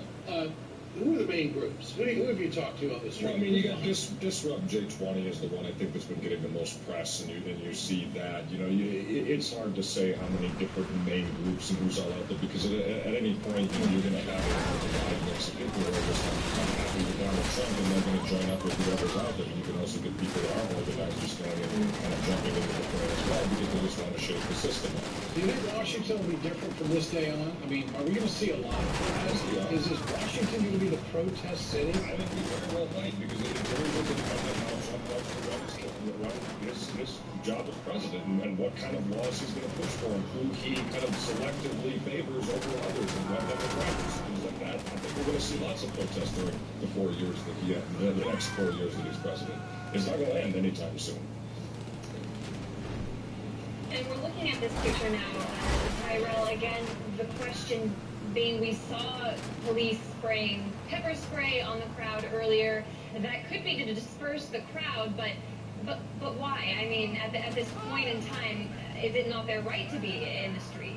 Well, I mean, it depends. I mean, at the end of the day, you don't know. Last night you had broken property and things like that. So, are the police going to be jumping the gun a little bit and be a little more, tense today because, hey, the new president is here. They don't want it to interrupt the parade. Yeah. J20, I mean, you remember that a lot of the protesters were saying they want to disrupt the parade, the president, the parade route to the White House.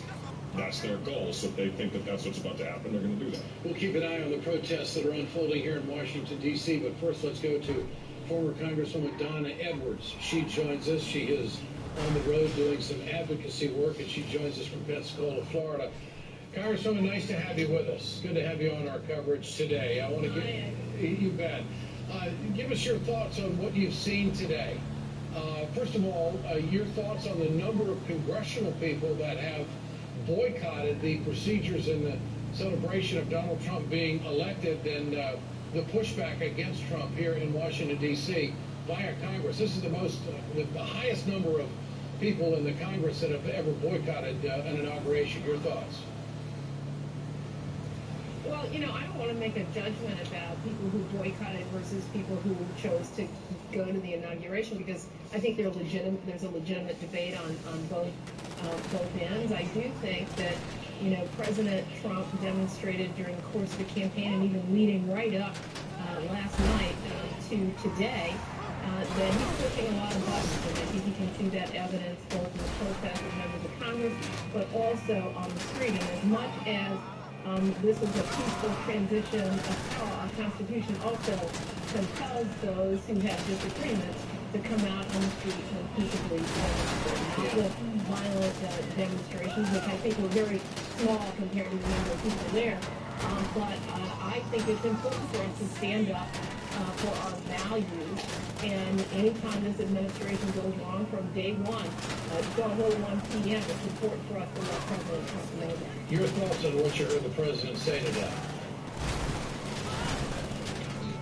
Well, you know, on the one hand, I mean, there was this sort of darkness of carnage, but on the other, I think that there are some issues, and this is where I say for progressives, no permanent enemies, no permanent friends, because there may be opportunities to work on trade, to work on growing the economy for working people by rebuilding our infrastructure, but it really does matter how that's done, and quite frankly, the Republicans in Congress have never really demonstrated that they want to work on growing the economy through investments, real investments in infrastructure, or by fair trade. And so it'll be interesting to see the dynamic that plays between the Republican leadership in Congress and this new president.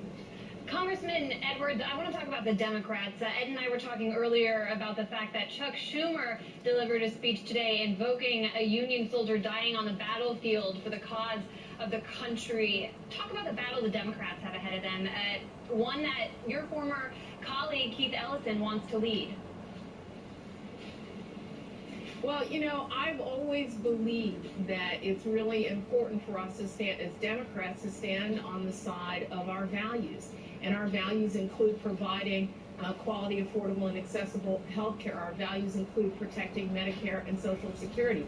Our values include equality for all people and protecting women's reproductive rights. And so I think it's going to be important for Democrats to lay a marker down really early that we're prepared to fight for our values, and there's nothing wrong with that. And you know, President Trump is a big guy; he can take care of himself. But it's important for us to fight for our values. One more thing, also while you're here, because you've done a lot of activism and work on behalf of violent or against violence against women.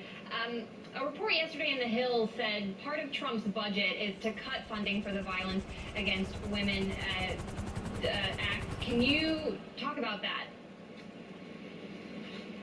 Yeah, this is deeply disturbing. I had the privilege of working with former President Clinton and Vice President Biden when he was in the Senate and passing the Violence Against Women Act in 1994. For the last 2 decades, it has been renewed and strengthened with bipartisan support, Republicans and Democrats in the House and the Senate and in the White House. And I think it is really unfortunate that this new president puts as his, sort of first thing out there that he's going to roll back the protections for victims and survivors of domestic violence. And I think the women of America are going to stand up and say no to this. And Congresswoman, I want to ask you your thoughts on what this government is going to look like under Donald Trump with a 10% cut in revenue and 20% reduction in the government workforce. Well, I don't know. I mean, I think the Republicans in Congress have been really hell-bent for, the last couple of decades on peeling back government. And, the fact is that government is about veteran services, and government is Medicare and Social Security, and government is air traffic control. Government is FEMA, protecting our emergency services. And so there's only so much that you can do. And if President Trump really wants to rebuild our infrastructure and invest in our economy and strengthen us, then he's going to find that it's going to require some government to do that. And now, this isn't the Trump organization anymore. It's not the small organization. It's the big United States government that has responsibilities here in our country and around the world, and he's the leader of it. And so I think that this is going to be a reality check for this president. All right. Former Congresswoman Donna Edwards with us here on our coverage on RT. Thanks so much for joining us. I appreciate it.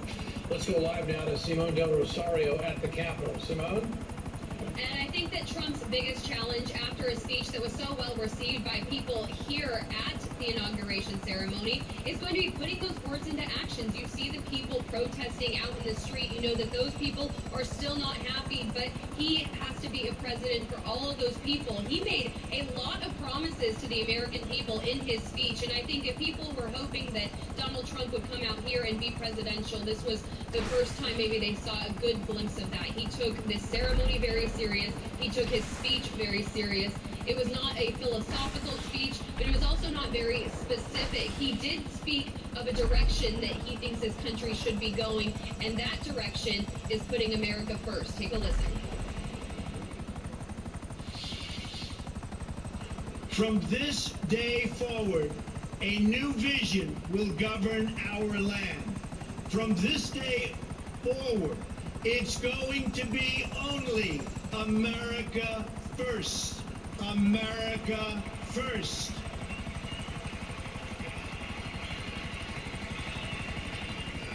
Every decision on trade, on taxes, on immigration, on foreign affairs will be made to benefit American workers and American families. We must protect our borders from the ravages of other countries, making our products, stealing our companies, and destroying our jobs. Protectionism is what's going to lead to our prosperity and strength. And he promised that the American people will start winning, a comment that he would make throughout his campaign. And he said that he's going to follow two simple rules to do that, and then we are going to buy American and hire American. He also talked a lot about getting people back to work, getting people off welfare and back to work, building up our infrastructures. As we all know, Donald Trump is going down as the most controversial president to enter in modern history with a 40% approval rating. He has a long way to go to prove himself to the American people. He knows that there's a lot of debate in this country regarding him, his presidency, his leadership, the path that he wants to take this country. And he says he wants us to pursue solidarity in that. Whether that will happen or not remains to be seen. I know that we are seeing a lot of outbursts in the street that show that he does have a very long battle if he's going to win over the American people. But the fact is that this is no longer rhetoric. He is no longer campaigning anymore. And I think that his speech showed that. It was a short speech. In essence, I think that he came across as a president who was ready to get to work. Simone Del Rosario reporting live from the Capitol, where things are winding down there. And of course, we've got live coverage of the protests that are taking place on K Street and 12th Street here in Washington, D.C. There have been some arrests. There's a very strong presence of law enforcement and military. We have not gotten any word of any injuries, although that video right there, that live shot looks pretty ominous. And there's pepper spray that's been used. We've seen the law enforcement officials move forward on the crowd and try to move the crowd. We're not sure exactly how many protesters are actually out there, clearly into the hundreds, maybe into the thousands. Simone was making the case about and reporting exactly how it was received. Obviously, there's a lot of people that were watching and attending the speech that were Trump supporters. They've been in town for a few days, and he basically gave his supporters everything they wanted to hear. But let me profoundly point out that Congress, especially the Democrats, in recent years have tried to get Buy American provisions in different parts of legislation that have been completely shot down. So when Larry King earlier in our coverage today said that this was not a Republican speech, that's just one example. There are very few, if any, Republicans who have been on board with the concept of putting into legislation that you must buy American products. Let's go live now to Manny Rapolo, who is at the protest. Manny? Hi, this is Manny. I'm out on the streets of Washington, D.C. right now. I'm trying to get an idea of what cross streets we're at right now. We're in K-12, in not too far from the White House, actually. I believe we've lost his audio there. Behind me. Now he's back. Go ahead, Manny. I don't know if you guys can still hear me. There's a line of police behind these are police officers that were dispersing a protest that was going on just moments ago. Several tactics, including flash grenades that we actually keep continuing to hear go off behind me. If you can see behind this line of police, there's a lot of debris out on that street. Possibly some smashed windows from what we've heard as well. We're not entirely sure how how that protest got started. But this line of police here, things have quieted down, but this line of police is still remaining strong, asking people to fall back, to move down the street, down 12th Street. This is certainly not the sort of scene that you see in Washington, D.C. every day, despite the fact that this is a city that has protests happening on the regular. These are certainly not the sort of tactics that we see from the police department happening regularly. But these are protests that took place, that began right after the inauguration took place. So as soon as that inauguration ceremony was over, we saw people taking to the streets. We saw several protests happening around the area of the White House, which is where we are right now, somewhere around 6 or 7 blocks away. White House. But at the moment, things have calmed down. We continue to hear that helicopter circling overhead. We're continuing to hear these police officers asking people to move back, but things have quieted down significantly from what we were seeing taking place only 20, 30 minutes ago, when they were using tear gas, when they were using those dispersing rounds to get people to move back. But at the moment, we're watching this carefully to make sure that we get the latest information to you as it's unfolding on the ground here in D.C. Manny, give us an idea. How many people are out there? Are there thousands? How many people? We'll turn around so that you guys can have a better sense of where we are right now. If you can walk with me. There are maybe 4 dozen people right now. What we were hearing is that there were a lot more people earlier walking around doing a march here on K Street, which is one of the main streets of Washington, D.C. But that has since been dispersed. I'm not entirely sure where the rest of those people that were out here demonstrating have gone since. But at the moment, like you see happening behind me right now, things are quieted down. It looks very tense, but it's not the same scene that we were seeing 20, 30 minutes ago when the police were using those small explosive rounds to disperse the crowd, as well as using tear gas. And also we have to mention those reports of at least one storefront window being broken, as well as a bus stop being broken. And as you can see, far down the road over there, there's still quite a bit of debris out on the street from those protests that were taking place, and from those tense moments that had taken place between the protesters and the police officers. And Manny, did you see anybody get arrested? Have there been a lot of arrests? How would you characterize them? There are reports of arrests. I couldn't tell you at the moment, Ed, exactly how many arrests there have been. That's information that we're still collecting right now. We also have to mention that there is another protest here in Washington. When there's protests taking place, people will petition the National Park Service for a right to protest. There's a protest that's scheduled to take place without a permit in McPherson Square sometime this afternoon. That is expected to draw in hundreds of people, possibly over 1,000 people at that protest. So this is something that we're going to be watching as the night hours enter. We've learned that lesson covering events like these in Ferguson. We've learned what happened in Baltimore. Once we lose those daylight hours, things become a little bit more tense. We ourselves want to make sure that we're not caught anywhere that we don't want to be. And I think that the general sentiment right now is that things may be calming down. I think that's the hope that everybody has, that things may be calming down, but we will keep a close eye on this. We're probably going to head to McPherson Square here in Washington, D.C. next, to make sure that we're covering all of our bases in all the protests that are going on in D.C. following the inauguration today. All right, Manuel Rappola reporting live from K Street, downtown Washington, D.C. Let's go live now to former Florida Congressman Alan Grayson, who is certainly known as one of the leading progressives in this country. Alan, nice to have you with us on our coverage. I'm sure you've been paying attention to it. Your thoughts on what you have seen unfold in Washington today and what you heard from the President of the United States? Well, it was incomplete. He left out the part about dragging us back into the war in the Middle East. He left out the part about cutting Social Security and Medicare. He left out the part about throwing 30 million people off of health coverage, and the GOP substitute, which is, of course, don't get sick, and if you do get sick, die quickly. I have to say that the speech was fortunate in one sense. It didn't have that nauseating narcissism that we've come to associate with him. But the fact is that it's to be expected. He's a right-wing neo-fascist who'll be running the country as president for the next 4 years. Congressman, you served on the subcommittee for Middle East Affairs and South Asia. You've already mentioned bringing back the war in the Middle East. Trump promised to rid the world of radical Islamic terror. Is that a possible promise to fulfill? It is, if you're willing to use nukes. And from the sound of what's been reported the last few weeks, maybe he is. You can rid the world of Islamic terrorism if you rid the world of the Middle East. And maybe that's what he has in mind. I mean, he's the commander-in-chief, and he's got a lot of leeway.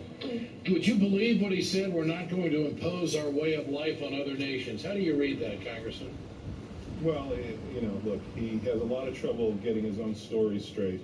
Can I read you a quote from H.L. Mencken, the Baltimore journalist from 100 years ago? Will you indulge me with that? Absolutely. Okay. On some great and glorious day, the plain folks of the land will reach their heart's desire at last, and the White House will be adorned by a downright moron. Today is that day. Congressman, I want to get your take on some of the president's nominees. He has 2 confirmed under his belt as of today. Are there any ones that particularly concern you? Healthcare, Treasury, what's bothering you? Well, I'm bothered by his choice for Attorney General, but the idea that the Senate, that club of 100, is ever going to turn out one of their own is pretty far-fetched. That's not the way they think. They think every senator has exactly 99 friends in the world. And Trump figured that out and took one of them and nominated them for an important post like that. Congressman, you have always been outspoken, aggressive, to the point, and very focused on what you believe in. And really one of the leaders in the progressive movement that never backed down when key issues were there. Where is the progressive movement now? Who is the leader of the progressive movement? Who's the leader of the Democratic Party? I mean, there's just so many questions that surround the Democrats right now and the progressive movement, and it's almost as if there's somewhat of an identity crisis going on right now as to which direction, quote, the party is going to go, and there's some talk about even a third party. What's your take on all of that? Well, there's no confusion about our principles. Our principles have been clear for 100 years. Go back and look at the Progressive Party platform from 1912, and you'll find that things haven't really changed that much. The fight remains the same. We've made some progress in the meantime, but the fight for justice, equality, and peace never ends. Some of us are taken out of our ordinary everyday lives, and we are placed in a position where we are meant to advance those causes, and others willfully ignore them. But the fact is that a special time like this calls for special leadership, and we'll see who emerges. What about the Treasury Secretary? Wall Street, very close to the progressive, or big issue for the progressive cause. As you look at Steve Mnuchin, someone who profited off the collapse in 2008, what kind of economic vision do you see coming from the Trump administration? Well, he's got a tough job ahead of him because it's the Treasury Secretary who actually puts together the president's proposal on tax cuts. And he's going to find it very difficult to cut taxes on his boss when his boss hasn't paid taxes in decades. No talk about climate change, no talk about the Supreme Court or health care. There was a lot left out, which you said at the opening statement. But one of the things he said is that we will determine the course of America and the world. If I had to pick one scary comment out of the entire speech, that would have been it. But, Congressman, wasn't it really focused on the people that elected Donald Trump, the people who have fallen on economic hard times, people who have seen trade agreements gut their jobs? I mean, I thought it was a very nationalistic speech, and one that would lend itself to isolation. Your thoughts? It's a right-wing speech by a right-wing president who was the creation of Fox News. I'm wondering why he didn't launch into a philippic about birtherism, which is what first brought him to the public's eye in terms of politics. Let's not forget who this person really is.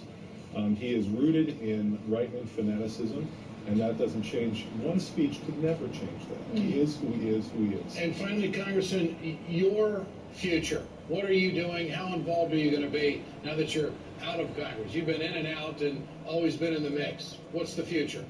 Well, someone needs to put some fight into the Democratic Party. Someone needs to put some fight into the progressive movement. I'll be looking for ways to do that. Okay. Alan Grayson from Florida with us here on our coverage on RT America. We are joined now by a former congressman and a former candidate for president Bob Barr, former congressman from Georgia. Mr. Barr, my pleasure. Great to have you with us on our coverage of our inauguration of Donald Trump, the 45th president. I will just give you an open microphone to tell us, what do you think? What did you hear from the president? Where's this country going? Well, perhaps some of the best news to come out of the inaugural address was it was short. We've seen presidents in recent years sort of go on and on and on. But I was a little bit surprised at the lack of any sort of specifics, really. He got into specifics only very briefly, talking about, for example, building up America's infrastructure. But in terms of national defense policy, military policy, tax policy, and so forth, I was really hoping to at least get a little bit more detail to fill in some of the gaps in our understanding of where he intends to go, other than in general terms. But overall, I think it was a good speech. Certainly not an oratorical gem in the nature of John F. Kennedy or Ronald Reagan, but very much vintage Trump. Mr. Barr, you have politically shifted in your lifetime from a conservative to an independent, a little bit more open-minded than most. And in that shift, how would you politically describe Donald Trump and what the country, what the Congress faces working with this gentleman? Because he talked about Buy American. Buy American provisions have been voted down by the Congress on numerous occasions. There's been really no agreement on infrastructure. There was no conversation about health care at all, which is a huge discussion outside of Washington in the heartland. Your take on all of that, what are we getting? We don't really know yet. You have a very clear agenda, or at least an agenda in the House through Speaker Ryan that has been trying over the last couple of months since the election to set out an agenda for the House, which contains very specific goals in terms of tax reform and getting the deficit under control and trying to come up with a plan to make adjustments to and replace aspects of Obamacare. And on the Senate, of course, they've been primarily concerned with vetting and confirming now President Trump's picks. And it's very unclear. I think there's going to be some initial tension between the president and the House in terms of who's setting the agenda. And that sort of tension is not necessarily bad. The House needs to set its own agenda. It is somewhat independent and should be independent to a degree from the president, even if they are of the same party. But President Trump does not seem to be inclined to allow others in the House or in the Senate to help set his agenda. So I think we're going to have a period of adjustment here that's going to be very interesting and perhaps a little bit problematic to watch. A focus of Trump's campaign and also his speech today was the border. Congressman, you've been an outspoken critic of the drug war. What do you make of Donald Trump's nominee for Secretary of Homeland Security, John Kelly? He very much is in the mold of a military. That's his background, certainly. And the Department of Homeland Security, which has never been an easy fit with the other departments. It sort of is sitting in between military policy and the Department of Defense and the Attorney General and those components of the Department of Justice that deal with domestic law enforcement and judicial. And it's a very uneasy fit. And I think there's going to be some problems there having a very learned ex-military leader there. But here again, I think we're going to see some tensions between the civilian aspects of Homeland Security and the military aspects of it. And I'm hopeful that we get back to a more constitutionally based individual liberty approach to Homeland Security than we've seen in the past. Former Congressman Bob Barr, great to have you with us. I appreciate your time and your insights, sir. Thank you so much. Let's go back to the streets of Washington, where there are protests. We've got Mandy Raplow, who is positioned out there, along with Tabitha Wallace, and they join us now from the streets of Washington. Most of the activity was taking place on K Street. You're looking at a live picture right now where law enforcement officials are facing down what Manny described as dozens of protesters.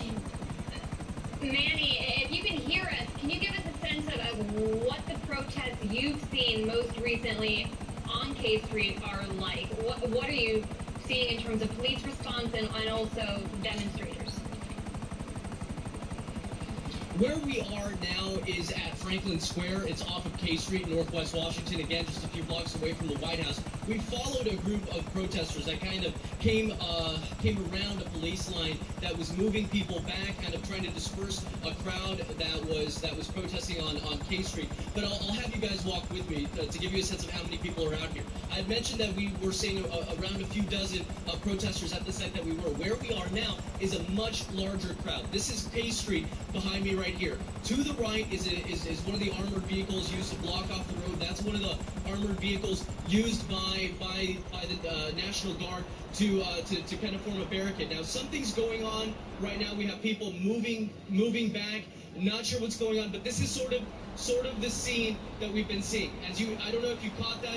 Every now and then we're seeing debris flying in the air. I don't know if it's water bottles or if it's rocks that are being thrown. But we know in terms of tactics, to answer your question about the response from police officers, we know that police have already been using tear gas. You had asked me earlier about arrests. We've heard, these are unconfirmed reports as of now, I can't verify that, but as many as 95 individuals that have been arrested as a result of these protests that are taking place right now. Again, police response that we initially saw was just that line of police in riot gear, but we're also seeing police using tear gas, police using small explosive rounds to disperse the crowd. At the moment, things have quieted down from what we had heard reports of before, with people smashing windows. In fact, when we were walking on I Street on our way over here to Franklin Square, there were several windows that had been blown out of a Starbucks, of a Bank of America, and another storefront just down the corner. So there is still a lot going on, and I think the big question is how much longer is it going to go on, and whether or not we're going to continue to see these protests into the night hours, because that's when there's more uncertainty. Once that happens. Okay, Manuel Rappoel live there in one of the parks in Washington, D.C. Let's go now to Tabitha Wallace. There are not protests all over the city. There are some quiet pockets. Tabitha, you're reporting from where? Good to have you on. Yes, Ed, we're here just a couple of blocks from the White House, and as you said, there haven't been any major protests here. There's been a few peaceful marches that walked by and a few protesters, but they seem to sort of be commingling for the most part with Trump supporters. They just seem to be kind of avoiding each other for the most part.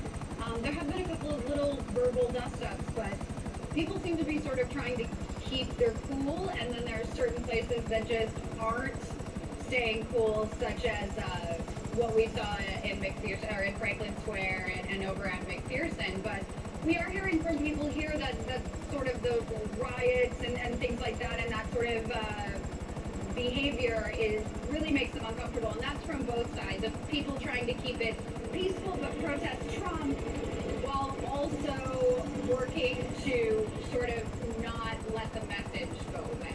Okay, Tabitha Wallace reporting just very close to the White House here in Washington, D.C. I want to go now to conservative commentator Ernie White, who has been on our coverage a number of times throughout the campaign. He joins us. Ernie, did you hear what you wanted to hear from Donald Trump today? Oh, most definitely. I mean, Donald Trump talked about the power being transferred from Washington to the people. That's what we wanted to hear. He talked about the establishment. He let us know that the establishments had their victories, but America, the people, we haven't had our victory. And he also said that the people are going to be the rulers of this nation again, not the establishment. Then he went on to talk about jobs and education and crime and drugs. He says that all stops now. And, you know, he gave an oath to the American people. He gave an oath to us saying that this is going to be a new regime. He's going to work for the American people. He's going to give us what we wanted. We have had our wealth ripped from us. He talked about that. He said the wealth has been ripped from our homes and given to the United Nations. That kind of stuff is going to stop. And that's what we voted him to do. That's all we wanted him to do. And so I know a lot of people are rioting. People are upset. But people need to realize that this was a victory against the establishment. This is not a Republican victory. He is not loved by the Republicans. They hate him. Ernie, the establishment hate Donald Trump. Ernie, yes. Trump definitely said what his supporters wanted to hear in terms of criticizing the establishment, but does his cabinet disturb you at all? Because we see Wall Street, we see former senators or congressmen, people that are very much considered the establishment. Does that worry you at all? There's a difference between the political establishment and what you may call the Wall Street establishment or the business establishment. Donald Trump has surrounded himself with people who will not be awed by the heads of states when they're looking at other countries. They're not going to be awed by money because they already have money. What they're going to do is take the policy that Donald Trump is enacting, and they're going to go ahead and push those policies. Yeah. He's already given them a vision, and it's going to be that vision that's going to succeed. He doesn't care about what they've done, but he wants to make sure that money is not going to be an object for those people. Ernie, that doesn't match up with the conservative movement, what we heard today. I mean, he was railing against the money in politics. The conservatives want Citizens United. They call it freedom of speech. That brought more money into politics than anything. The conservatives like that, and Trump is against it. Infrastructure. The conservatives haven't done anything for infrastructure, and yet Trump talks about it, so there are odds there. Every Buy American provision that has been put in front of the Congress, the conservatives have been against. So I ask you, as a conservative, what's there to like here? This was almost very Bernie Sanders-ish kind of stuff today. There's a lot of Bernie in that speech today. And, you know, who's against jobs? Nobody's against jobs. But the fundamental things that Donald Trump was talking about today is anything but conservative. And so I'm curious as to how you reason all that. Well, you know, we're conservatives, but we're patriots. And, you know, we're not really saying we're Republicans. We're saying that we're conservatives. And what that means is we believe in America. We don't believe that American policy should be dictated by the United Nations. We don't believe that American policy should be dictated by little organizations, non-governmental organizations that most Americans don't even know about, but a lot of us conservatives, we do know about it. Again, America has not been run by the American government. The American has been run by these little under-governments or these non-governmental organizations that have been basically giving us all of our rules and regulations. Out here in California, we're drinking half water and half toilet water in many cases, but we have a big ocean sitting right next to us. Why? Because the United Nations has said with sustainable development, America has to come down a little bit in their cleanliness while the rest of the world moves up in their cleanliness. So again, these are these little tiny things that most Americans don't even know about, and yet these are the things that Donald Trump knows about, and he's going to eliminate those things. All right, Ernie White, conservative commentator with us here on our coverage on RT America. Thanks so much, Ernie. I appreciate it. Let's bring in Larry Cohen, board member of our Revolution, and who is former president of Communication Workers of America. Larry, let's just get your take off the top. You heard Ed say it. A lot of Bernie in Trump's speech today. What was your reaction to that? I think that's true. I grew up in a house my great-grandmother owned. She used to say, I'll watch your feet, not your mouth. So the real question is the actions of this administration, as you just pointed out, the contrast between a lot of populism in that speech. I don't know that any other president talked about factories 3 different times.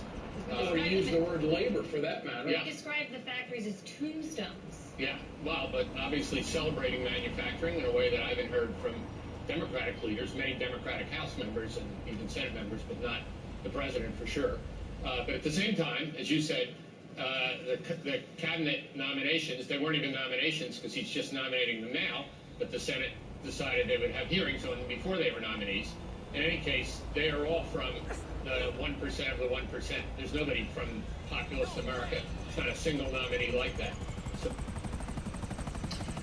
All right, let's talk trade. This comes out from the White House after Donald Trump's inauguration. The strategy starts by withdrawing from the Trans-Pacific Partnership and making certain that any new trade deals are in the interests of American workers. Donald Trump is committed to renegotiating NAFTA. Goes on to say if our partners refuse to renegotiate, that gives American workers a fair deal, then the president will give notice of the United States' intent to withdraw from NAFTA.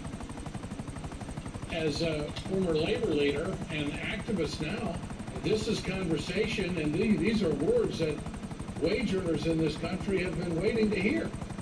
Absolutely. Again, the words, the question is going to be the action. So obviously, I helped organize against the Trans-Pacific Partnership for 5 years, building a massive coalition of millions of people. And so that's great. I'm not going to mince words. Pulling out of that horrendous trade deal, as we've said, NAFTA and steroids is great. When we talk about renegotiating, the question will be, what is the basis of that for American workers? Is he really going to insist on language that workers in Mexico and the United States have real rights on the job? I doubt it. And that's what we need, and that's what we will fight for. Real rights in Mexico on the job so people can bargain, raise their wages, and have rights every day when they go to work. What did you hear today that you really took issue with? That's a good question. The speech itself didn't bother me tremendously. I think there's questions about when he talks about security at borders. What does that mean? Does that mean that immigrants that are here have their rights and are protected? Or does it mean that immigrants that are here need to be fearful? But frankly, a lot of the words that he used, as you said, are the words that we use from the Bernie Sanders movement. The question, again, are the deeds, the actions, and who will carry those out. Talk about the state of labor currently in the U.S., particularly look at a state like Wisconsin, where we saw a heavy union busting in the lead-up to Trump's election. How does the state of labor play into Trump renegotiating these deals? Who speaks for workers? Yeah, well, workers speak for themselves when they have collective bargaining, when they have organizations. As you said, Wisconsin has strict collective bargaining from the public sector and to a large extent even from the private sector. And so what's going on in Wisconsin is groups like ours, our Revolution, which I chair the board, very active in Wisconsin, not just with union members, but with working class people, whether they have a union or not. So I think workers will organize, stand up and fight back across the country, and regardless of which way Trump goes. What about the Democrats? We're saying to the Democrats, elect Keith Ellison, transform the party. We have people active at the grassroots level, like California, where 600 people who mostly came out of the Bernie wing got elected to the state convention and are going to support a candidate for state chair that's very much a populist in the Bernie tradition. Same thing in Washington, Oregon, many other states. We need to transform the party, and that's our message. And you're hearing Bernie Sanders last Sunday in Warren, Michigan, and 70 other rallies across the country. Lay that out. We have to stand up, fight back. No cuts in health care, Medicare for all. We're not going back. Okay, the Bernie wing. What's the other wing, and who leads it? That's a good question. Who leads the other wing? Is it Schumer? is it Elizabeth Warren? No, they're in our. We're all working together. And Schumer was there in Warren, Michigan, with Bernie Sanders. That should be the basis of the Democratic Party. Why do I get the feeling that the Democrats still roll their eyes when they hear Bernie Sanders? I get a feeling that they're establishment Democrats, they're corporate Democrats, and Bernie. Although he's got millions of people out there that support him. Right. Well, 13 Democrats in the Senate who voted against Klobuchar Sanders to allow Americans to import their pharmaceuticals from Canada. That would be an example of the other side. Cory Booker? Cory Booker, Murray, who's the ranking Democrat on the Health Committee, where labor is, health, education, labor, pensions. They voted with pharma. Cory voted with the New Jersey Pharmaceutical Association. Yeah. That's the other side. Quickly, do you think the Democrats will help Trump on health care, or will they hold their caucus so they can't get something passed? They'll hold the caucus unless he comes up with something that actually does extend health care to millions of Americans with affordable prices. Larry Cohen, always a pleasure. Great to have you with us here on our coverage. Thank you so much. I'm Ed Schultz along with Anya Parnfield. We'll be right back with more special coverage of the inauguration 2017 right after this short break.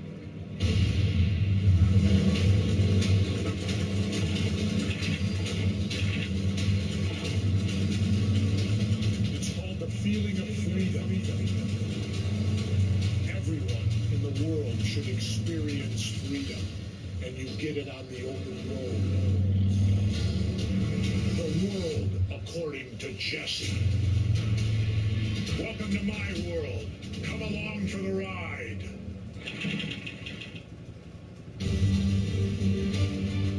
You are watching the inauguration of U.S. President Donald Trump worldwide on our TV. We have breaking news. Evidence of weapons of mass destruction. Major combat operation. The helicopter we were traveling in was forced down after being hit by an Internet video. Thousands of protesters have gathered in Moscow. You hear no one fake stories at CNN. were promulgating fake news. There should be an investigation. I want to share some information we just learned. The presidential race is over. A CNN exclusive. The Russian hacking Russian question. operatives claim to have compromising information. About this. You're learning from us. You are fake news.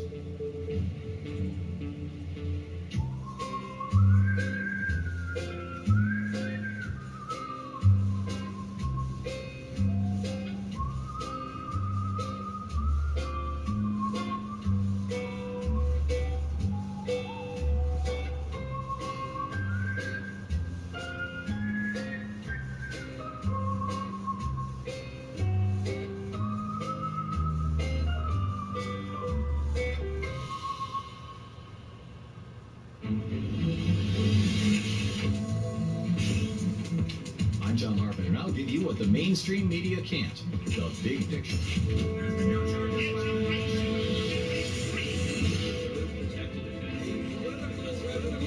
And when you question more, you find what you're looking for.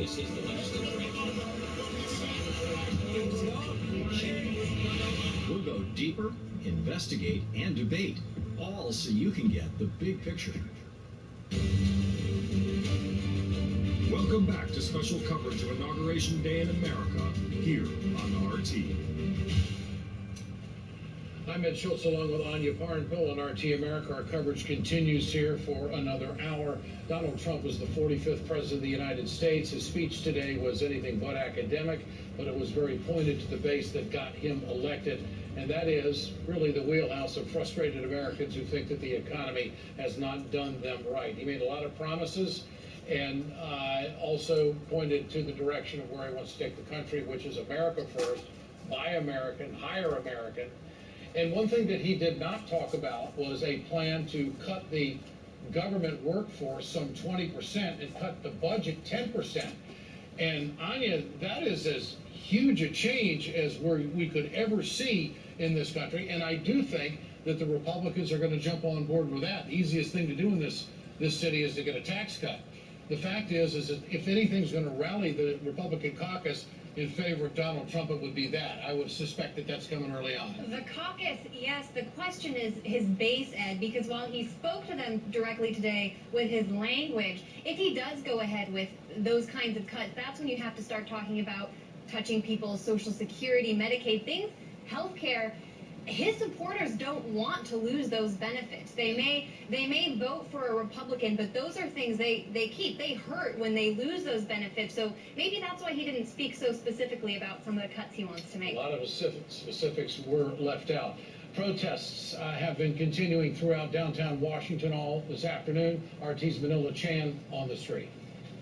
Okay, I don't know if you can hear all this flashing and banging happening in the background behind me. About 50 feet behind me, there's a huge convergence of protesters in downtown Washington, D.C. The police line keeps advancing and pushing the crowd back. It's unclear if all that banging is coming from the protesters or if it's coming from the police themselves. There are helicopters overhead. This does not appear to be downtown Washington, D.C. on Inauguration Day. Large crowds have amassed, and they keep getting pushed back by the police, and they keep responding. Now, just earlier this afternoon, if we pan this way here, this is where we saw the protests get a little bit violent at this intersection here, where several buildings were vandalized. A lot of windows being broken, but has all since then have been cleaned up for the most part. But it looks like the protesters have remained in the vicinity and have kind of set up posts just 50 yards away that way. And this seems to be where the confrontation between protesters and police are happening now. It sounds like a war zone happening here with a lot of banging happening and police helicopters overhead. Intersections being blocked. This is a complete chaotic situation. People getting out of buses. People are getting worried because of the noises that we're hearing. Again, unclear, unverified if that's coming from the police or from protesters who were just moments ago peacefully protesting, blocking the intersection. All right, Manila Chan on the streets of Washington, D.C. Meanwhile, let's go live now to President Donald Trump speaking at the traditional inaugural lunch. Again, thank you very much. It's an honor. And Roy, you have done a spectacular job. You and Tom Barrett. I want to thank you. Thank you, everybody. Thank you. Thank you very much.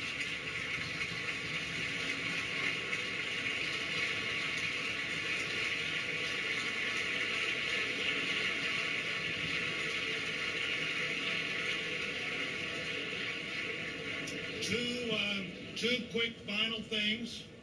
You can remain standing if you want to. Shh. Shh. So quickly, two things we need to do as we leave. One, just to mention the gifts, the mementos of this event. There are some note cards and a really great box put together by the government printing office, but the note cards representing all three branches of government and identified with this event this day were done by a St. Louis artist, a friend of mine, Ed Fisher. There's a pin and a letter opener in there, a little business in Cape Girardeau, Missouri. John and Debbie Ortman at Ortman Woodcraft did that, mostly made out of fallen trees. And then there's a piece of anti-glass that would be, again, dedicated to this event and appropriate to put anywhere on your desk or in your house you want to put it. And to close the event today. Always interesting to follow the traditional procedures of the inauguration. Donald Trump thanking government officials there from both sides of the party and those who were involved in the inaugural process. I want to go now to Annette Taddeo, who is the vice chair of the Florida Democratic Party, and conservative radio talk show host Heidi Harris. They both join us on location. Great to have both of you with us, and I want to know, how did you feel about the speech? Because there was nothing about women in that speech today. Annette, judge it for us. Your thoughts. My thoughts, you're asking me first? I didn't even notice that he didn't talk about women. I wasn't asking for him to talk about women specifically. I thought some parts of his speech were really good and some were, sweeping statements that politicians make. I thought it was a good speech. He talked about bringing America together and how America's stronger when we all have the same purpose. I thought it was great. Okay. Annette, your thoughts on it? Well, I thought it was a speech for his base, and it felt much more like a campaign speech than a bringing us together kind of speech. I certainly noticed that there was no mention of women. I also noticed the fact that, it's very, as a Latina, I felt that it was very much nationalistic and not inclusive. Well, not inclusive, but not even recognizing the face of America and the diversity that our country has right now and the developing society that we have towards more diversity. Heidi, it was so centered on just the basics of what he talked about on the campaign, which really is apart from what we normally get from inaugural speeches. Did that surprise you in any way? I don't think so. I thought he was more inclusive in the fact that he talked about different races and basically about making America better. So I don't really know what she's talking about as far as not being nationalistic. I mean, we have to put America first. That doesn't mean we don't care about other people. That doesn't mean we don't welcome immigrants here. But America's got to be more important than everybody else. And we've got a lot of countries, and he didn't put it this way, but I will, a lot of countries that are screwing us over financially, that we're financing for various ways. And the bottom line is it's not benefiting us. So what's wrong with putting Americans' interests first, not to the exclusion of everybody else? And he clearly said, I'm not trying to tell other countries how to live. He was very clear on that. But that America has to come first. His job as the President of the United States is to put the interests of all Americans first before other nations. Nothing wrong with that. And the Trump administration is the first since Reagan to not have a Latino or Latina in the cabinet. Can you speak to that? Yeah. Yeah, no, that's, those actions are the ones that we're going to be looking for. It's disappointing. I do know that he does have some Hispanics around him, including some from right here in South Florida in my community that I know very well. People who criticized him, as a matter of fact, in the primary. So that is at least encouraging, that we're starting to see some people that are very, pro-immigrant, or at least I thought they were. I hope they will be that voice within the White House. But no cabinet position, that is very disappointing. Certainly, the diversity that we'd like to see as a country, that we are very diverse, is not what we're seeing in his appointments. Didn't you feel, Heidi, that it was a speech of isolation? Almost not even aware of the global economy or the global interaction that has become so necessary in society. There was nothing about foreign policy and getting along with other countries other than say that America would determine the course of America and the world. That was it. And then the other one was, we're not going to impose our way of life on other nations. Don't other countries deserve to hear something more in an inaugural speech from the President of the United States? Well, maybe, but maybe he'll save that for the State of the Union speeches down the road. He wanted to keep it short today, and he's not going to be able to outline every possible thing he's going to do. And I don't know what he's going to do on foreign policy. Honestly, I don't know if he's going to be a good president or not. I hope he's listening to the people around him who understand foreign policy more deeply than he does, which is why he wasn't my first choice on the Republican side. But, his job, once again, is to outline to the American people what he's going to do for them first and foremost. And Donald Trump has felt and heard from the people on the campaign trail that they felt like Americans were being shunted aside for other countries. And that's why he focused on that today. I think he'll talk about foreign policy down the line. I don't think he talked about anything new. I think the people that voted for him got exactly what they heard on the campaign trail. But Annette, is there a missed opportunity here? Let's not forget that this is probably one of the largest, if not the largest, global audience that Donald Trump has ever had. Germans were listening, Brits were listening, the European Union listening, the Russians are listening, certainly the Chinese listening. They're all paying attention, and it's almost as if they're not even on the globe. And this was an opportunity that I think that was missed. What are your thoughts on that? I think it was definitely a missed opportunity, and I was hoping to see more of what we saw with his speech that not many people got to see after the election results, because of course it was very early in the morning or a late night kind of situation where we didn't know what was happening. But he talked about more like bringing us together, and I think this was definitely a cheerleading kind of speech to his base. Based on the all numerous polling showing, his approval rating, I would think he would want to bring more people along to try to coalesce around his new regime or government. Regime is probably a pretty good word, the way he's been working with people so far. Annette, that's not fair, because here's the thing, we're all Americans. First and foremost, all of us, no matter where we came from, and all of us have come from somewhere, immigrants down the line, we're Americans first and foremost. And so for him to talk about a speech making America better and how we're all going to be better and working together, I think that's what he's supposed to do, because Americans are a huge group of people from all kinds of backgrounds. We need to come together or we're not going to be stronger as a nation. I thought that was a great point that he made today. Annette, we have about a minute left. I'll let you respond to that. I just do want to say that I hope she is right, and that indeed I want him to succeed, because it means that America succeeds, and I am not one of those that is hoping that he just falls flat on his face. I really want him to be more inclusive, to understand that he now represents all of us, even those of us that fought so hard against him getting there. Well, I guess the point I'm making is that the people around the world who were watching and paying attention to this speech know more about Donald Trump today than they did before the inaugural speech took place.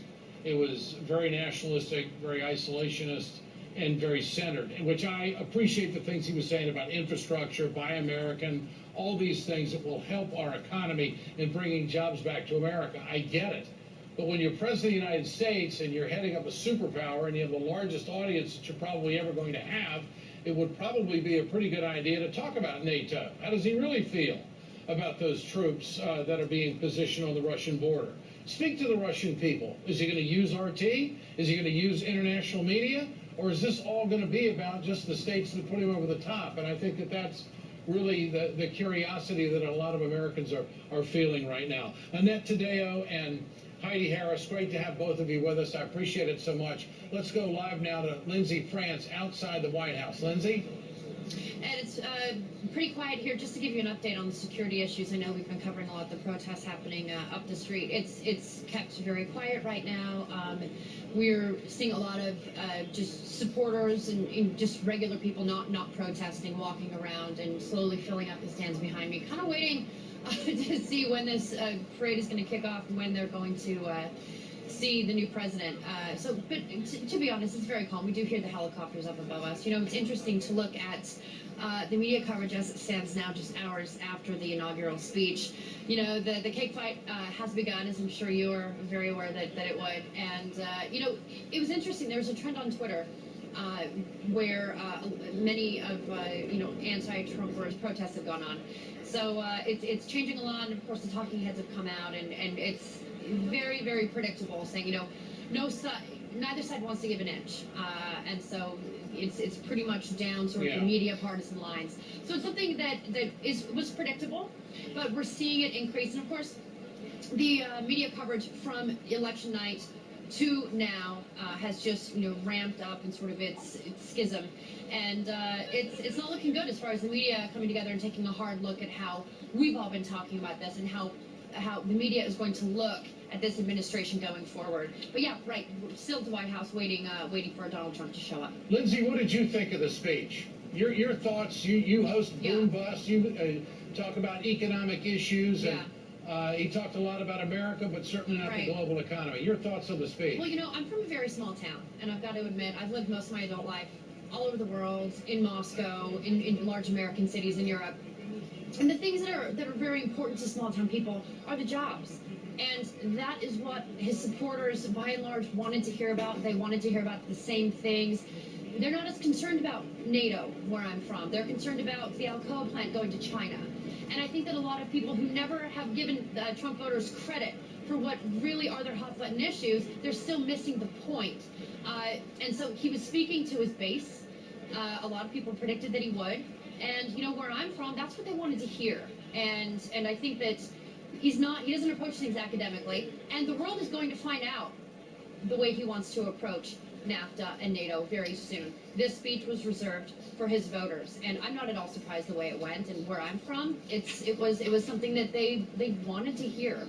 Okay, Lindsay France reporting from the White House on our coverage here on RT. Let's turn now to Mike Papantonio, host of America's Lawyer here on RT America. Mike, let's shift the focus now on the press relations and the opportunity of new media and independent media in dealing with Donald Trump. They have already talked to the transition team about expanding, quote, the newsroom, the briefing room, that it's too small. They're looking at other options because so many organizations and independent outlets want to cover this president. The question is, if he's leaving foreign policy to the side of the road in his inaugural speech, that opens the door for a lot of coverage for international news organizations. Your thoughts on how he's going to handle all that? He's already put out his first tweet, so we're anticipating that that's not going to stop. If they're tweets of significance, it could revolutionize how presidents are covered. Your thoughts on moving forward in the media coverage of Donald Trump? He's going to have to count on something besides American media. Lately, as I watch CNN or MSNBC covering the new Trump presidency, I have this vision, Ed, of millennial producers who have grown up exposed to the evil empire narrative that they surely watched many times on series like Star Wars or Lord of the Rings or Harry Potter. It's as if they have a belief that we can cover presidential politics the same way we might write a review for the Matrix series or the Hunger Games. There's a reality disconnect in the U.S. media right now. I'm looking at right now, this is the headline for Huffington Post. Huffington Post is on President Trump's speech.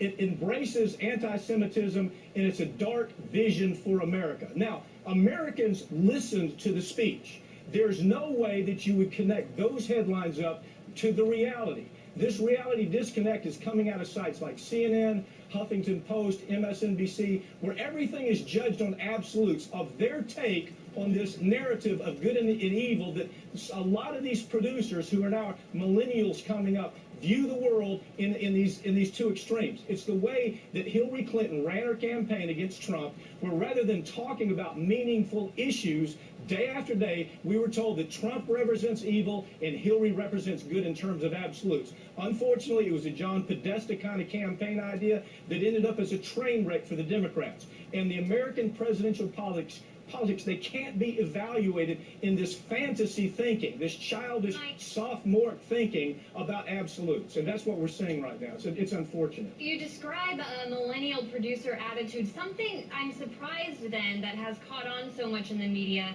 is this renewed, almost Cold War-esque hysteria, viewing Russia as an adversary, the way that I think most millennials didn't grow up experiencing. The Soviet Union is something of the past as far as we're concerned.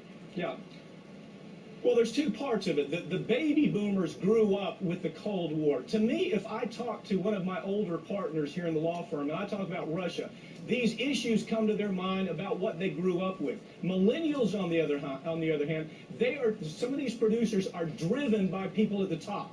So what they do is they create their narrative, what I call this millennial vision of the narrative, the Luke Skywalker battle with Darth Vader, the Katniss going to war with President Snow. Those are media entities that they've attached themselves so squarely to this hope of a reemergence, maybe, of Camelot, or this continuation of great speeches by Obama. Yeah. Again, Obama could give great speeches, but we can't evaluate everything in terms of absolutes. And fortunately, this is a great opportunity for organizations like RT and other international media to come in here and tell stories in the way that they should be told without these closed voice narratives that are killing the truth. All right, Mike Papantonio, Ring of Fire radio host and host of his program here on RT America. Thanks, Mike. I do not think that Donald Trump is going to change his relationship with the media one bit. I think that he is in the driver's seat. I think he has his, quote, followers. They're not just voters, they're followers. And there's a lot of them here in Washington, D.C. And I think that he is going to control the narrative. And he's media savvy enough where he's not going to let any pundit or any news anchor change the way he's thinking on issues. I believe he's that strong. And I think that the social media, which he has used more so than anybody, it may be frightening to some, but it's an obvious vehicle that he believes in and he's going to use. And a lot of those folks are confident that he won't make mistakes with it. Let's go live now to Manny Rapolo. He's on the streets of Washington, D.C. covering the protests. Manny, where are you? Hi, Ed. We are once again on K Street here in Northwest Washington, D.C. Again, only a few blocks away from the White House. It's a bit of a chaotic scene right now. In and out of tense moments. Just a few moments ago, there was a police van. Metropolitan Police Department was trying to move through this street, trying to clear this crowd, but that van was pushed right back where it came from. Only moments ago, there was a reporter from NBC that was surrounded by some of the protesters here. Not the friendliest place for media to be right now. Good sense of what this area is like right now. We're in the middle of K Street, right next to Franklin Square. To my right is one group of people, but we're surrounded by several hundred. There's a situation where you can see that trash can is up. We're losing his audio. It's in and out. And vandalize a little. And we also can report that there have been several storefronts down I Street. There's a Starbucks, Wells Fargo, a Bank of America, where the windows have been blown out. We'll also report that there have been at least 95 arrests. That's what we've heard, that there have been 95 people arrested. But like I said before, there's a lot of confusion. You go in and out of tense moments where you hear people chanting. You see police maybe trying to disperse the crowd, but that crowd comes right back to where it started. So at the moment, is one of those calm moments right now. You can hear that helicopter, that police helicopter, right overhead, keeping a close eye on all of these protesters. But people here aren't leaving. If anything, it seems as though to grow. We've seen at least two different groups of protesters, two separate protests that came together. Manny, hoping audio stays, I want to ask you one question. What is the theme you hear from protesters? I mean, what is a mantra, a chant, something that gets to the core issue they're out about today? The core issue that the one that keeps coming up is Donald Trump, Anya. That's what we keep hearing people say. It's a word that I can't say on television, but it's F Donald Trump. That's what we hear repeatedly from everybody here. Having that said, this at the moment things are calm, but this isn't the friendliest environment for reporters to be at. Just a few moments ago, you heard somebody come up to us and yell fake news. They were doing the same with another reporter from CNBC just a few moments ago behind me. But in terms of there being a theme, it's absolutely about Donald Trump. It's absolutely in a direct response to the inauguration today, and people being unhappy with the current status quo. Anya? Okay, thanks, Manny. Manny Raffalo live, just not far from our studios here in Washington, D.C., down the street of K Street. Let's bring in Jim Jatras, former GOP Senate Foreign Policy Advisor. Jim, nice to have you with us. It looks like you're going to partake in some of the festivities tonight. It's a great day. Is it a great day? Judge the speech. What did you hear? Where are we going? Well, I've been listening to the coverage, and frankly, I disagree with you a little bit on not touching on world affairs. Look, it was not a programmatic speech with listing 25 specific initiatives. It was thematic. These are the broad directions I want to go. We're going to worry about our borders more than other countries' borders. We're not going to tell other people how to live. We're going to put our interests first, assume other countries will do the same. That doesn't mean we wish them ill. It means we have to talk to them. It seems to me that it's basically, I really see Steve Miller in this speech, by the way, especially when it comes to the foreign policy part of it, to trade, to the borders. I think it's a very consistent path he plotted during the campaign. He summarized it very sharply today, but also mounted a real challenge for himself. He's got to deliver. But you have to admit that there were some hot-button foreign policy issues that he just did not touch on, and he had an opportunity to do it. Why didn't he do it? I don't think this was the opportunity for it. I think he wanted to give a speech of unity of the American people and, frankly, goodwill to the rest of the world without going down through a list, this. Well, this wasn't the place for it. I have to admit, I've never heard a president talk about infrastructure the way he did it in the inaugural address, or Buy American or Hire American. Yes. It was very American-focused. Then he talked about the carnage of what is happening in our society as far as the economy is concerned. But you would never know that there's been 70-plus months of private sector job growth. He was addressing income inequality, wasn't he? He was, and look. I as far as the job growth issue, I have a lot of skepticism about a lot of the job numbers we've seen over the last few years. You look at the labor non-participation rate and so forth. A lot of people are out of the workforce because they've stopped looking or only have part-time jobs. I think he's talking about real jobs, manufacturing jobs, bringing the kind of heavy industry, heavy muscle back to this country that we haven't seen in decades. Okay. Jim, you said you heard Stephen Miller in Trump's speech. Does General Mathis concern you at all, Trump's defense secretary? He has different views when it comes to NATO, Russia, the Iran deal than Donald Trump does. One of the things he said in his speech was we're going to deepen our ties with old friends but also make new friends. I hope that latter part was a reference to Russia. I do have some concerns about some of the Iran hawks in the administration, not just General Mathis, that they have to, there's like this phrase you hear all the time, Iran, the world's #1 sponsor of terrorism, which is simply not true. It's simply not true. Obviously, Saudi Arabia, our great democratic friend, is. And I hope these people can get their act straight, because if they go down the road with Iran that Bush did with Iraq, Trump's presidency will be ruined in the same way. Well, there was a little bit for everybody in the speech. Yeah. I mean, there was some Democratic backbone type stuff, and there was some conservative stuff as well, and independents. How do you think Trump is going to be received on Capitol Hill by the ticket that he ran on, the Republican Party? I mean, you know as well as I do, getting tax cuts in this town is not that hard.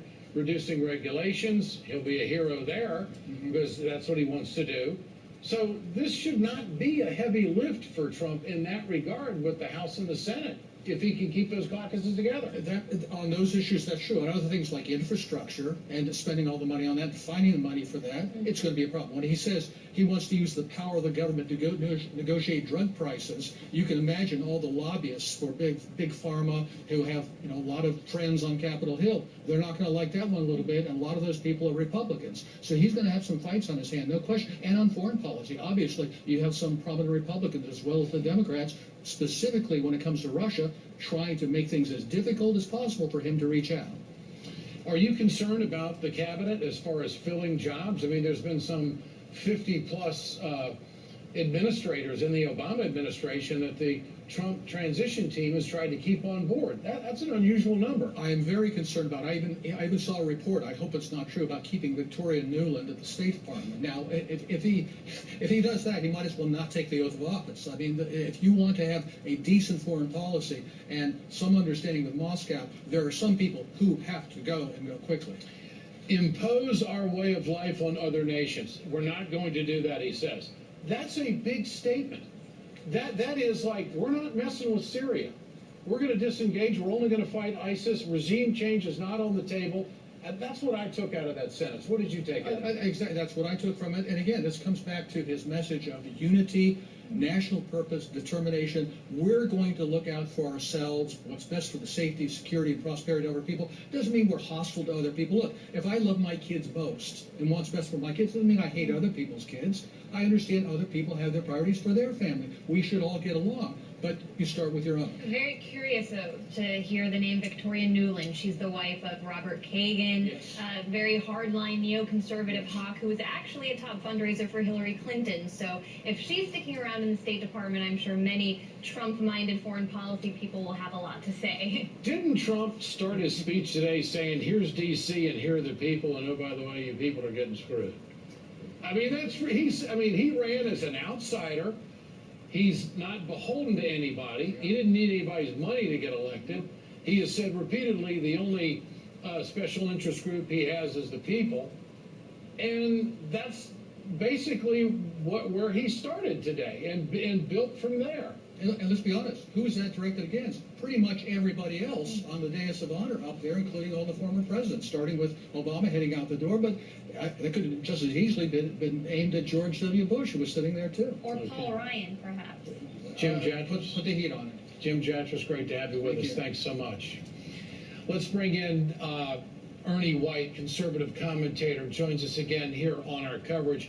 Ernie, what didn't you like in the speech? What disappointed you? What really got you fired up? Let's go both ends of that. Good to have you on. I would say nothing disappointed me in that speech. I thought that was a great speech. I hear some of the other speakers talking about that speech and saying that it didn't seem to be academic enough, but I think for the American people, that is what they needed to hear. They needed to hear what it is that he's going to do. And yes, it sounded like some of the things he's already said, but that is exactly what he's all about. He's not going to start talking about all the different policies because, believe it or not, that's over the head of most Americans. They don't understand a lot of these things. That's a very profound point. Do you think Trump purposely didn't want to talk over the heads of the American people? He wanted to keep it simple. He wanted to keep it basic. He wanted to make sure that he connected with people that maybe don't follow politics and issues as much. I mean, it seemed like he was there to build confidence in the American electorate that we are going to be headed as a country in the right direction. Your thoughts?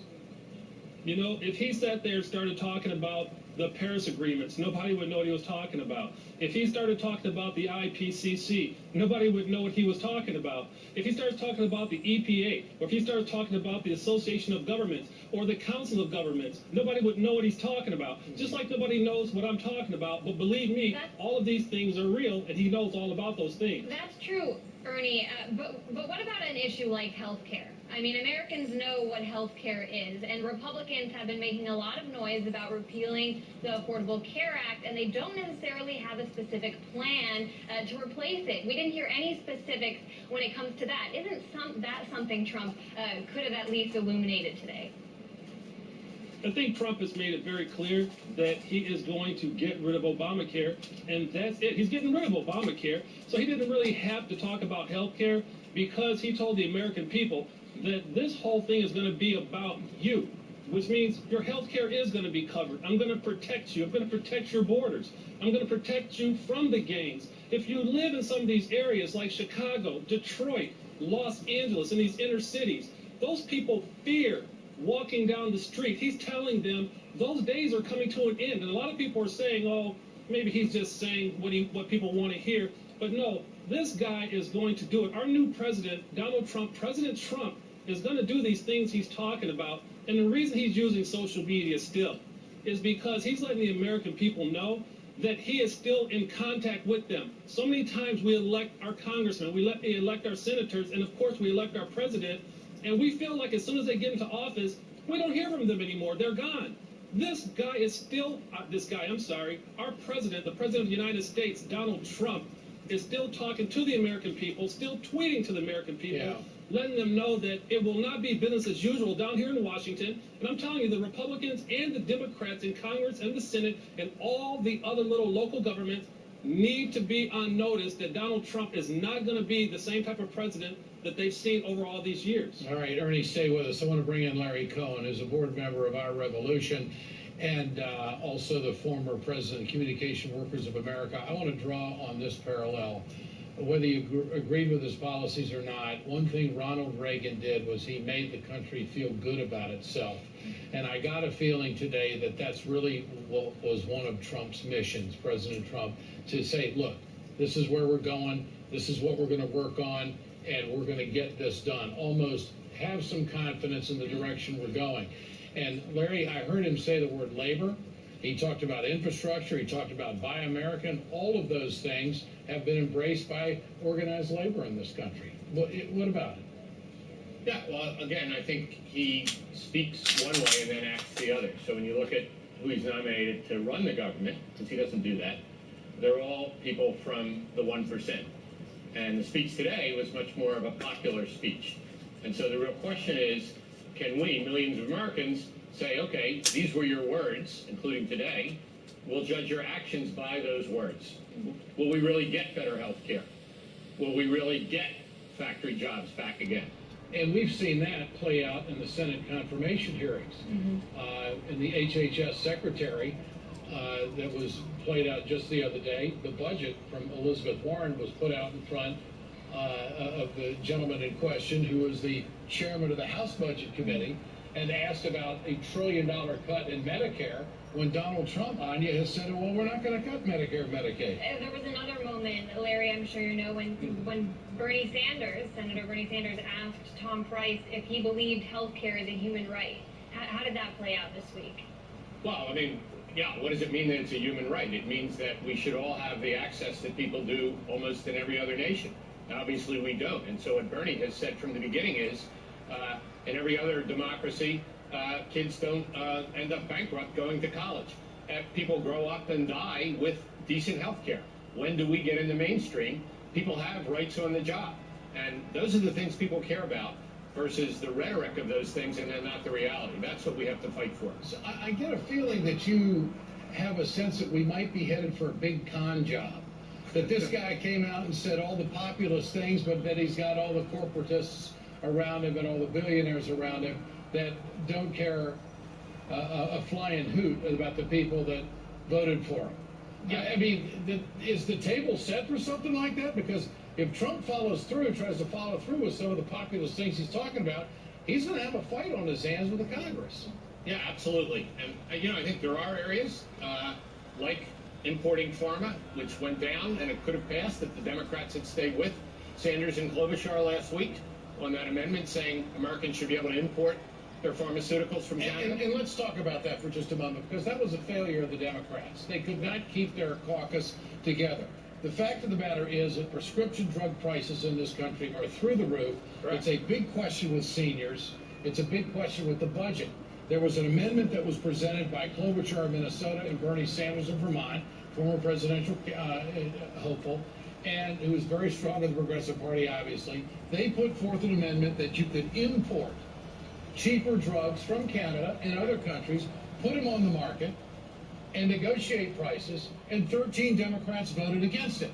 Now, if that doesn't hit the middle class, I don't know what does. Exactly. And so Cory Booker, who has been very outspoken about the Attorney General position with Senator Sessions, turns right around and does exactly what Sessions would have done, which was vote down this opportunity for middle-class families and Americans to get cheaper drugs. And 12 So this is the divide in the Democratic Party. Yeah. Is it not? Yeah, no, absolutely. And 12 Republicans voted with Bernie Sanders. Yeah. So, I mean, the real question is, you know, can we, the millions of people that are active in this country in the political system, demand that there's some adherence to the words these people have, whether it's Cory Booker or Donald Trump, versus their actions. And we want actions, not just words. Okay. Larry Cohen, great to have you with us. Thanks so much. Always at the cutting edge of all the issues. Thank you. Let's turn now to legal and media analyst Lionel with LionelMedia.com. Lionel, this has been quite an interesting day. I want to hear something positive about Donald Trump, if you can find it, in that speech and moving the country forward. Oh, we all want the President of the United States to succeed. We may not agree with him on every policy, but we don't certainly want him to be a failure. We don't want the economy to tank. We want everybody to have a job. We all want health care. We all want security. We want better foreign relations with all kinds of countries. There's a lot on the table with this 45th president. What's next week? What's next month? What's next year going to look like? Well, first of all, you want good news. Let me give you some good news like the great Anne Murray sang years ago. First, Ed, let me just tell you something. I've been scouring the various media platforms all afternoon, in addition to watching you and Anya doing a stellar job. And I will tell you right now, this is a Rorschach test. Depending upon what you see, whom you listen to, what you watch, what you're seeing is somebody basically taking this mosaic and pulling from it and culling from it anything they want to see. What you're also seeing in a lot of, shall I say, non-traditional media platforms, you can see a lot of people regrouping and basically shifting the message to say, look, this thing isn't working, let's be positive. So as we remove ourselves from the media scrum and we ask ourselves, there are people right now, as we speak, who were in love with the message today, who love this president, who feel that there is a spirit of adventure, of making America great again. And I can turn to this other group, depending upon who they are, and they can say, you know, that was rather populist. That was really kind of a speech versus a vision. And we can say all of that, and they'd be correct as well. Because, like I said, it's a Rorschach test. What I'm telling everybody to do is simply this, and listen very carefully. Everything that I've ever thought about this election, everything, not you or Anya, mind you, but for the rest of the world, has been wrong. So whatever you think now, in terms of the inauguration, about how it looks, the reaction, the message, the feel, take that, put it into this weird sphere called the parallel universe of Trump world, and see what he spits out. See what happens. Because I'm telling you, part of me says, you know, this is kind of a lackluster inaugural. Even the protests are lousy. It's like, watered down. Yet, I'm serious. It's almost like saying, remember the old expression, what if they gave a war and nobody came? What if they gave an inaugural and nobody came? It's like, this is almost like a rehearsal.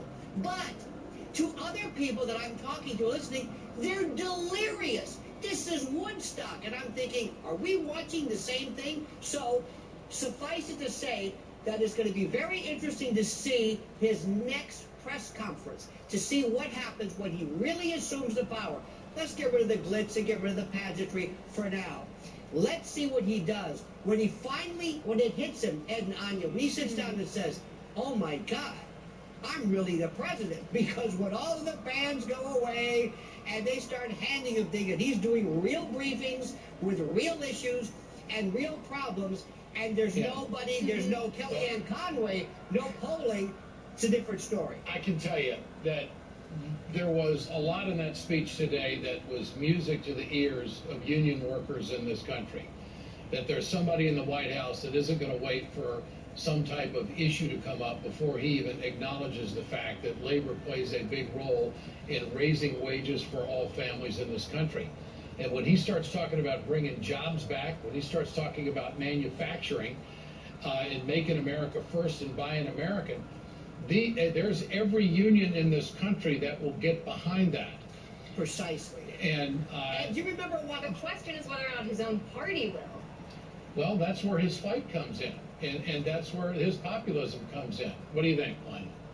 Do you recall Michael Moore, who caught himself during a moment, I guess, of he let his guard down, where he was saying, you know, this Trump fellow actually speaks to people, working folks, for the first time, and then I think he snapped out of it and realized, wait a minute, I can't say that. Yeah. Because Ed and Anya, he did speak. You know, you and I, and not you, but people can talk about rather flowery issues about global warming, and I know that's important. I'm not trying to diminish that. Yeah. But to people who worry about jobs and paychecks and living paycheck to paycheck, there was something there for factories closing, absolutely. All right, Lionel, great to have you with us. Thanks so much. Anya? You know, Ed, last night when Donald Trump was addressing his supporters at the Lincoln Memorial in anticipation of today's events, he said that he is a vessel for the message of the American people, that he didn't win the election, but the American people did. And today we saw him in a different role. He was in a ceremonial position, not the off-the-cuff presidential candidate and elect that we saw. He was more scripted, and that's because there's very little room when it comes to the inauguration. It's a very set ceremonial process. Though in anticipation of this event, I did take a look back at some of the twists that have fallen on the inauguration in the past.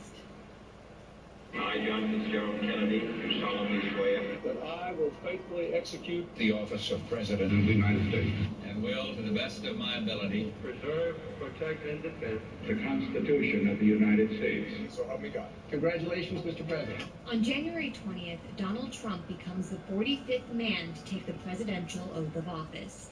It's a vow which has remained nearly unchanged since it was inscribed in the Constitution and ratified in 1787.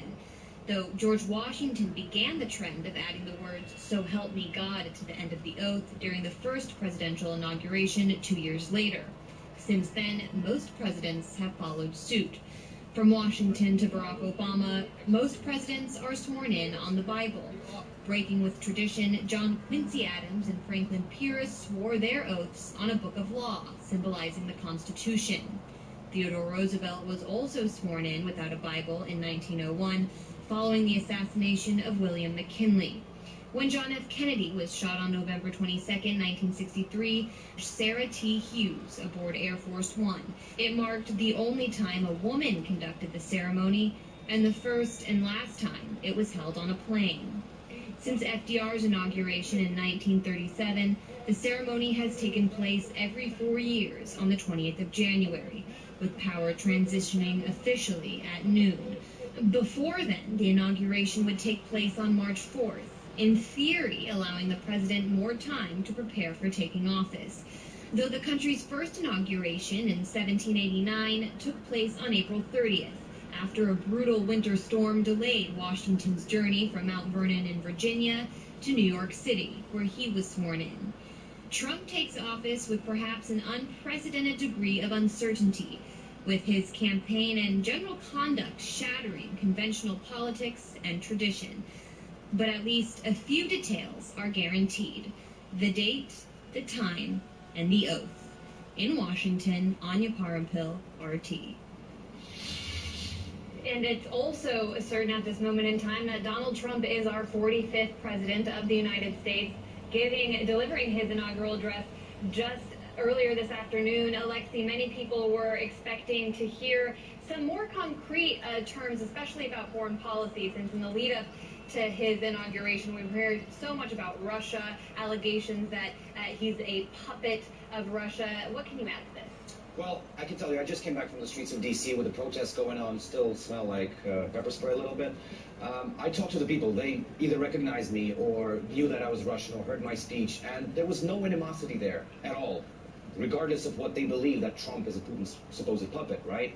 Last night I went to the Trump supporters gathering at Deplorable, and people were laughing off the idea that Russia elected Donald Trump, because it's 62 million people who elected him, right?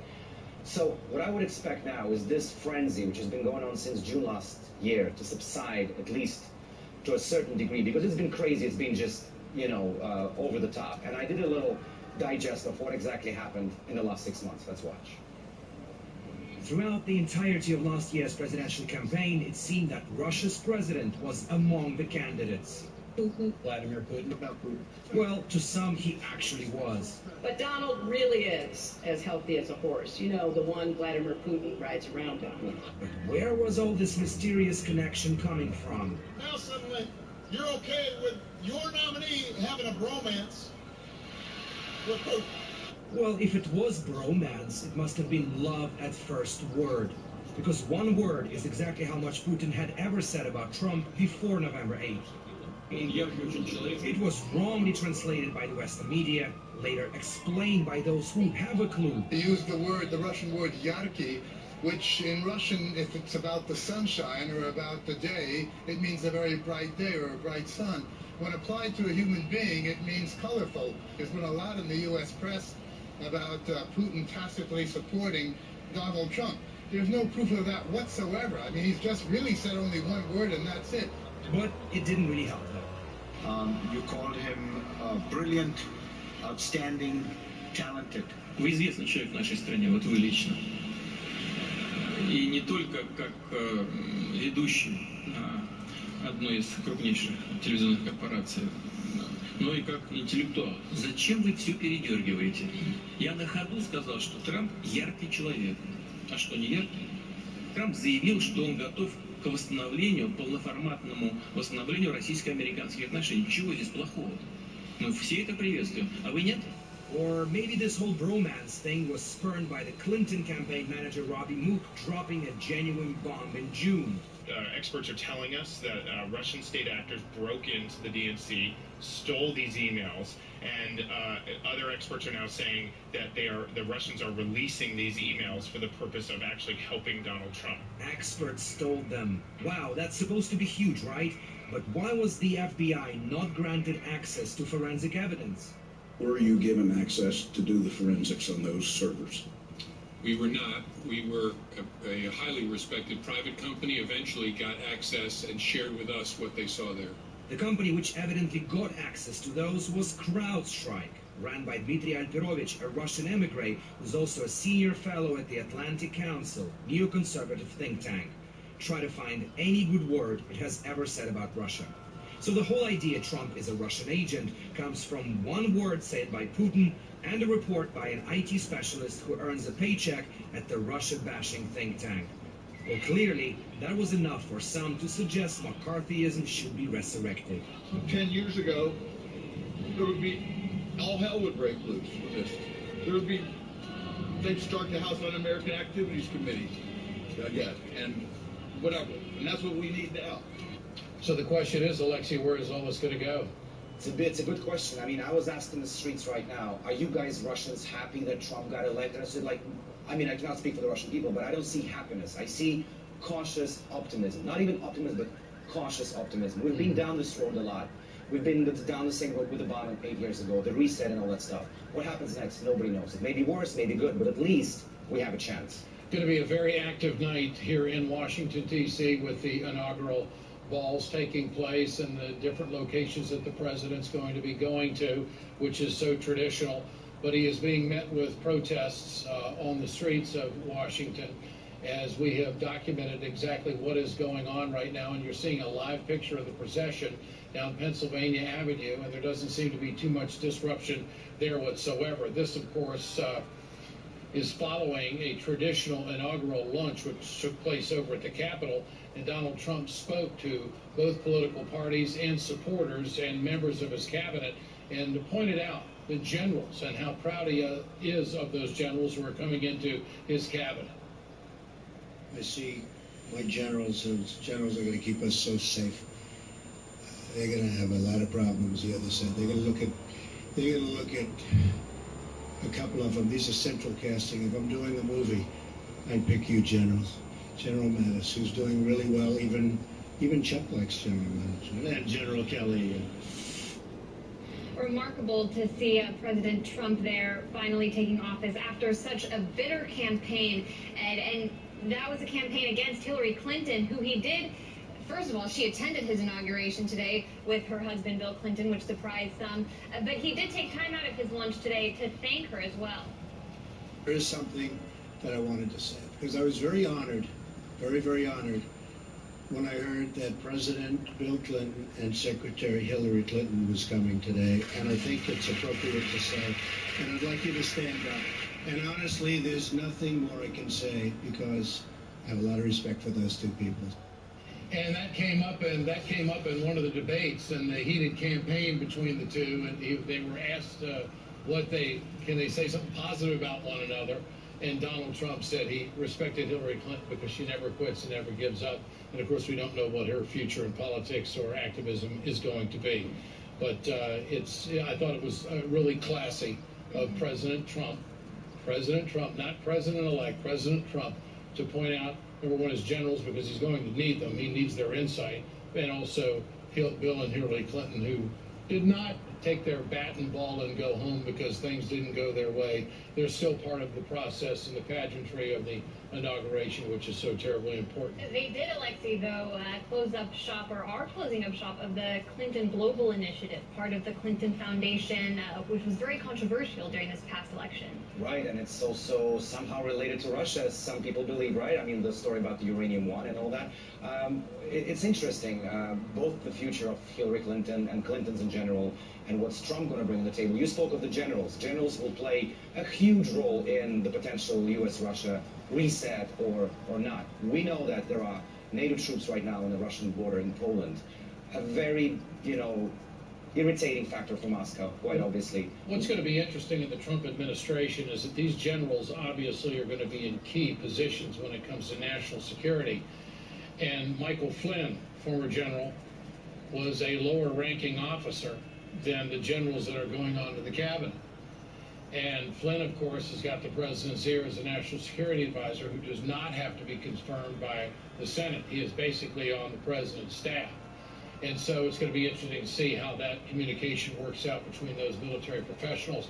Our Ashley Banks was out and about today on the streets of Washington, D.C., covering the protests. Here's that story. So I'm here right now at 12th and K here in Washington, D.C. Now, protesters took to the streets after Trump became, or was sworn into office and became, the 45th president of the United States. Now, everything started over here. Protesters were peacefully protesting, and police stood up, and they were lined up. It was about 20 to 50 police just standing over here at 12th and K, and they were just lining up with their shields and guard stance.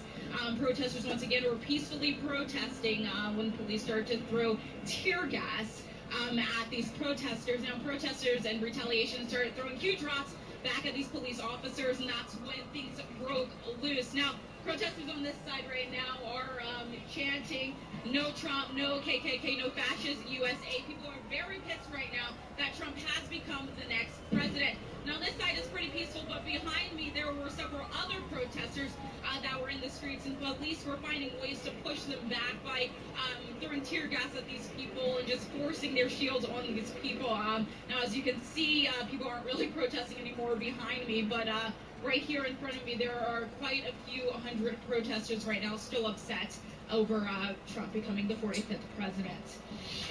With the new president, the State Department is also subject to change. And so with the old staff leaving it, we've prepared a compilation of our most favorite experiences with Obama's State Department.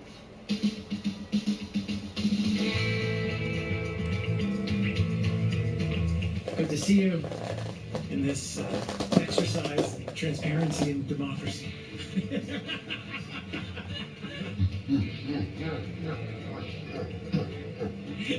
Is that what it is?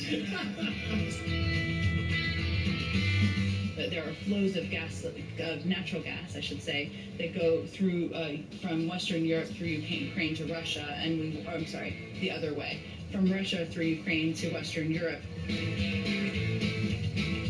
I think it's an important reminder. You're playing the Pokemon thing right there, aren't you? We'll continue to work with our coalition partners to defeat Daesh. Did you get one? No, the signal is not very good. Sorry about that. His replacement as Foreign Secretary has just been announced as Boris Johnson.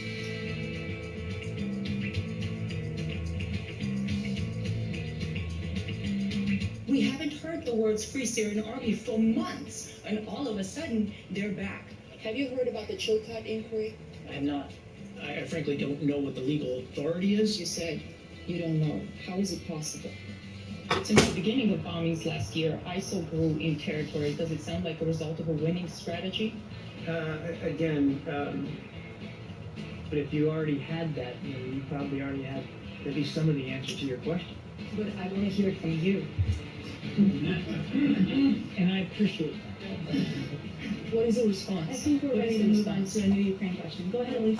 Maybe you should speak to the Russians on their target. Clearly, either she or her colleagues have spoken to the Russians about it, and they say that you're wrong. I'm not going to put Russia Today on the same level with the rest of you who are representing independent media outlets. Hold on. Thank you, everyone. That Egypt coming is ridiculous. And we can only imagine what life is going to be under the Trump administration. Our team here at RT, of course, will be covering the State Department intensely, no question about it. I want to thank all of you for watching. I'm Ed Schultz along with Anya Parnfield. We leave you with the number of over 100 people have been arrested on the streets of Washington, D.C. as the inauguration of Donald Trump continues. He is the President of the United States, and he is the 45th President of the United States. His motorcade is now making its way to some of the activities, and our coverage will continue on RT throughout the week. Thanks so much for joining us. I'm Ed Schultz along with Anya Parnfield. You're watching RT America.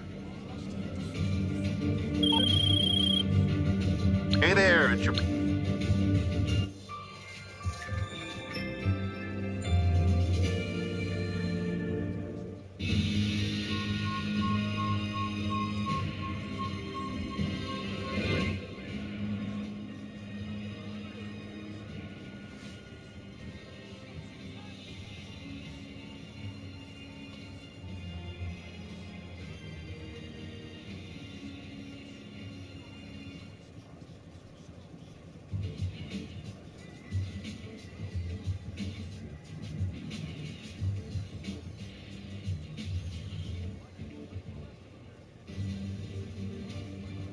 Welcome back to Inauguration 2017 Worldwide here on RT.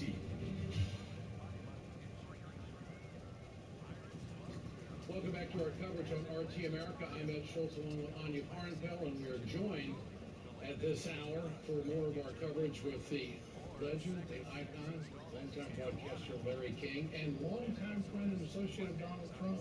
Oh, well, it's good to be with you. It's what good. A great looking set. It's good to have you RT here. in Washington looks terrific. It's a perfect day for an inaugural. It's not very cold. There's a nip in the air. There's clouds. There should be clouds. Larry, There's a double meaning there. Yeah, I think there are a lot of Americans out there. It's LJT. Guess who I just spoke to? The Grow House. And you know why they were calling me instead of measuring soil nutrients or whatever the fuck? Because there are no plants. You need to go over there and do a resupply run now. 1978, I believe, when I first met him when I was doing my national radio show and then subsequently on television, CNN. He's certainly unusual. He has an enormous ego. I mean, it's an ego that's such an ego that it becomes a caricature of itself. He the joke is, Melania said the other day that God, it's cold, and he said, you can call me Donald. But he has this, he has a flair. He certainly knew what he wanted in business. He's been erratic politically, as opinions here. But Donald Trump of 10 years ago was very liberal. He wanted a single-payer health system. Was pro-choice. Supported Hillary Clinton's senatorial campaign in New York. Kind of a political drifter. Yeah, but he jumped into found a niche here, and he jumped into it very smartly. And while he ran to what the pundits might say was an erratic campaign, those people he touched didn't see it that way. When he made that statement, I could shoot someone on Fifth Avenue and still win the vote. Told you a lot. You've also known Hillary Clinton for a long time. This has to be just as long. Yeah, this has to be a very hard day for her. And it's been a rough couple of months, a shocking defeat, so to speak. Absolutely. But I think she's been handling it very well. Look over there. She's very graceful. President Bush behind her, the Bushes and the Clintons have gotten very close. The father that we all wish the best, is that hospital up in. And he was probably one of the most qualified men ever to take the Oval Office, George H.W. Bush. Oh, yeah. I mean, he was a real statesman. Well, he's head of the party, congressman, head of the CIA. He certainly... Vice president for 8 years. He's such a... George Bush, I'll tell you a story on George H.W. Bush, which shows you how classy he is. I was asked to be the MC of his 80th birthday party, which would take place at Minute Park in Houston. And we had a lunch a couple days before. And during the lunch, we just casually making small talk. It was a wonderful event. And he said to me, you remember my grandson? And he gave me his name. I said, yeah, sure. I met him at the convention. So, well, you know, he's graduating high school now. I said, yeah. And he'd like to go to Georgetown. I said, it's a great school. And then this is President Bush said to me, you know anyone at Georgetown? I was taken aback, and I said, well, I know the head of the law, the dean of law, because he went to the same high school I went to. Would you write him a name? So then I said, you're the president, would you call him? He says, I don't know anybody there. It would be rude. Interesting. You were kind of a class, it would be rude to interfere with that. And that's that Connecticut Republican Herald Tribune. That Republican isn't around anymore. Well, it's certainly different from Donald Trump, who's going to be the next president of the United States. Take us to dinner with Donald Trump. And you've had many. What's he talk about? What's he like? What's his hot button? His hot button is, first of all, since you've last seen him, he will tell you every new deal. Since you've last seen him, I'm opening here, I got this here, I got this golf course, and this is coming here. How about you? And we talk for a while, and I go back. But he's also has, it's hard to explain this, there's a sweetness to him. When I had some surgery in hospital here, he was so nice, he put us into his hotel, he comped us, he took my wife to dinner while I was in the hospital. He can be very gracious. I've never seen him treat me badly. I know a lot of his employees like him. But on the other hand, he's got business people who will tell you the truth. And in other words, to say the least, he's complicated. Great insight. Larry King with us through our coverage today here on RT. Let's go live now to Lindsay France at Lafayette Park. Lindsay? Hey, what's really noticeable here since the families left and they have now arrived at the Capitol is that the media coverage has started in full right now, and it predictably swung into action. I mean, I have literally been looking at the tweets and the output, the articles written, and it's just shocking because you see from seemingly reputable sources and reputable media, you see tweets such as if you compare the tweets from the Obama inauguration, the masses come together for the Obama inauguration, and the Trump tweets by that same organization, it was Trump followers clog the city. You see articles written by journalists saying, should students watch this inauguration? It just goes on and on. And I think what's interesting, I'm in the middle of, I'm surrounded by media, mainstream, international, what have you, and they seem to be still missing the point. Not all of them, but a lot of them. And so watching these families leave the White House and put a good face on things, I've got to say on this day, you see voters take to Twitter and say, hey, can we please put politics aside and cover this and talk about it? And it's just shocking what you see a lot of outlets do. And these are outlets that for decades people relied on for information, and things have changed. So from a voter's perspective, it's an interesting day because we have seen a lot of biased coverage from Election Day to today.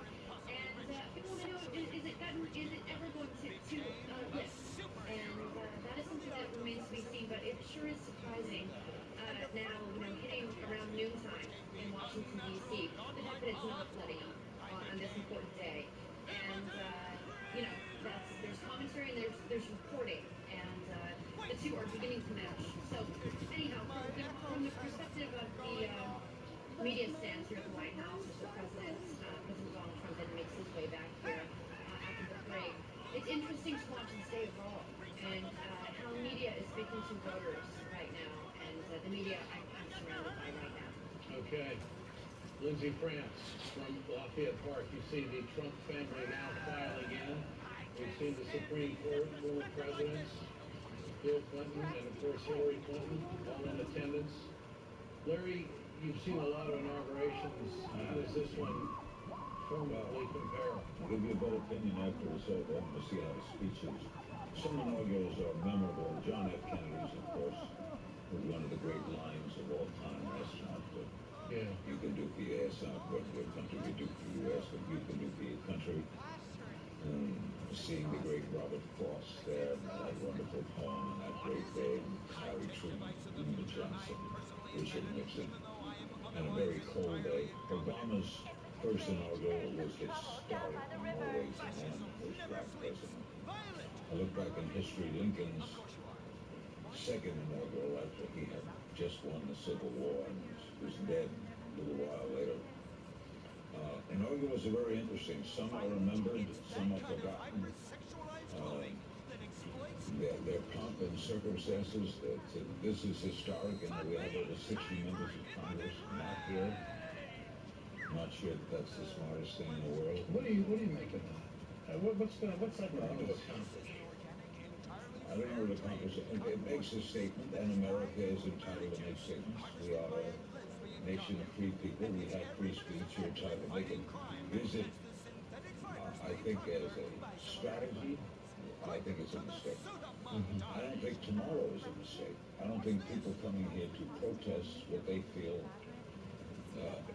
is that their country is not the country they want. That's every right. But for elected representatives on the day that we have this peaceful exchange, the way they do it is amazing. How we do that, don't believe it. Yeah. We were talking about your time with Trump at dinner, what he's like. He's a very loyal guy, isn't he, to the people around him. That's one quality that people seem to talk about a lot. If you're a friend of his, he's loyal to you until you cross him. He is thin-skinned. The Twitter thing, what he takes off on people and he attacks people if they're bad at him. He is very quick to have opinions of people. But he's also quick to be kind to people. I thought he was very nice to Obama at that meeting in the Oval Office. I kept saying, he's a good man. He just discovered. He's a good man. This is, you'd have to say it, you've been around. This is the most unusual president of my lifetime. Unusual in experience, unusual in attitude. With modern, with social media, with Twittering, we've never had anything like this. And he is a media mogul. He is media savvy. He has a very interesting personality and uses the tool of the contemporary media. But what is also fascinating, and his family is going to be involved in this administration. Ivanka Trump, no assigned position right now, but clearly is going to be an integral part.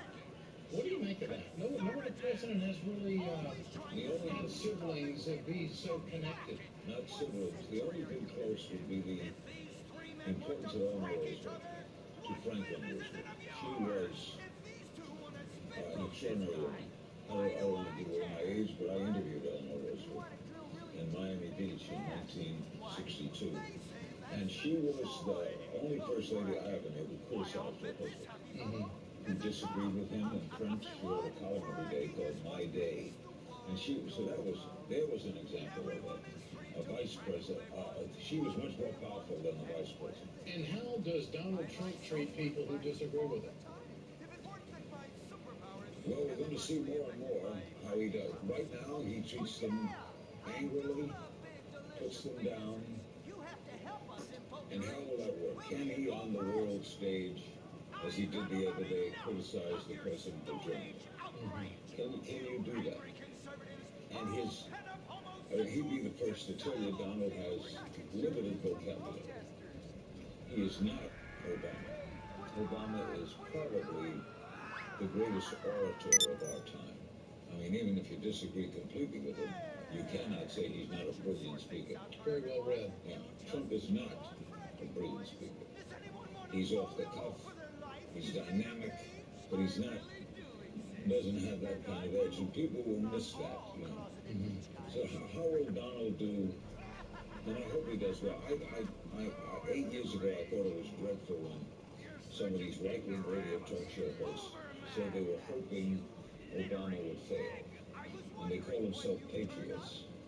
That's not a patriot. That kind of started the Tea Party movement. That was part of that conversation. And I tweeted the other day that no matter what you think, I hope Trump is successful. I do too.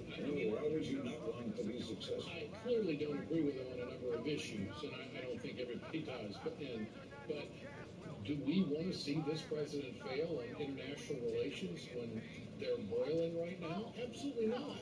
No, of course not. We want to see him succeed. You want a president to succeed. You want your country to do well. We have a right to stand up and say we don't like this. Those protesters tomorrow have every right to come and say we are here for redress of grievance. That's you know once during the height of the Vietnam War, I interviewed Commander Wallace Green, who was the head of the Marine Corps, and there were all the protests going on. And I thought he would go the particular line, protesting the protest. Instead, he said, thank God for those protesters, because that's what our Marines are fighting for. Their right to do that. If we stop them from doing that, what are we fighting for? What kind of communication do you think Donald Trump will have with former presidents? Because that really has developed over the years as almost standard operating procedure. You know, there's been communication between, Bush 43, Bush 41, and it's not been great. Not been great. It's been okay. George H.W. Bush, I don't think, Reagan was starting to Alzheimer's, so there was not much connection there. I don't think Roosevelt talked to Hoover. Truman talked to Hoover, put him in charge of food distribution around the world. I don't think Eisenhower and Truman talked at all. Eisenhower and Kennedy did talk. Especially trash barrels that keep people warm. We're after a riot because there's no jobs. America is hurting. We're at each other's throats, wondering if this country can ever come back from the abyss. Bankers need the coffers. The thing about steel, it's hot and cold at the same time, like a woman. They got this. We made the problems, we're solving them together, because we're in this together, which is why it's only right you're paying for the mistakes we made together. The subpar cars and overly entitled executives. Together, we're holding on to the dream. That dream is luxury, and a gas-guzzling luxury car, created in a nation that's 95% condemned. We haven't forgotten what America wants. A hunk of overpriced shit that goes fast and gets you vapid pussy. Bravado. United we stand. Together we fall.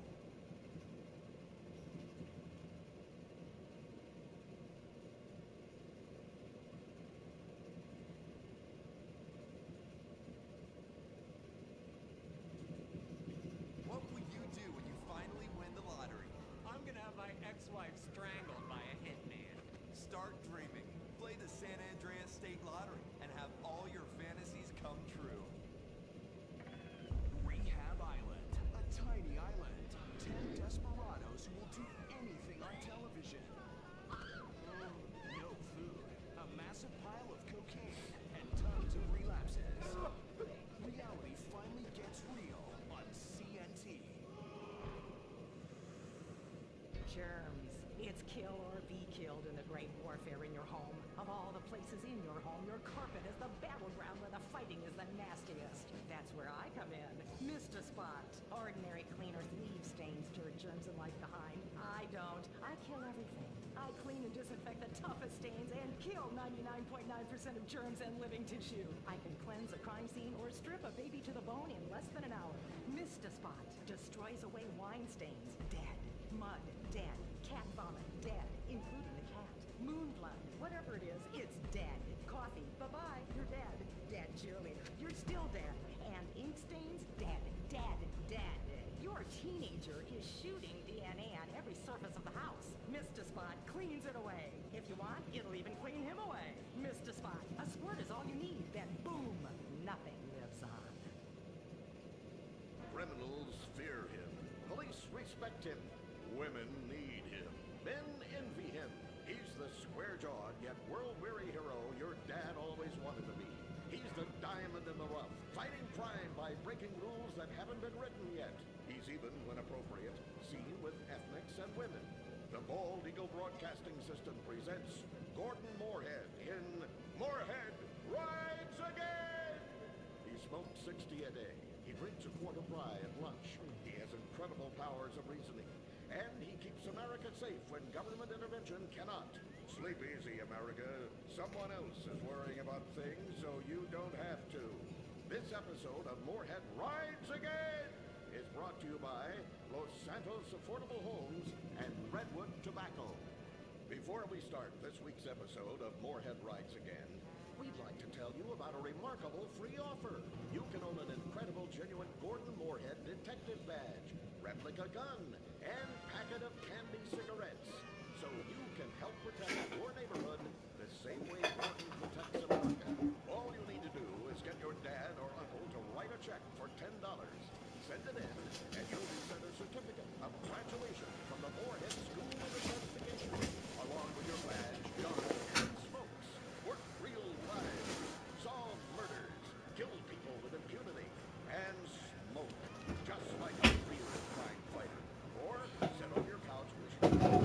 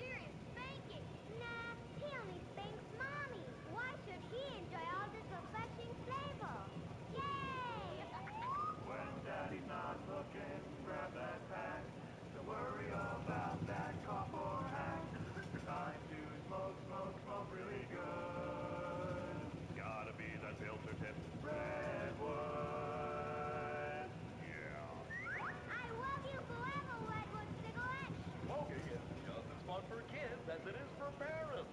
Have a redwood. Don't let adults have all the fun.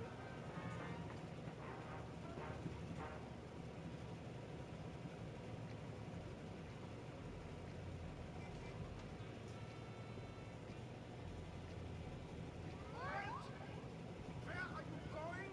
Look the other way, pal. We're fighting communists. Oh, ein hate these communists. Sie killed my father in Stalingrad. Look at the writers' room. I hear the filthy socialists often meet there. Oh, Gordon, I'm scared. Shut up, you blow-up cover. Oh, sorry, Gordon. Estrogen makes me weak-minded. Let's not waste time. We haven't got a moment to lose on dull exposition or silly plot points. I want to go straight to the boss of this place. Vinewood is full of harlots and charlatans and socialist scum, and I want to know who is pulling the strings.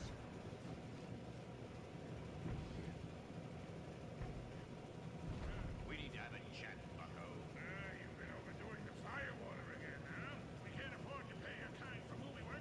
We're losing money. This is advertising money. I'm no sitting bull, big cheap pile of cash. I'm Gordon Moorhead, crime fighter, and I'm hunting commies, see? Ha! I knew it. Those aren't mine.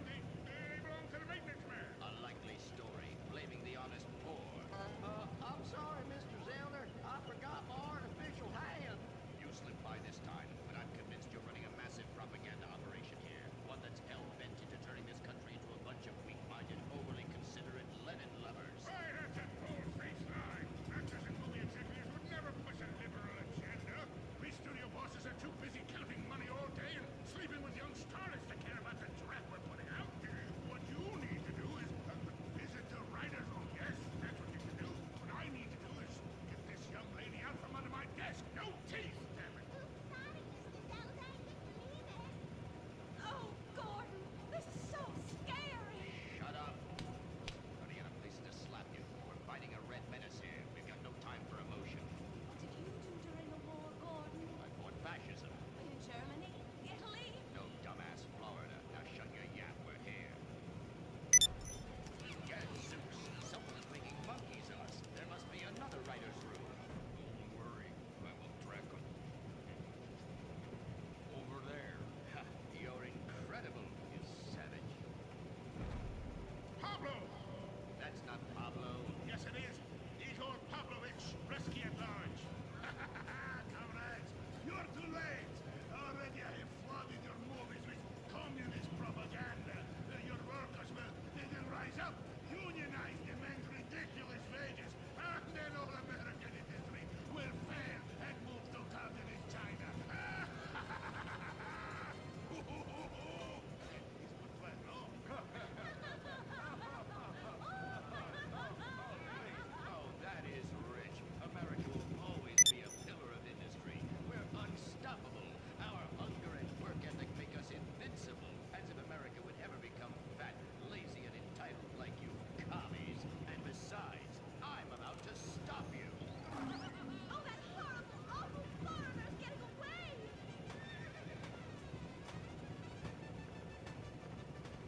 Get him, Gordon! Oh, bye-bye, comrades!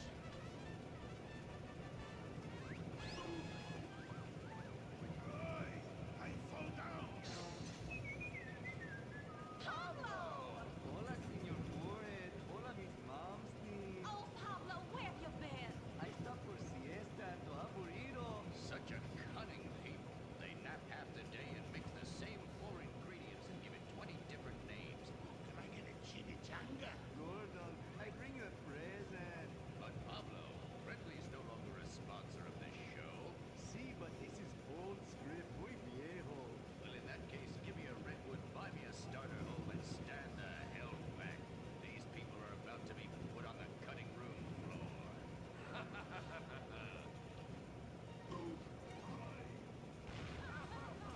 I guess weeding out trouble never goes out of style. Now, Chancho. And I guess I would like a redwood. Join us next time for more adventures with Gordon, Molly, and the gang as they protect America's atomic secrets by setting some off. Only on Moorhead Rise Again!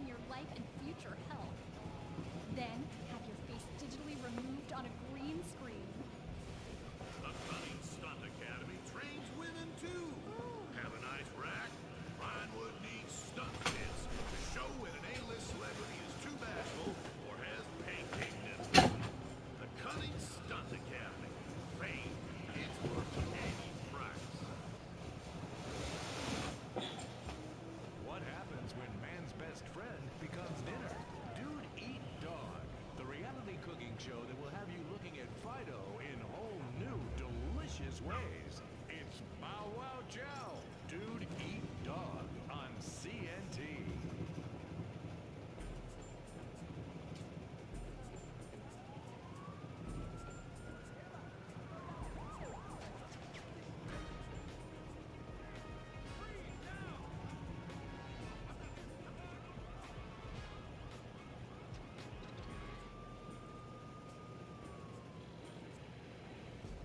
Welcome to Los Santos, the city of celluloid, sin, and cellulite removal. From dead starlets in Vinewood, to the gangbangers in Davis and Strawberry, and terracels in Chumash, to the drunken tourists in Del Perro Pier. It's time to take a look inside this cesspit of destroyed dreams, drug-addled degenerates, and polluted desperados that make up this great city of lights.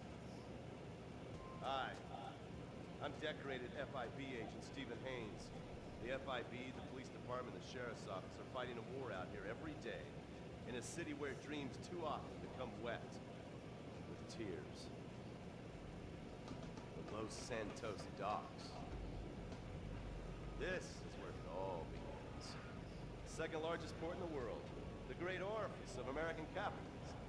Stuff coming in, garbage going out. And hidden in over 2 million containers a day, God only knows where. The cartels pay off some low-level schlub, and suddenly you've got military-grade weapons, badly cut crystal meth, and grade A yayo from Mexico flooding our streets. And once it hits the hood, it's anarchy. The sight of murder hold the prize. Or maybe the Chinese are slipping some of our high-security weapons systems in with the recycling. We're giving up our national security for nothing? Who knows? Who cares? As long as the financial party continues, we'll just keep picking up the pieces. A word to the wise, kids. Never use PCP. It makes you want to punch cops or run around naked, not necessarily always in that order.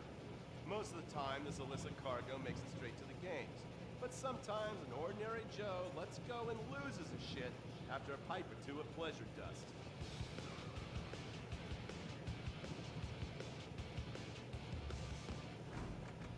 Vagos, bloodthirsty Chicanos with a predilection for pain, papaya juice, and spicy plantains. They're one of the largest Mexican street gangs in the city, with rumored connections to several major mafias. While half the battle out here is fought with guns, the other half is with informants. Sometimes you need to become the bad guys to bust the bad guys. All right, guys, let's go. When the Ballas and the families aren't shooting each other, they're selling the dope that the junkies are shooting into their veins. The families love sports almost as much as they love banging. Flashy, arrogant, competitive, and aggressive, they are lifelong bitter enemies of the Ballas. Wearing the colors of the feud or the Corkers, the families call themselves Gang Green. Of course, like all families, they love a good squabble. Subdivided into sets, such as the Chamberlain Gangsters and the Carson Avenue set, it turns out the families love shooting each other almost as much as they love shooting Ballas. Now, the LSPD have had many run-ins with various family sets over the years.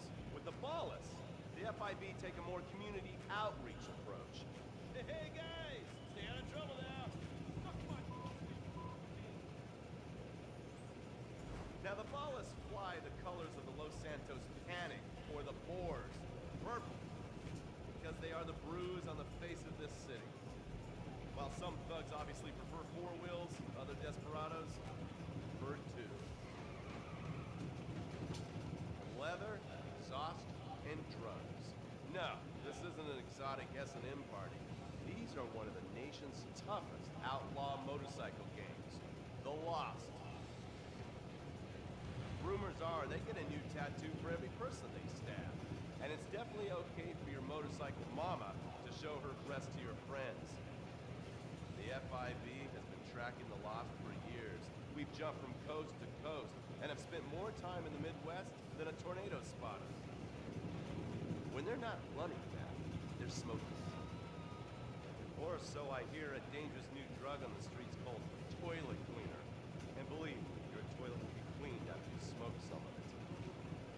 Of course, Vinewood being Vinewood, it's not all about leathery dudes trying to show off on their motorbikes or roided up gangbangers stuck in some 90s time warp. This is the town that made mass murder into nostalgia. Of course, to become truly popular, your murder has to be both unsolved and gruesome. In a town full of alien spotters, adults dressed as zombies, and entertainers dressed as cartoon characters, it takes something particularly awful to really catch people's attention. The famous unsolved murder of a Vinewood starlet is one such case.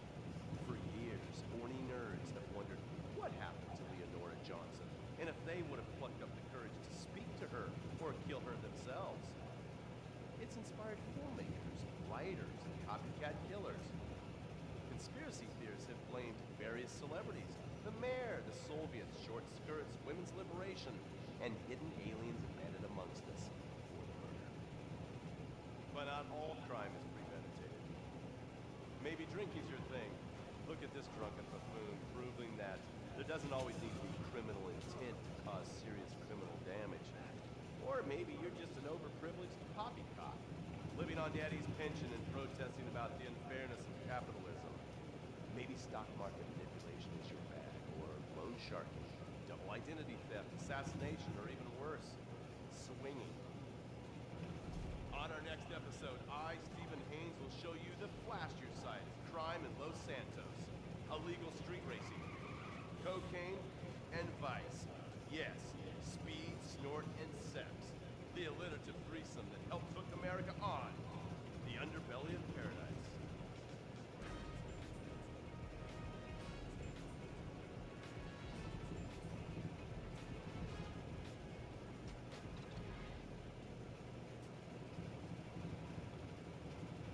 In times like these, it's important to remember the good things. Sure, the economy may be a problem, and we may be shuttering schools, hospitals, and libraries to pay union pensions. But San Andreas is still the place where dreams are made.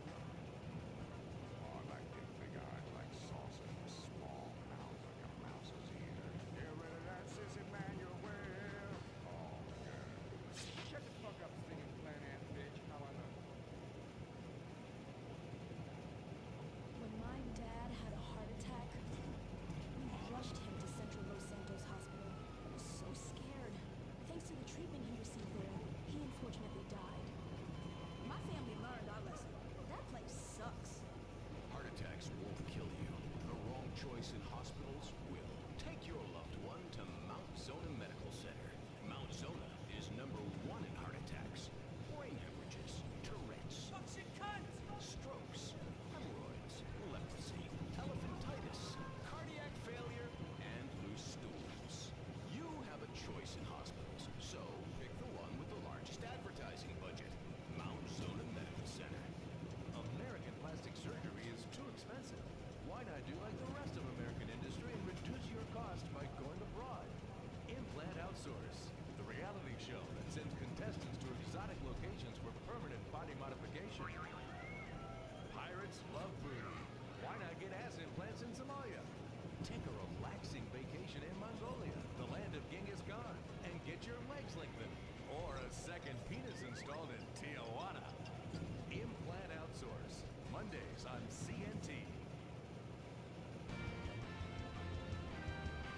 Impotent Rage, the liberal superhero. Save the day for straight or gay. Impotent Rage. Tax the rich, rob the poor, even though he bought us money offshore. Impotent Rage. Get eco awards in a jet plane. We're sacrificing together. I feel your pain. Impotent Rage. Eat organic, recycle, or I'll have a fit. He's a judgmental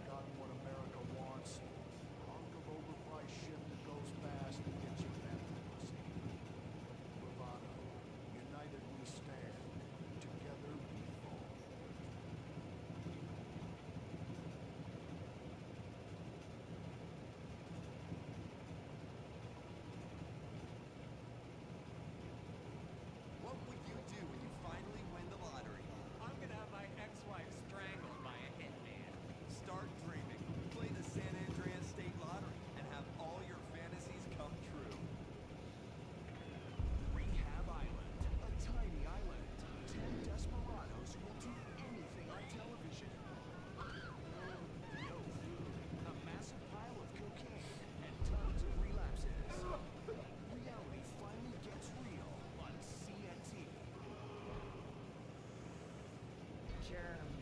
It's kill or be killed in the great warfare in your home. Of all the places in your home, your carpet is the battleground where the fighting is the nastiest. That's where I come in.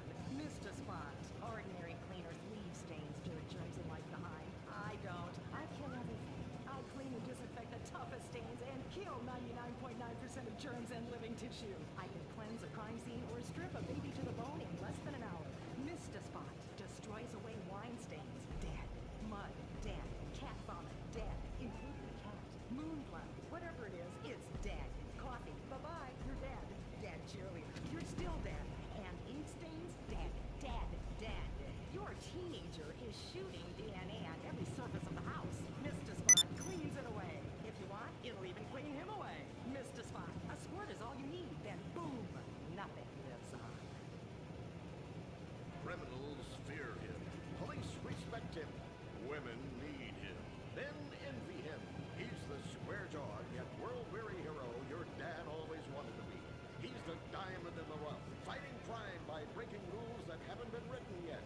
He's even, when appropriate, seen with ethnics and women. The Bald Eagle Broadcasting System presents Gordon Moorhead in Moorhead Rides Again! He smokes 60 a day. He drinks a quart of rye and lunch. He has incredible powers of reasoning. And he keeps America safe when government intervention cannot. Sleep easy, America. Someone else is worrying about things, so you don't have to. This episode of Moorhead Rides Again is brought to you by Los Santos Affordable Homes and Redwood Tobacco. Before we start this week's episode of Moorhead Rides Again, we'd like to tell you about a remarkable free offer. You can own an incredible, genuine Gordon Moorhead detective badge, replica gun, and packet of candy cigarettes, so you can help protect your neighborhood the same way Gordon protects America. All you need to do is get your dad or uncle to write a check for $10. Send it in, and you'll be sent a certificate of graduation from the Moorhead School of Investigation, along with your badge, gun,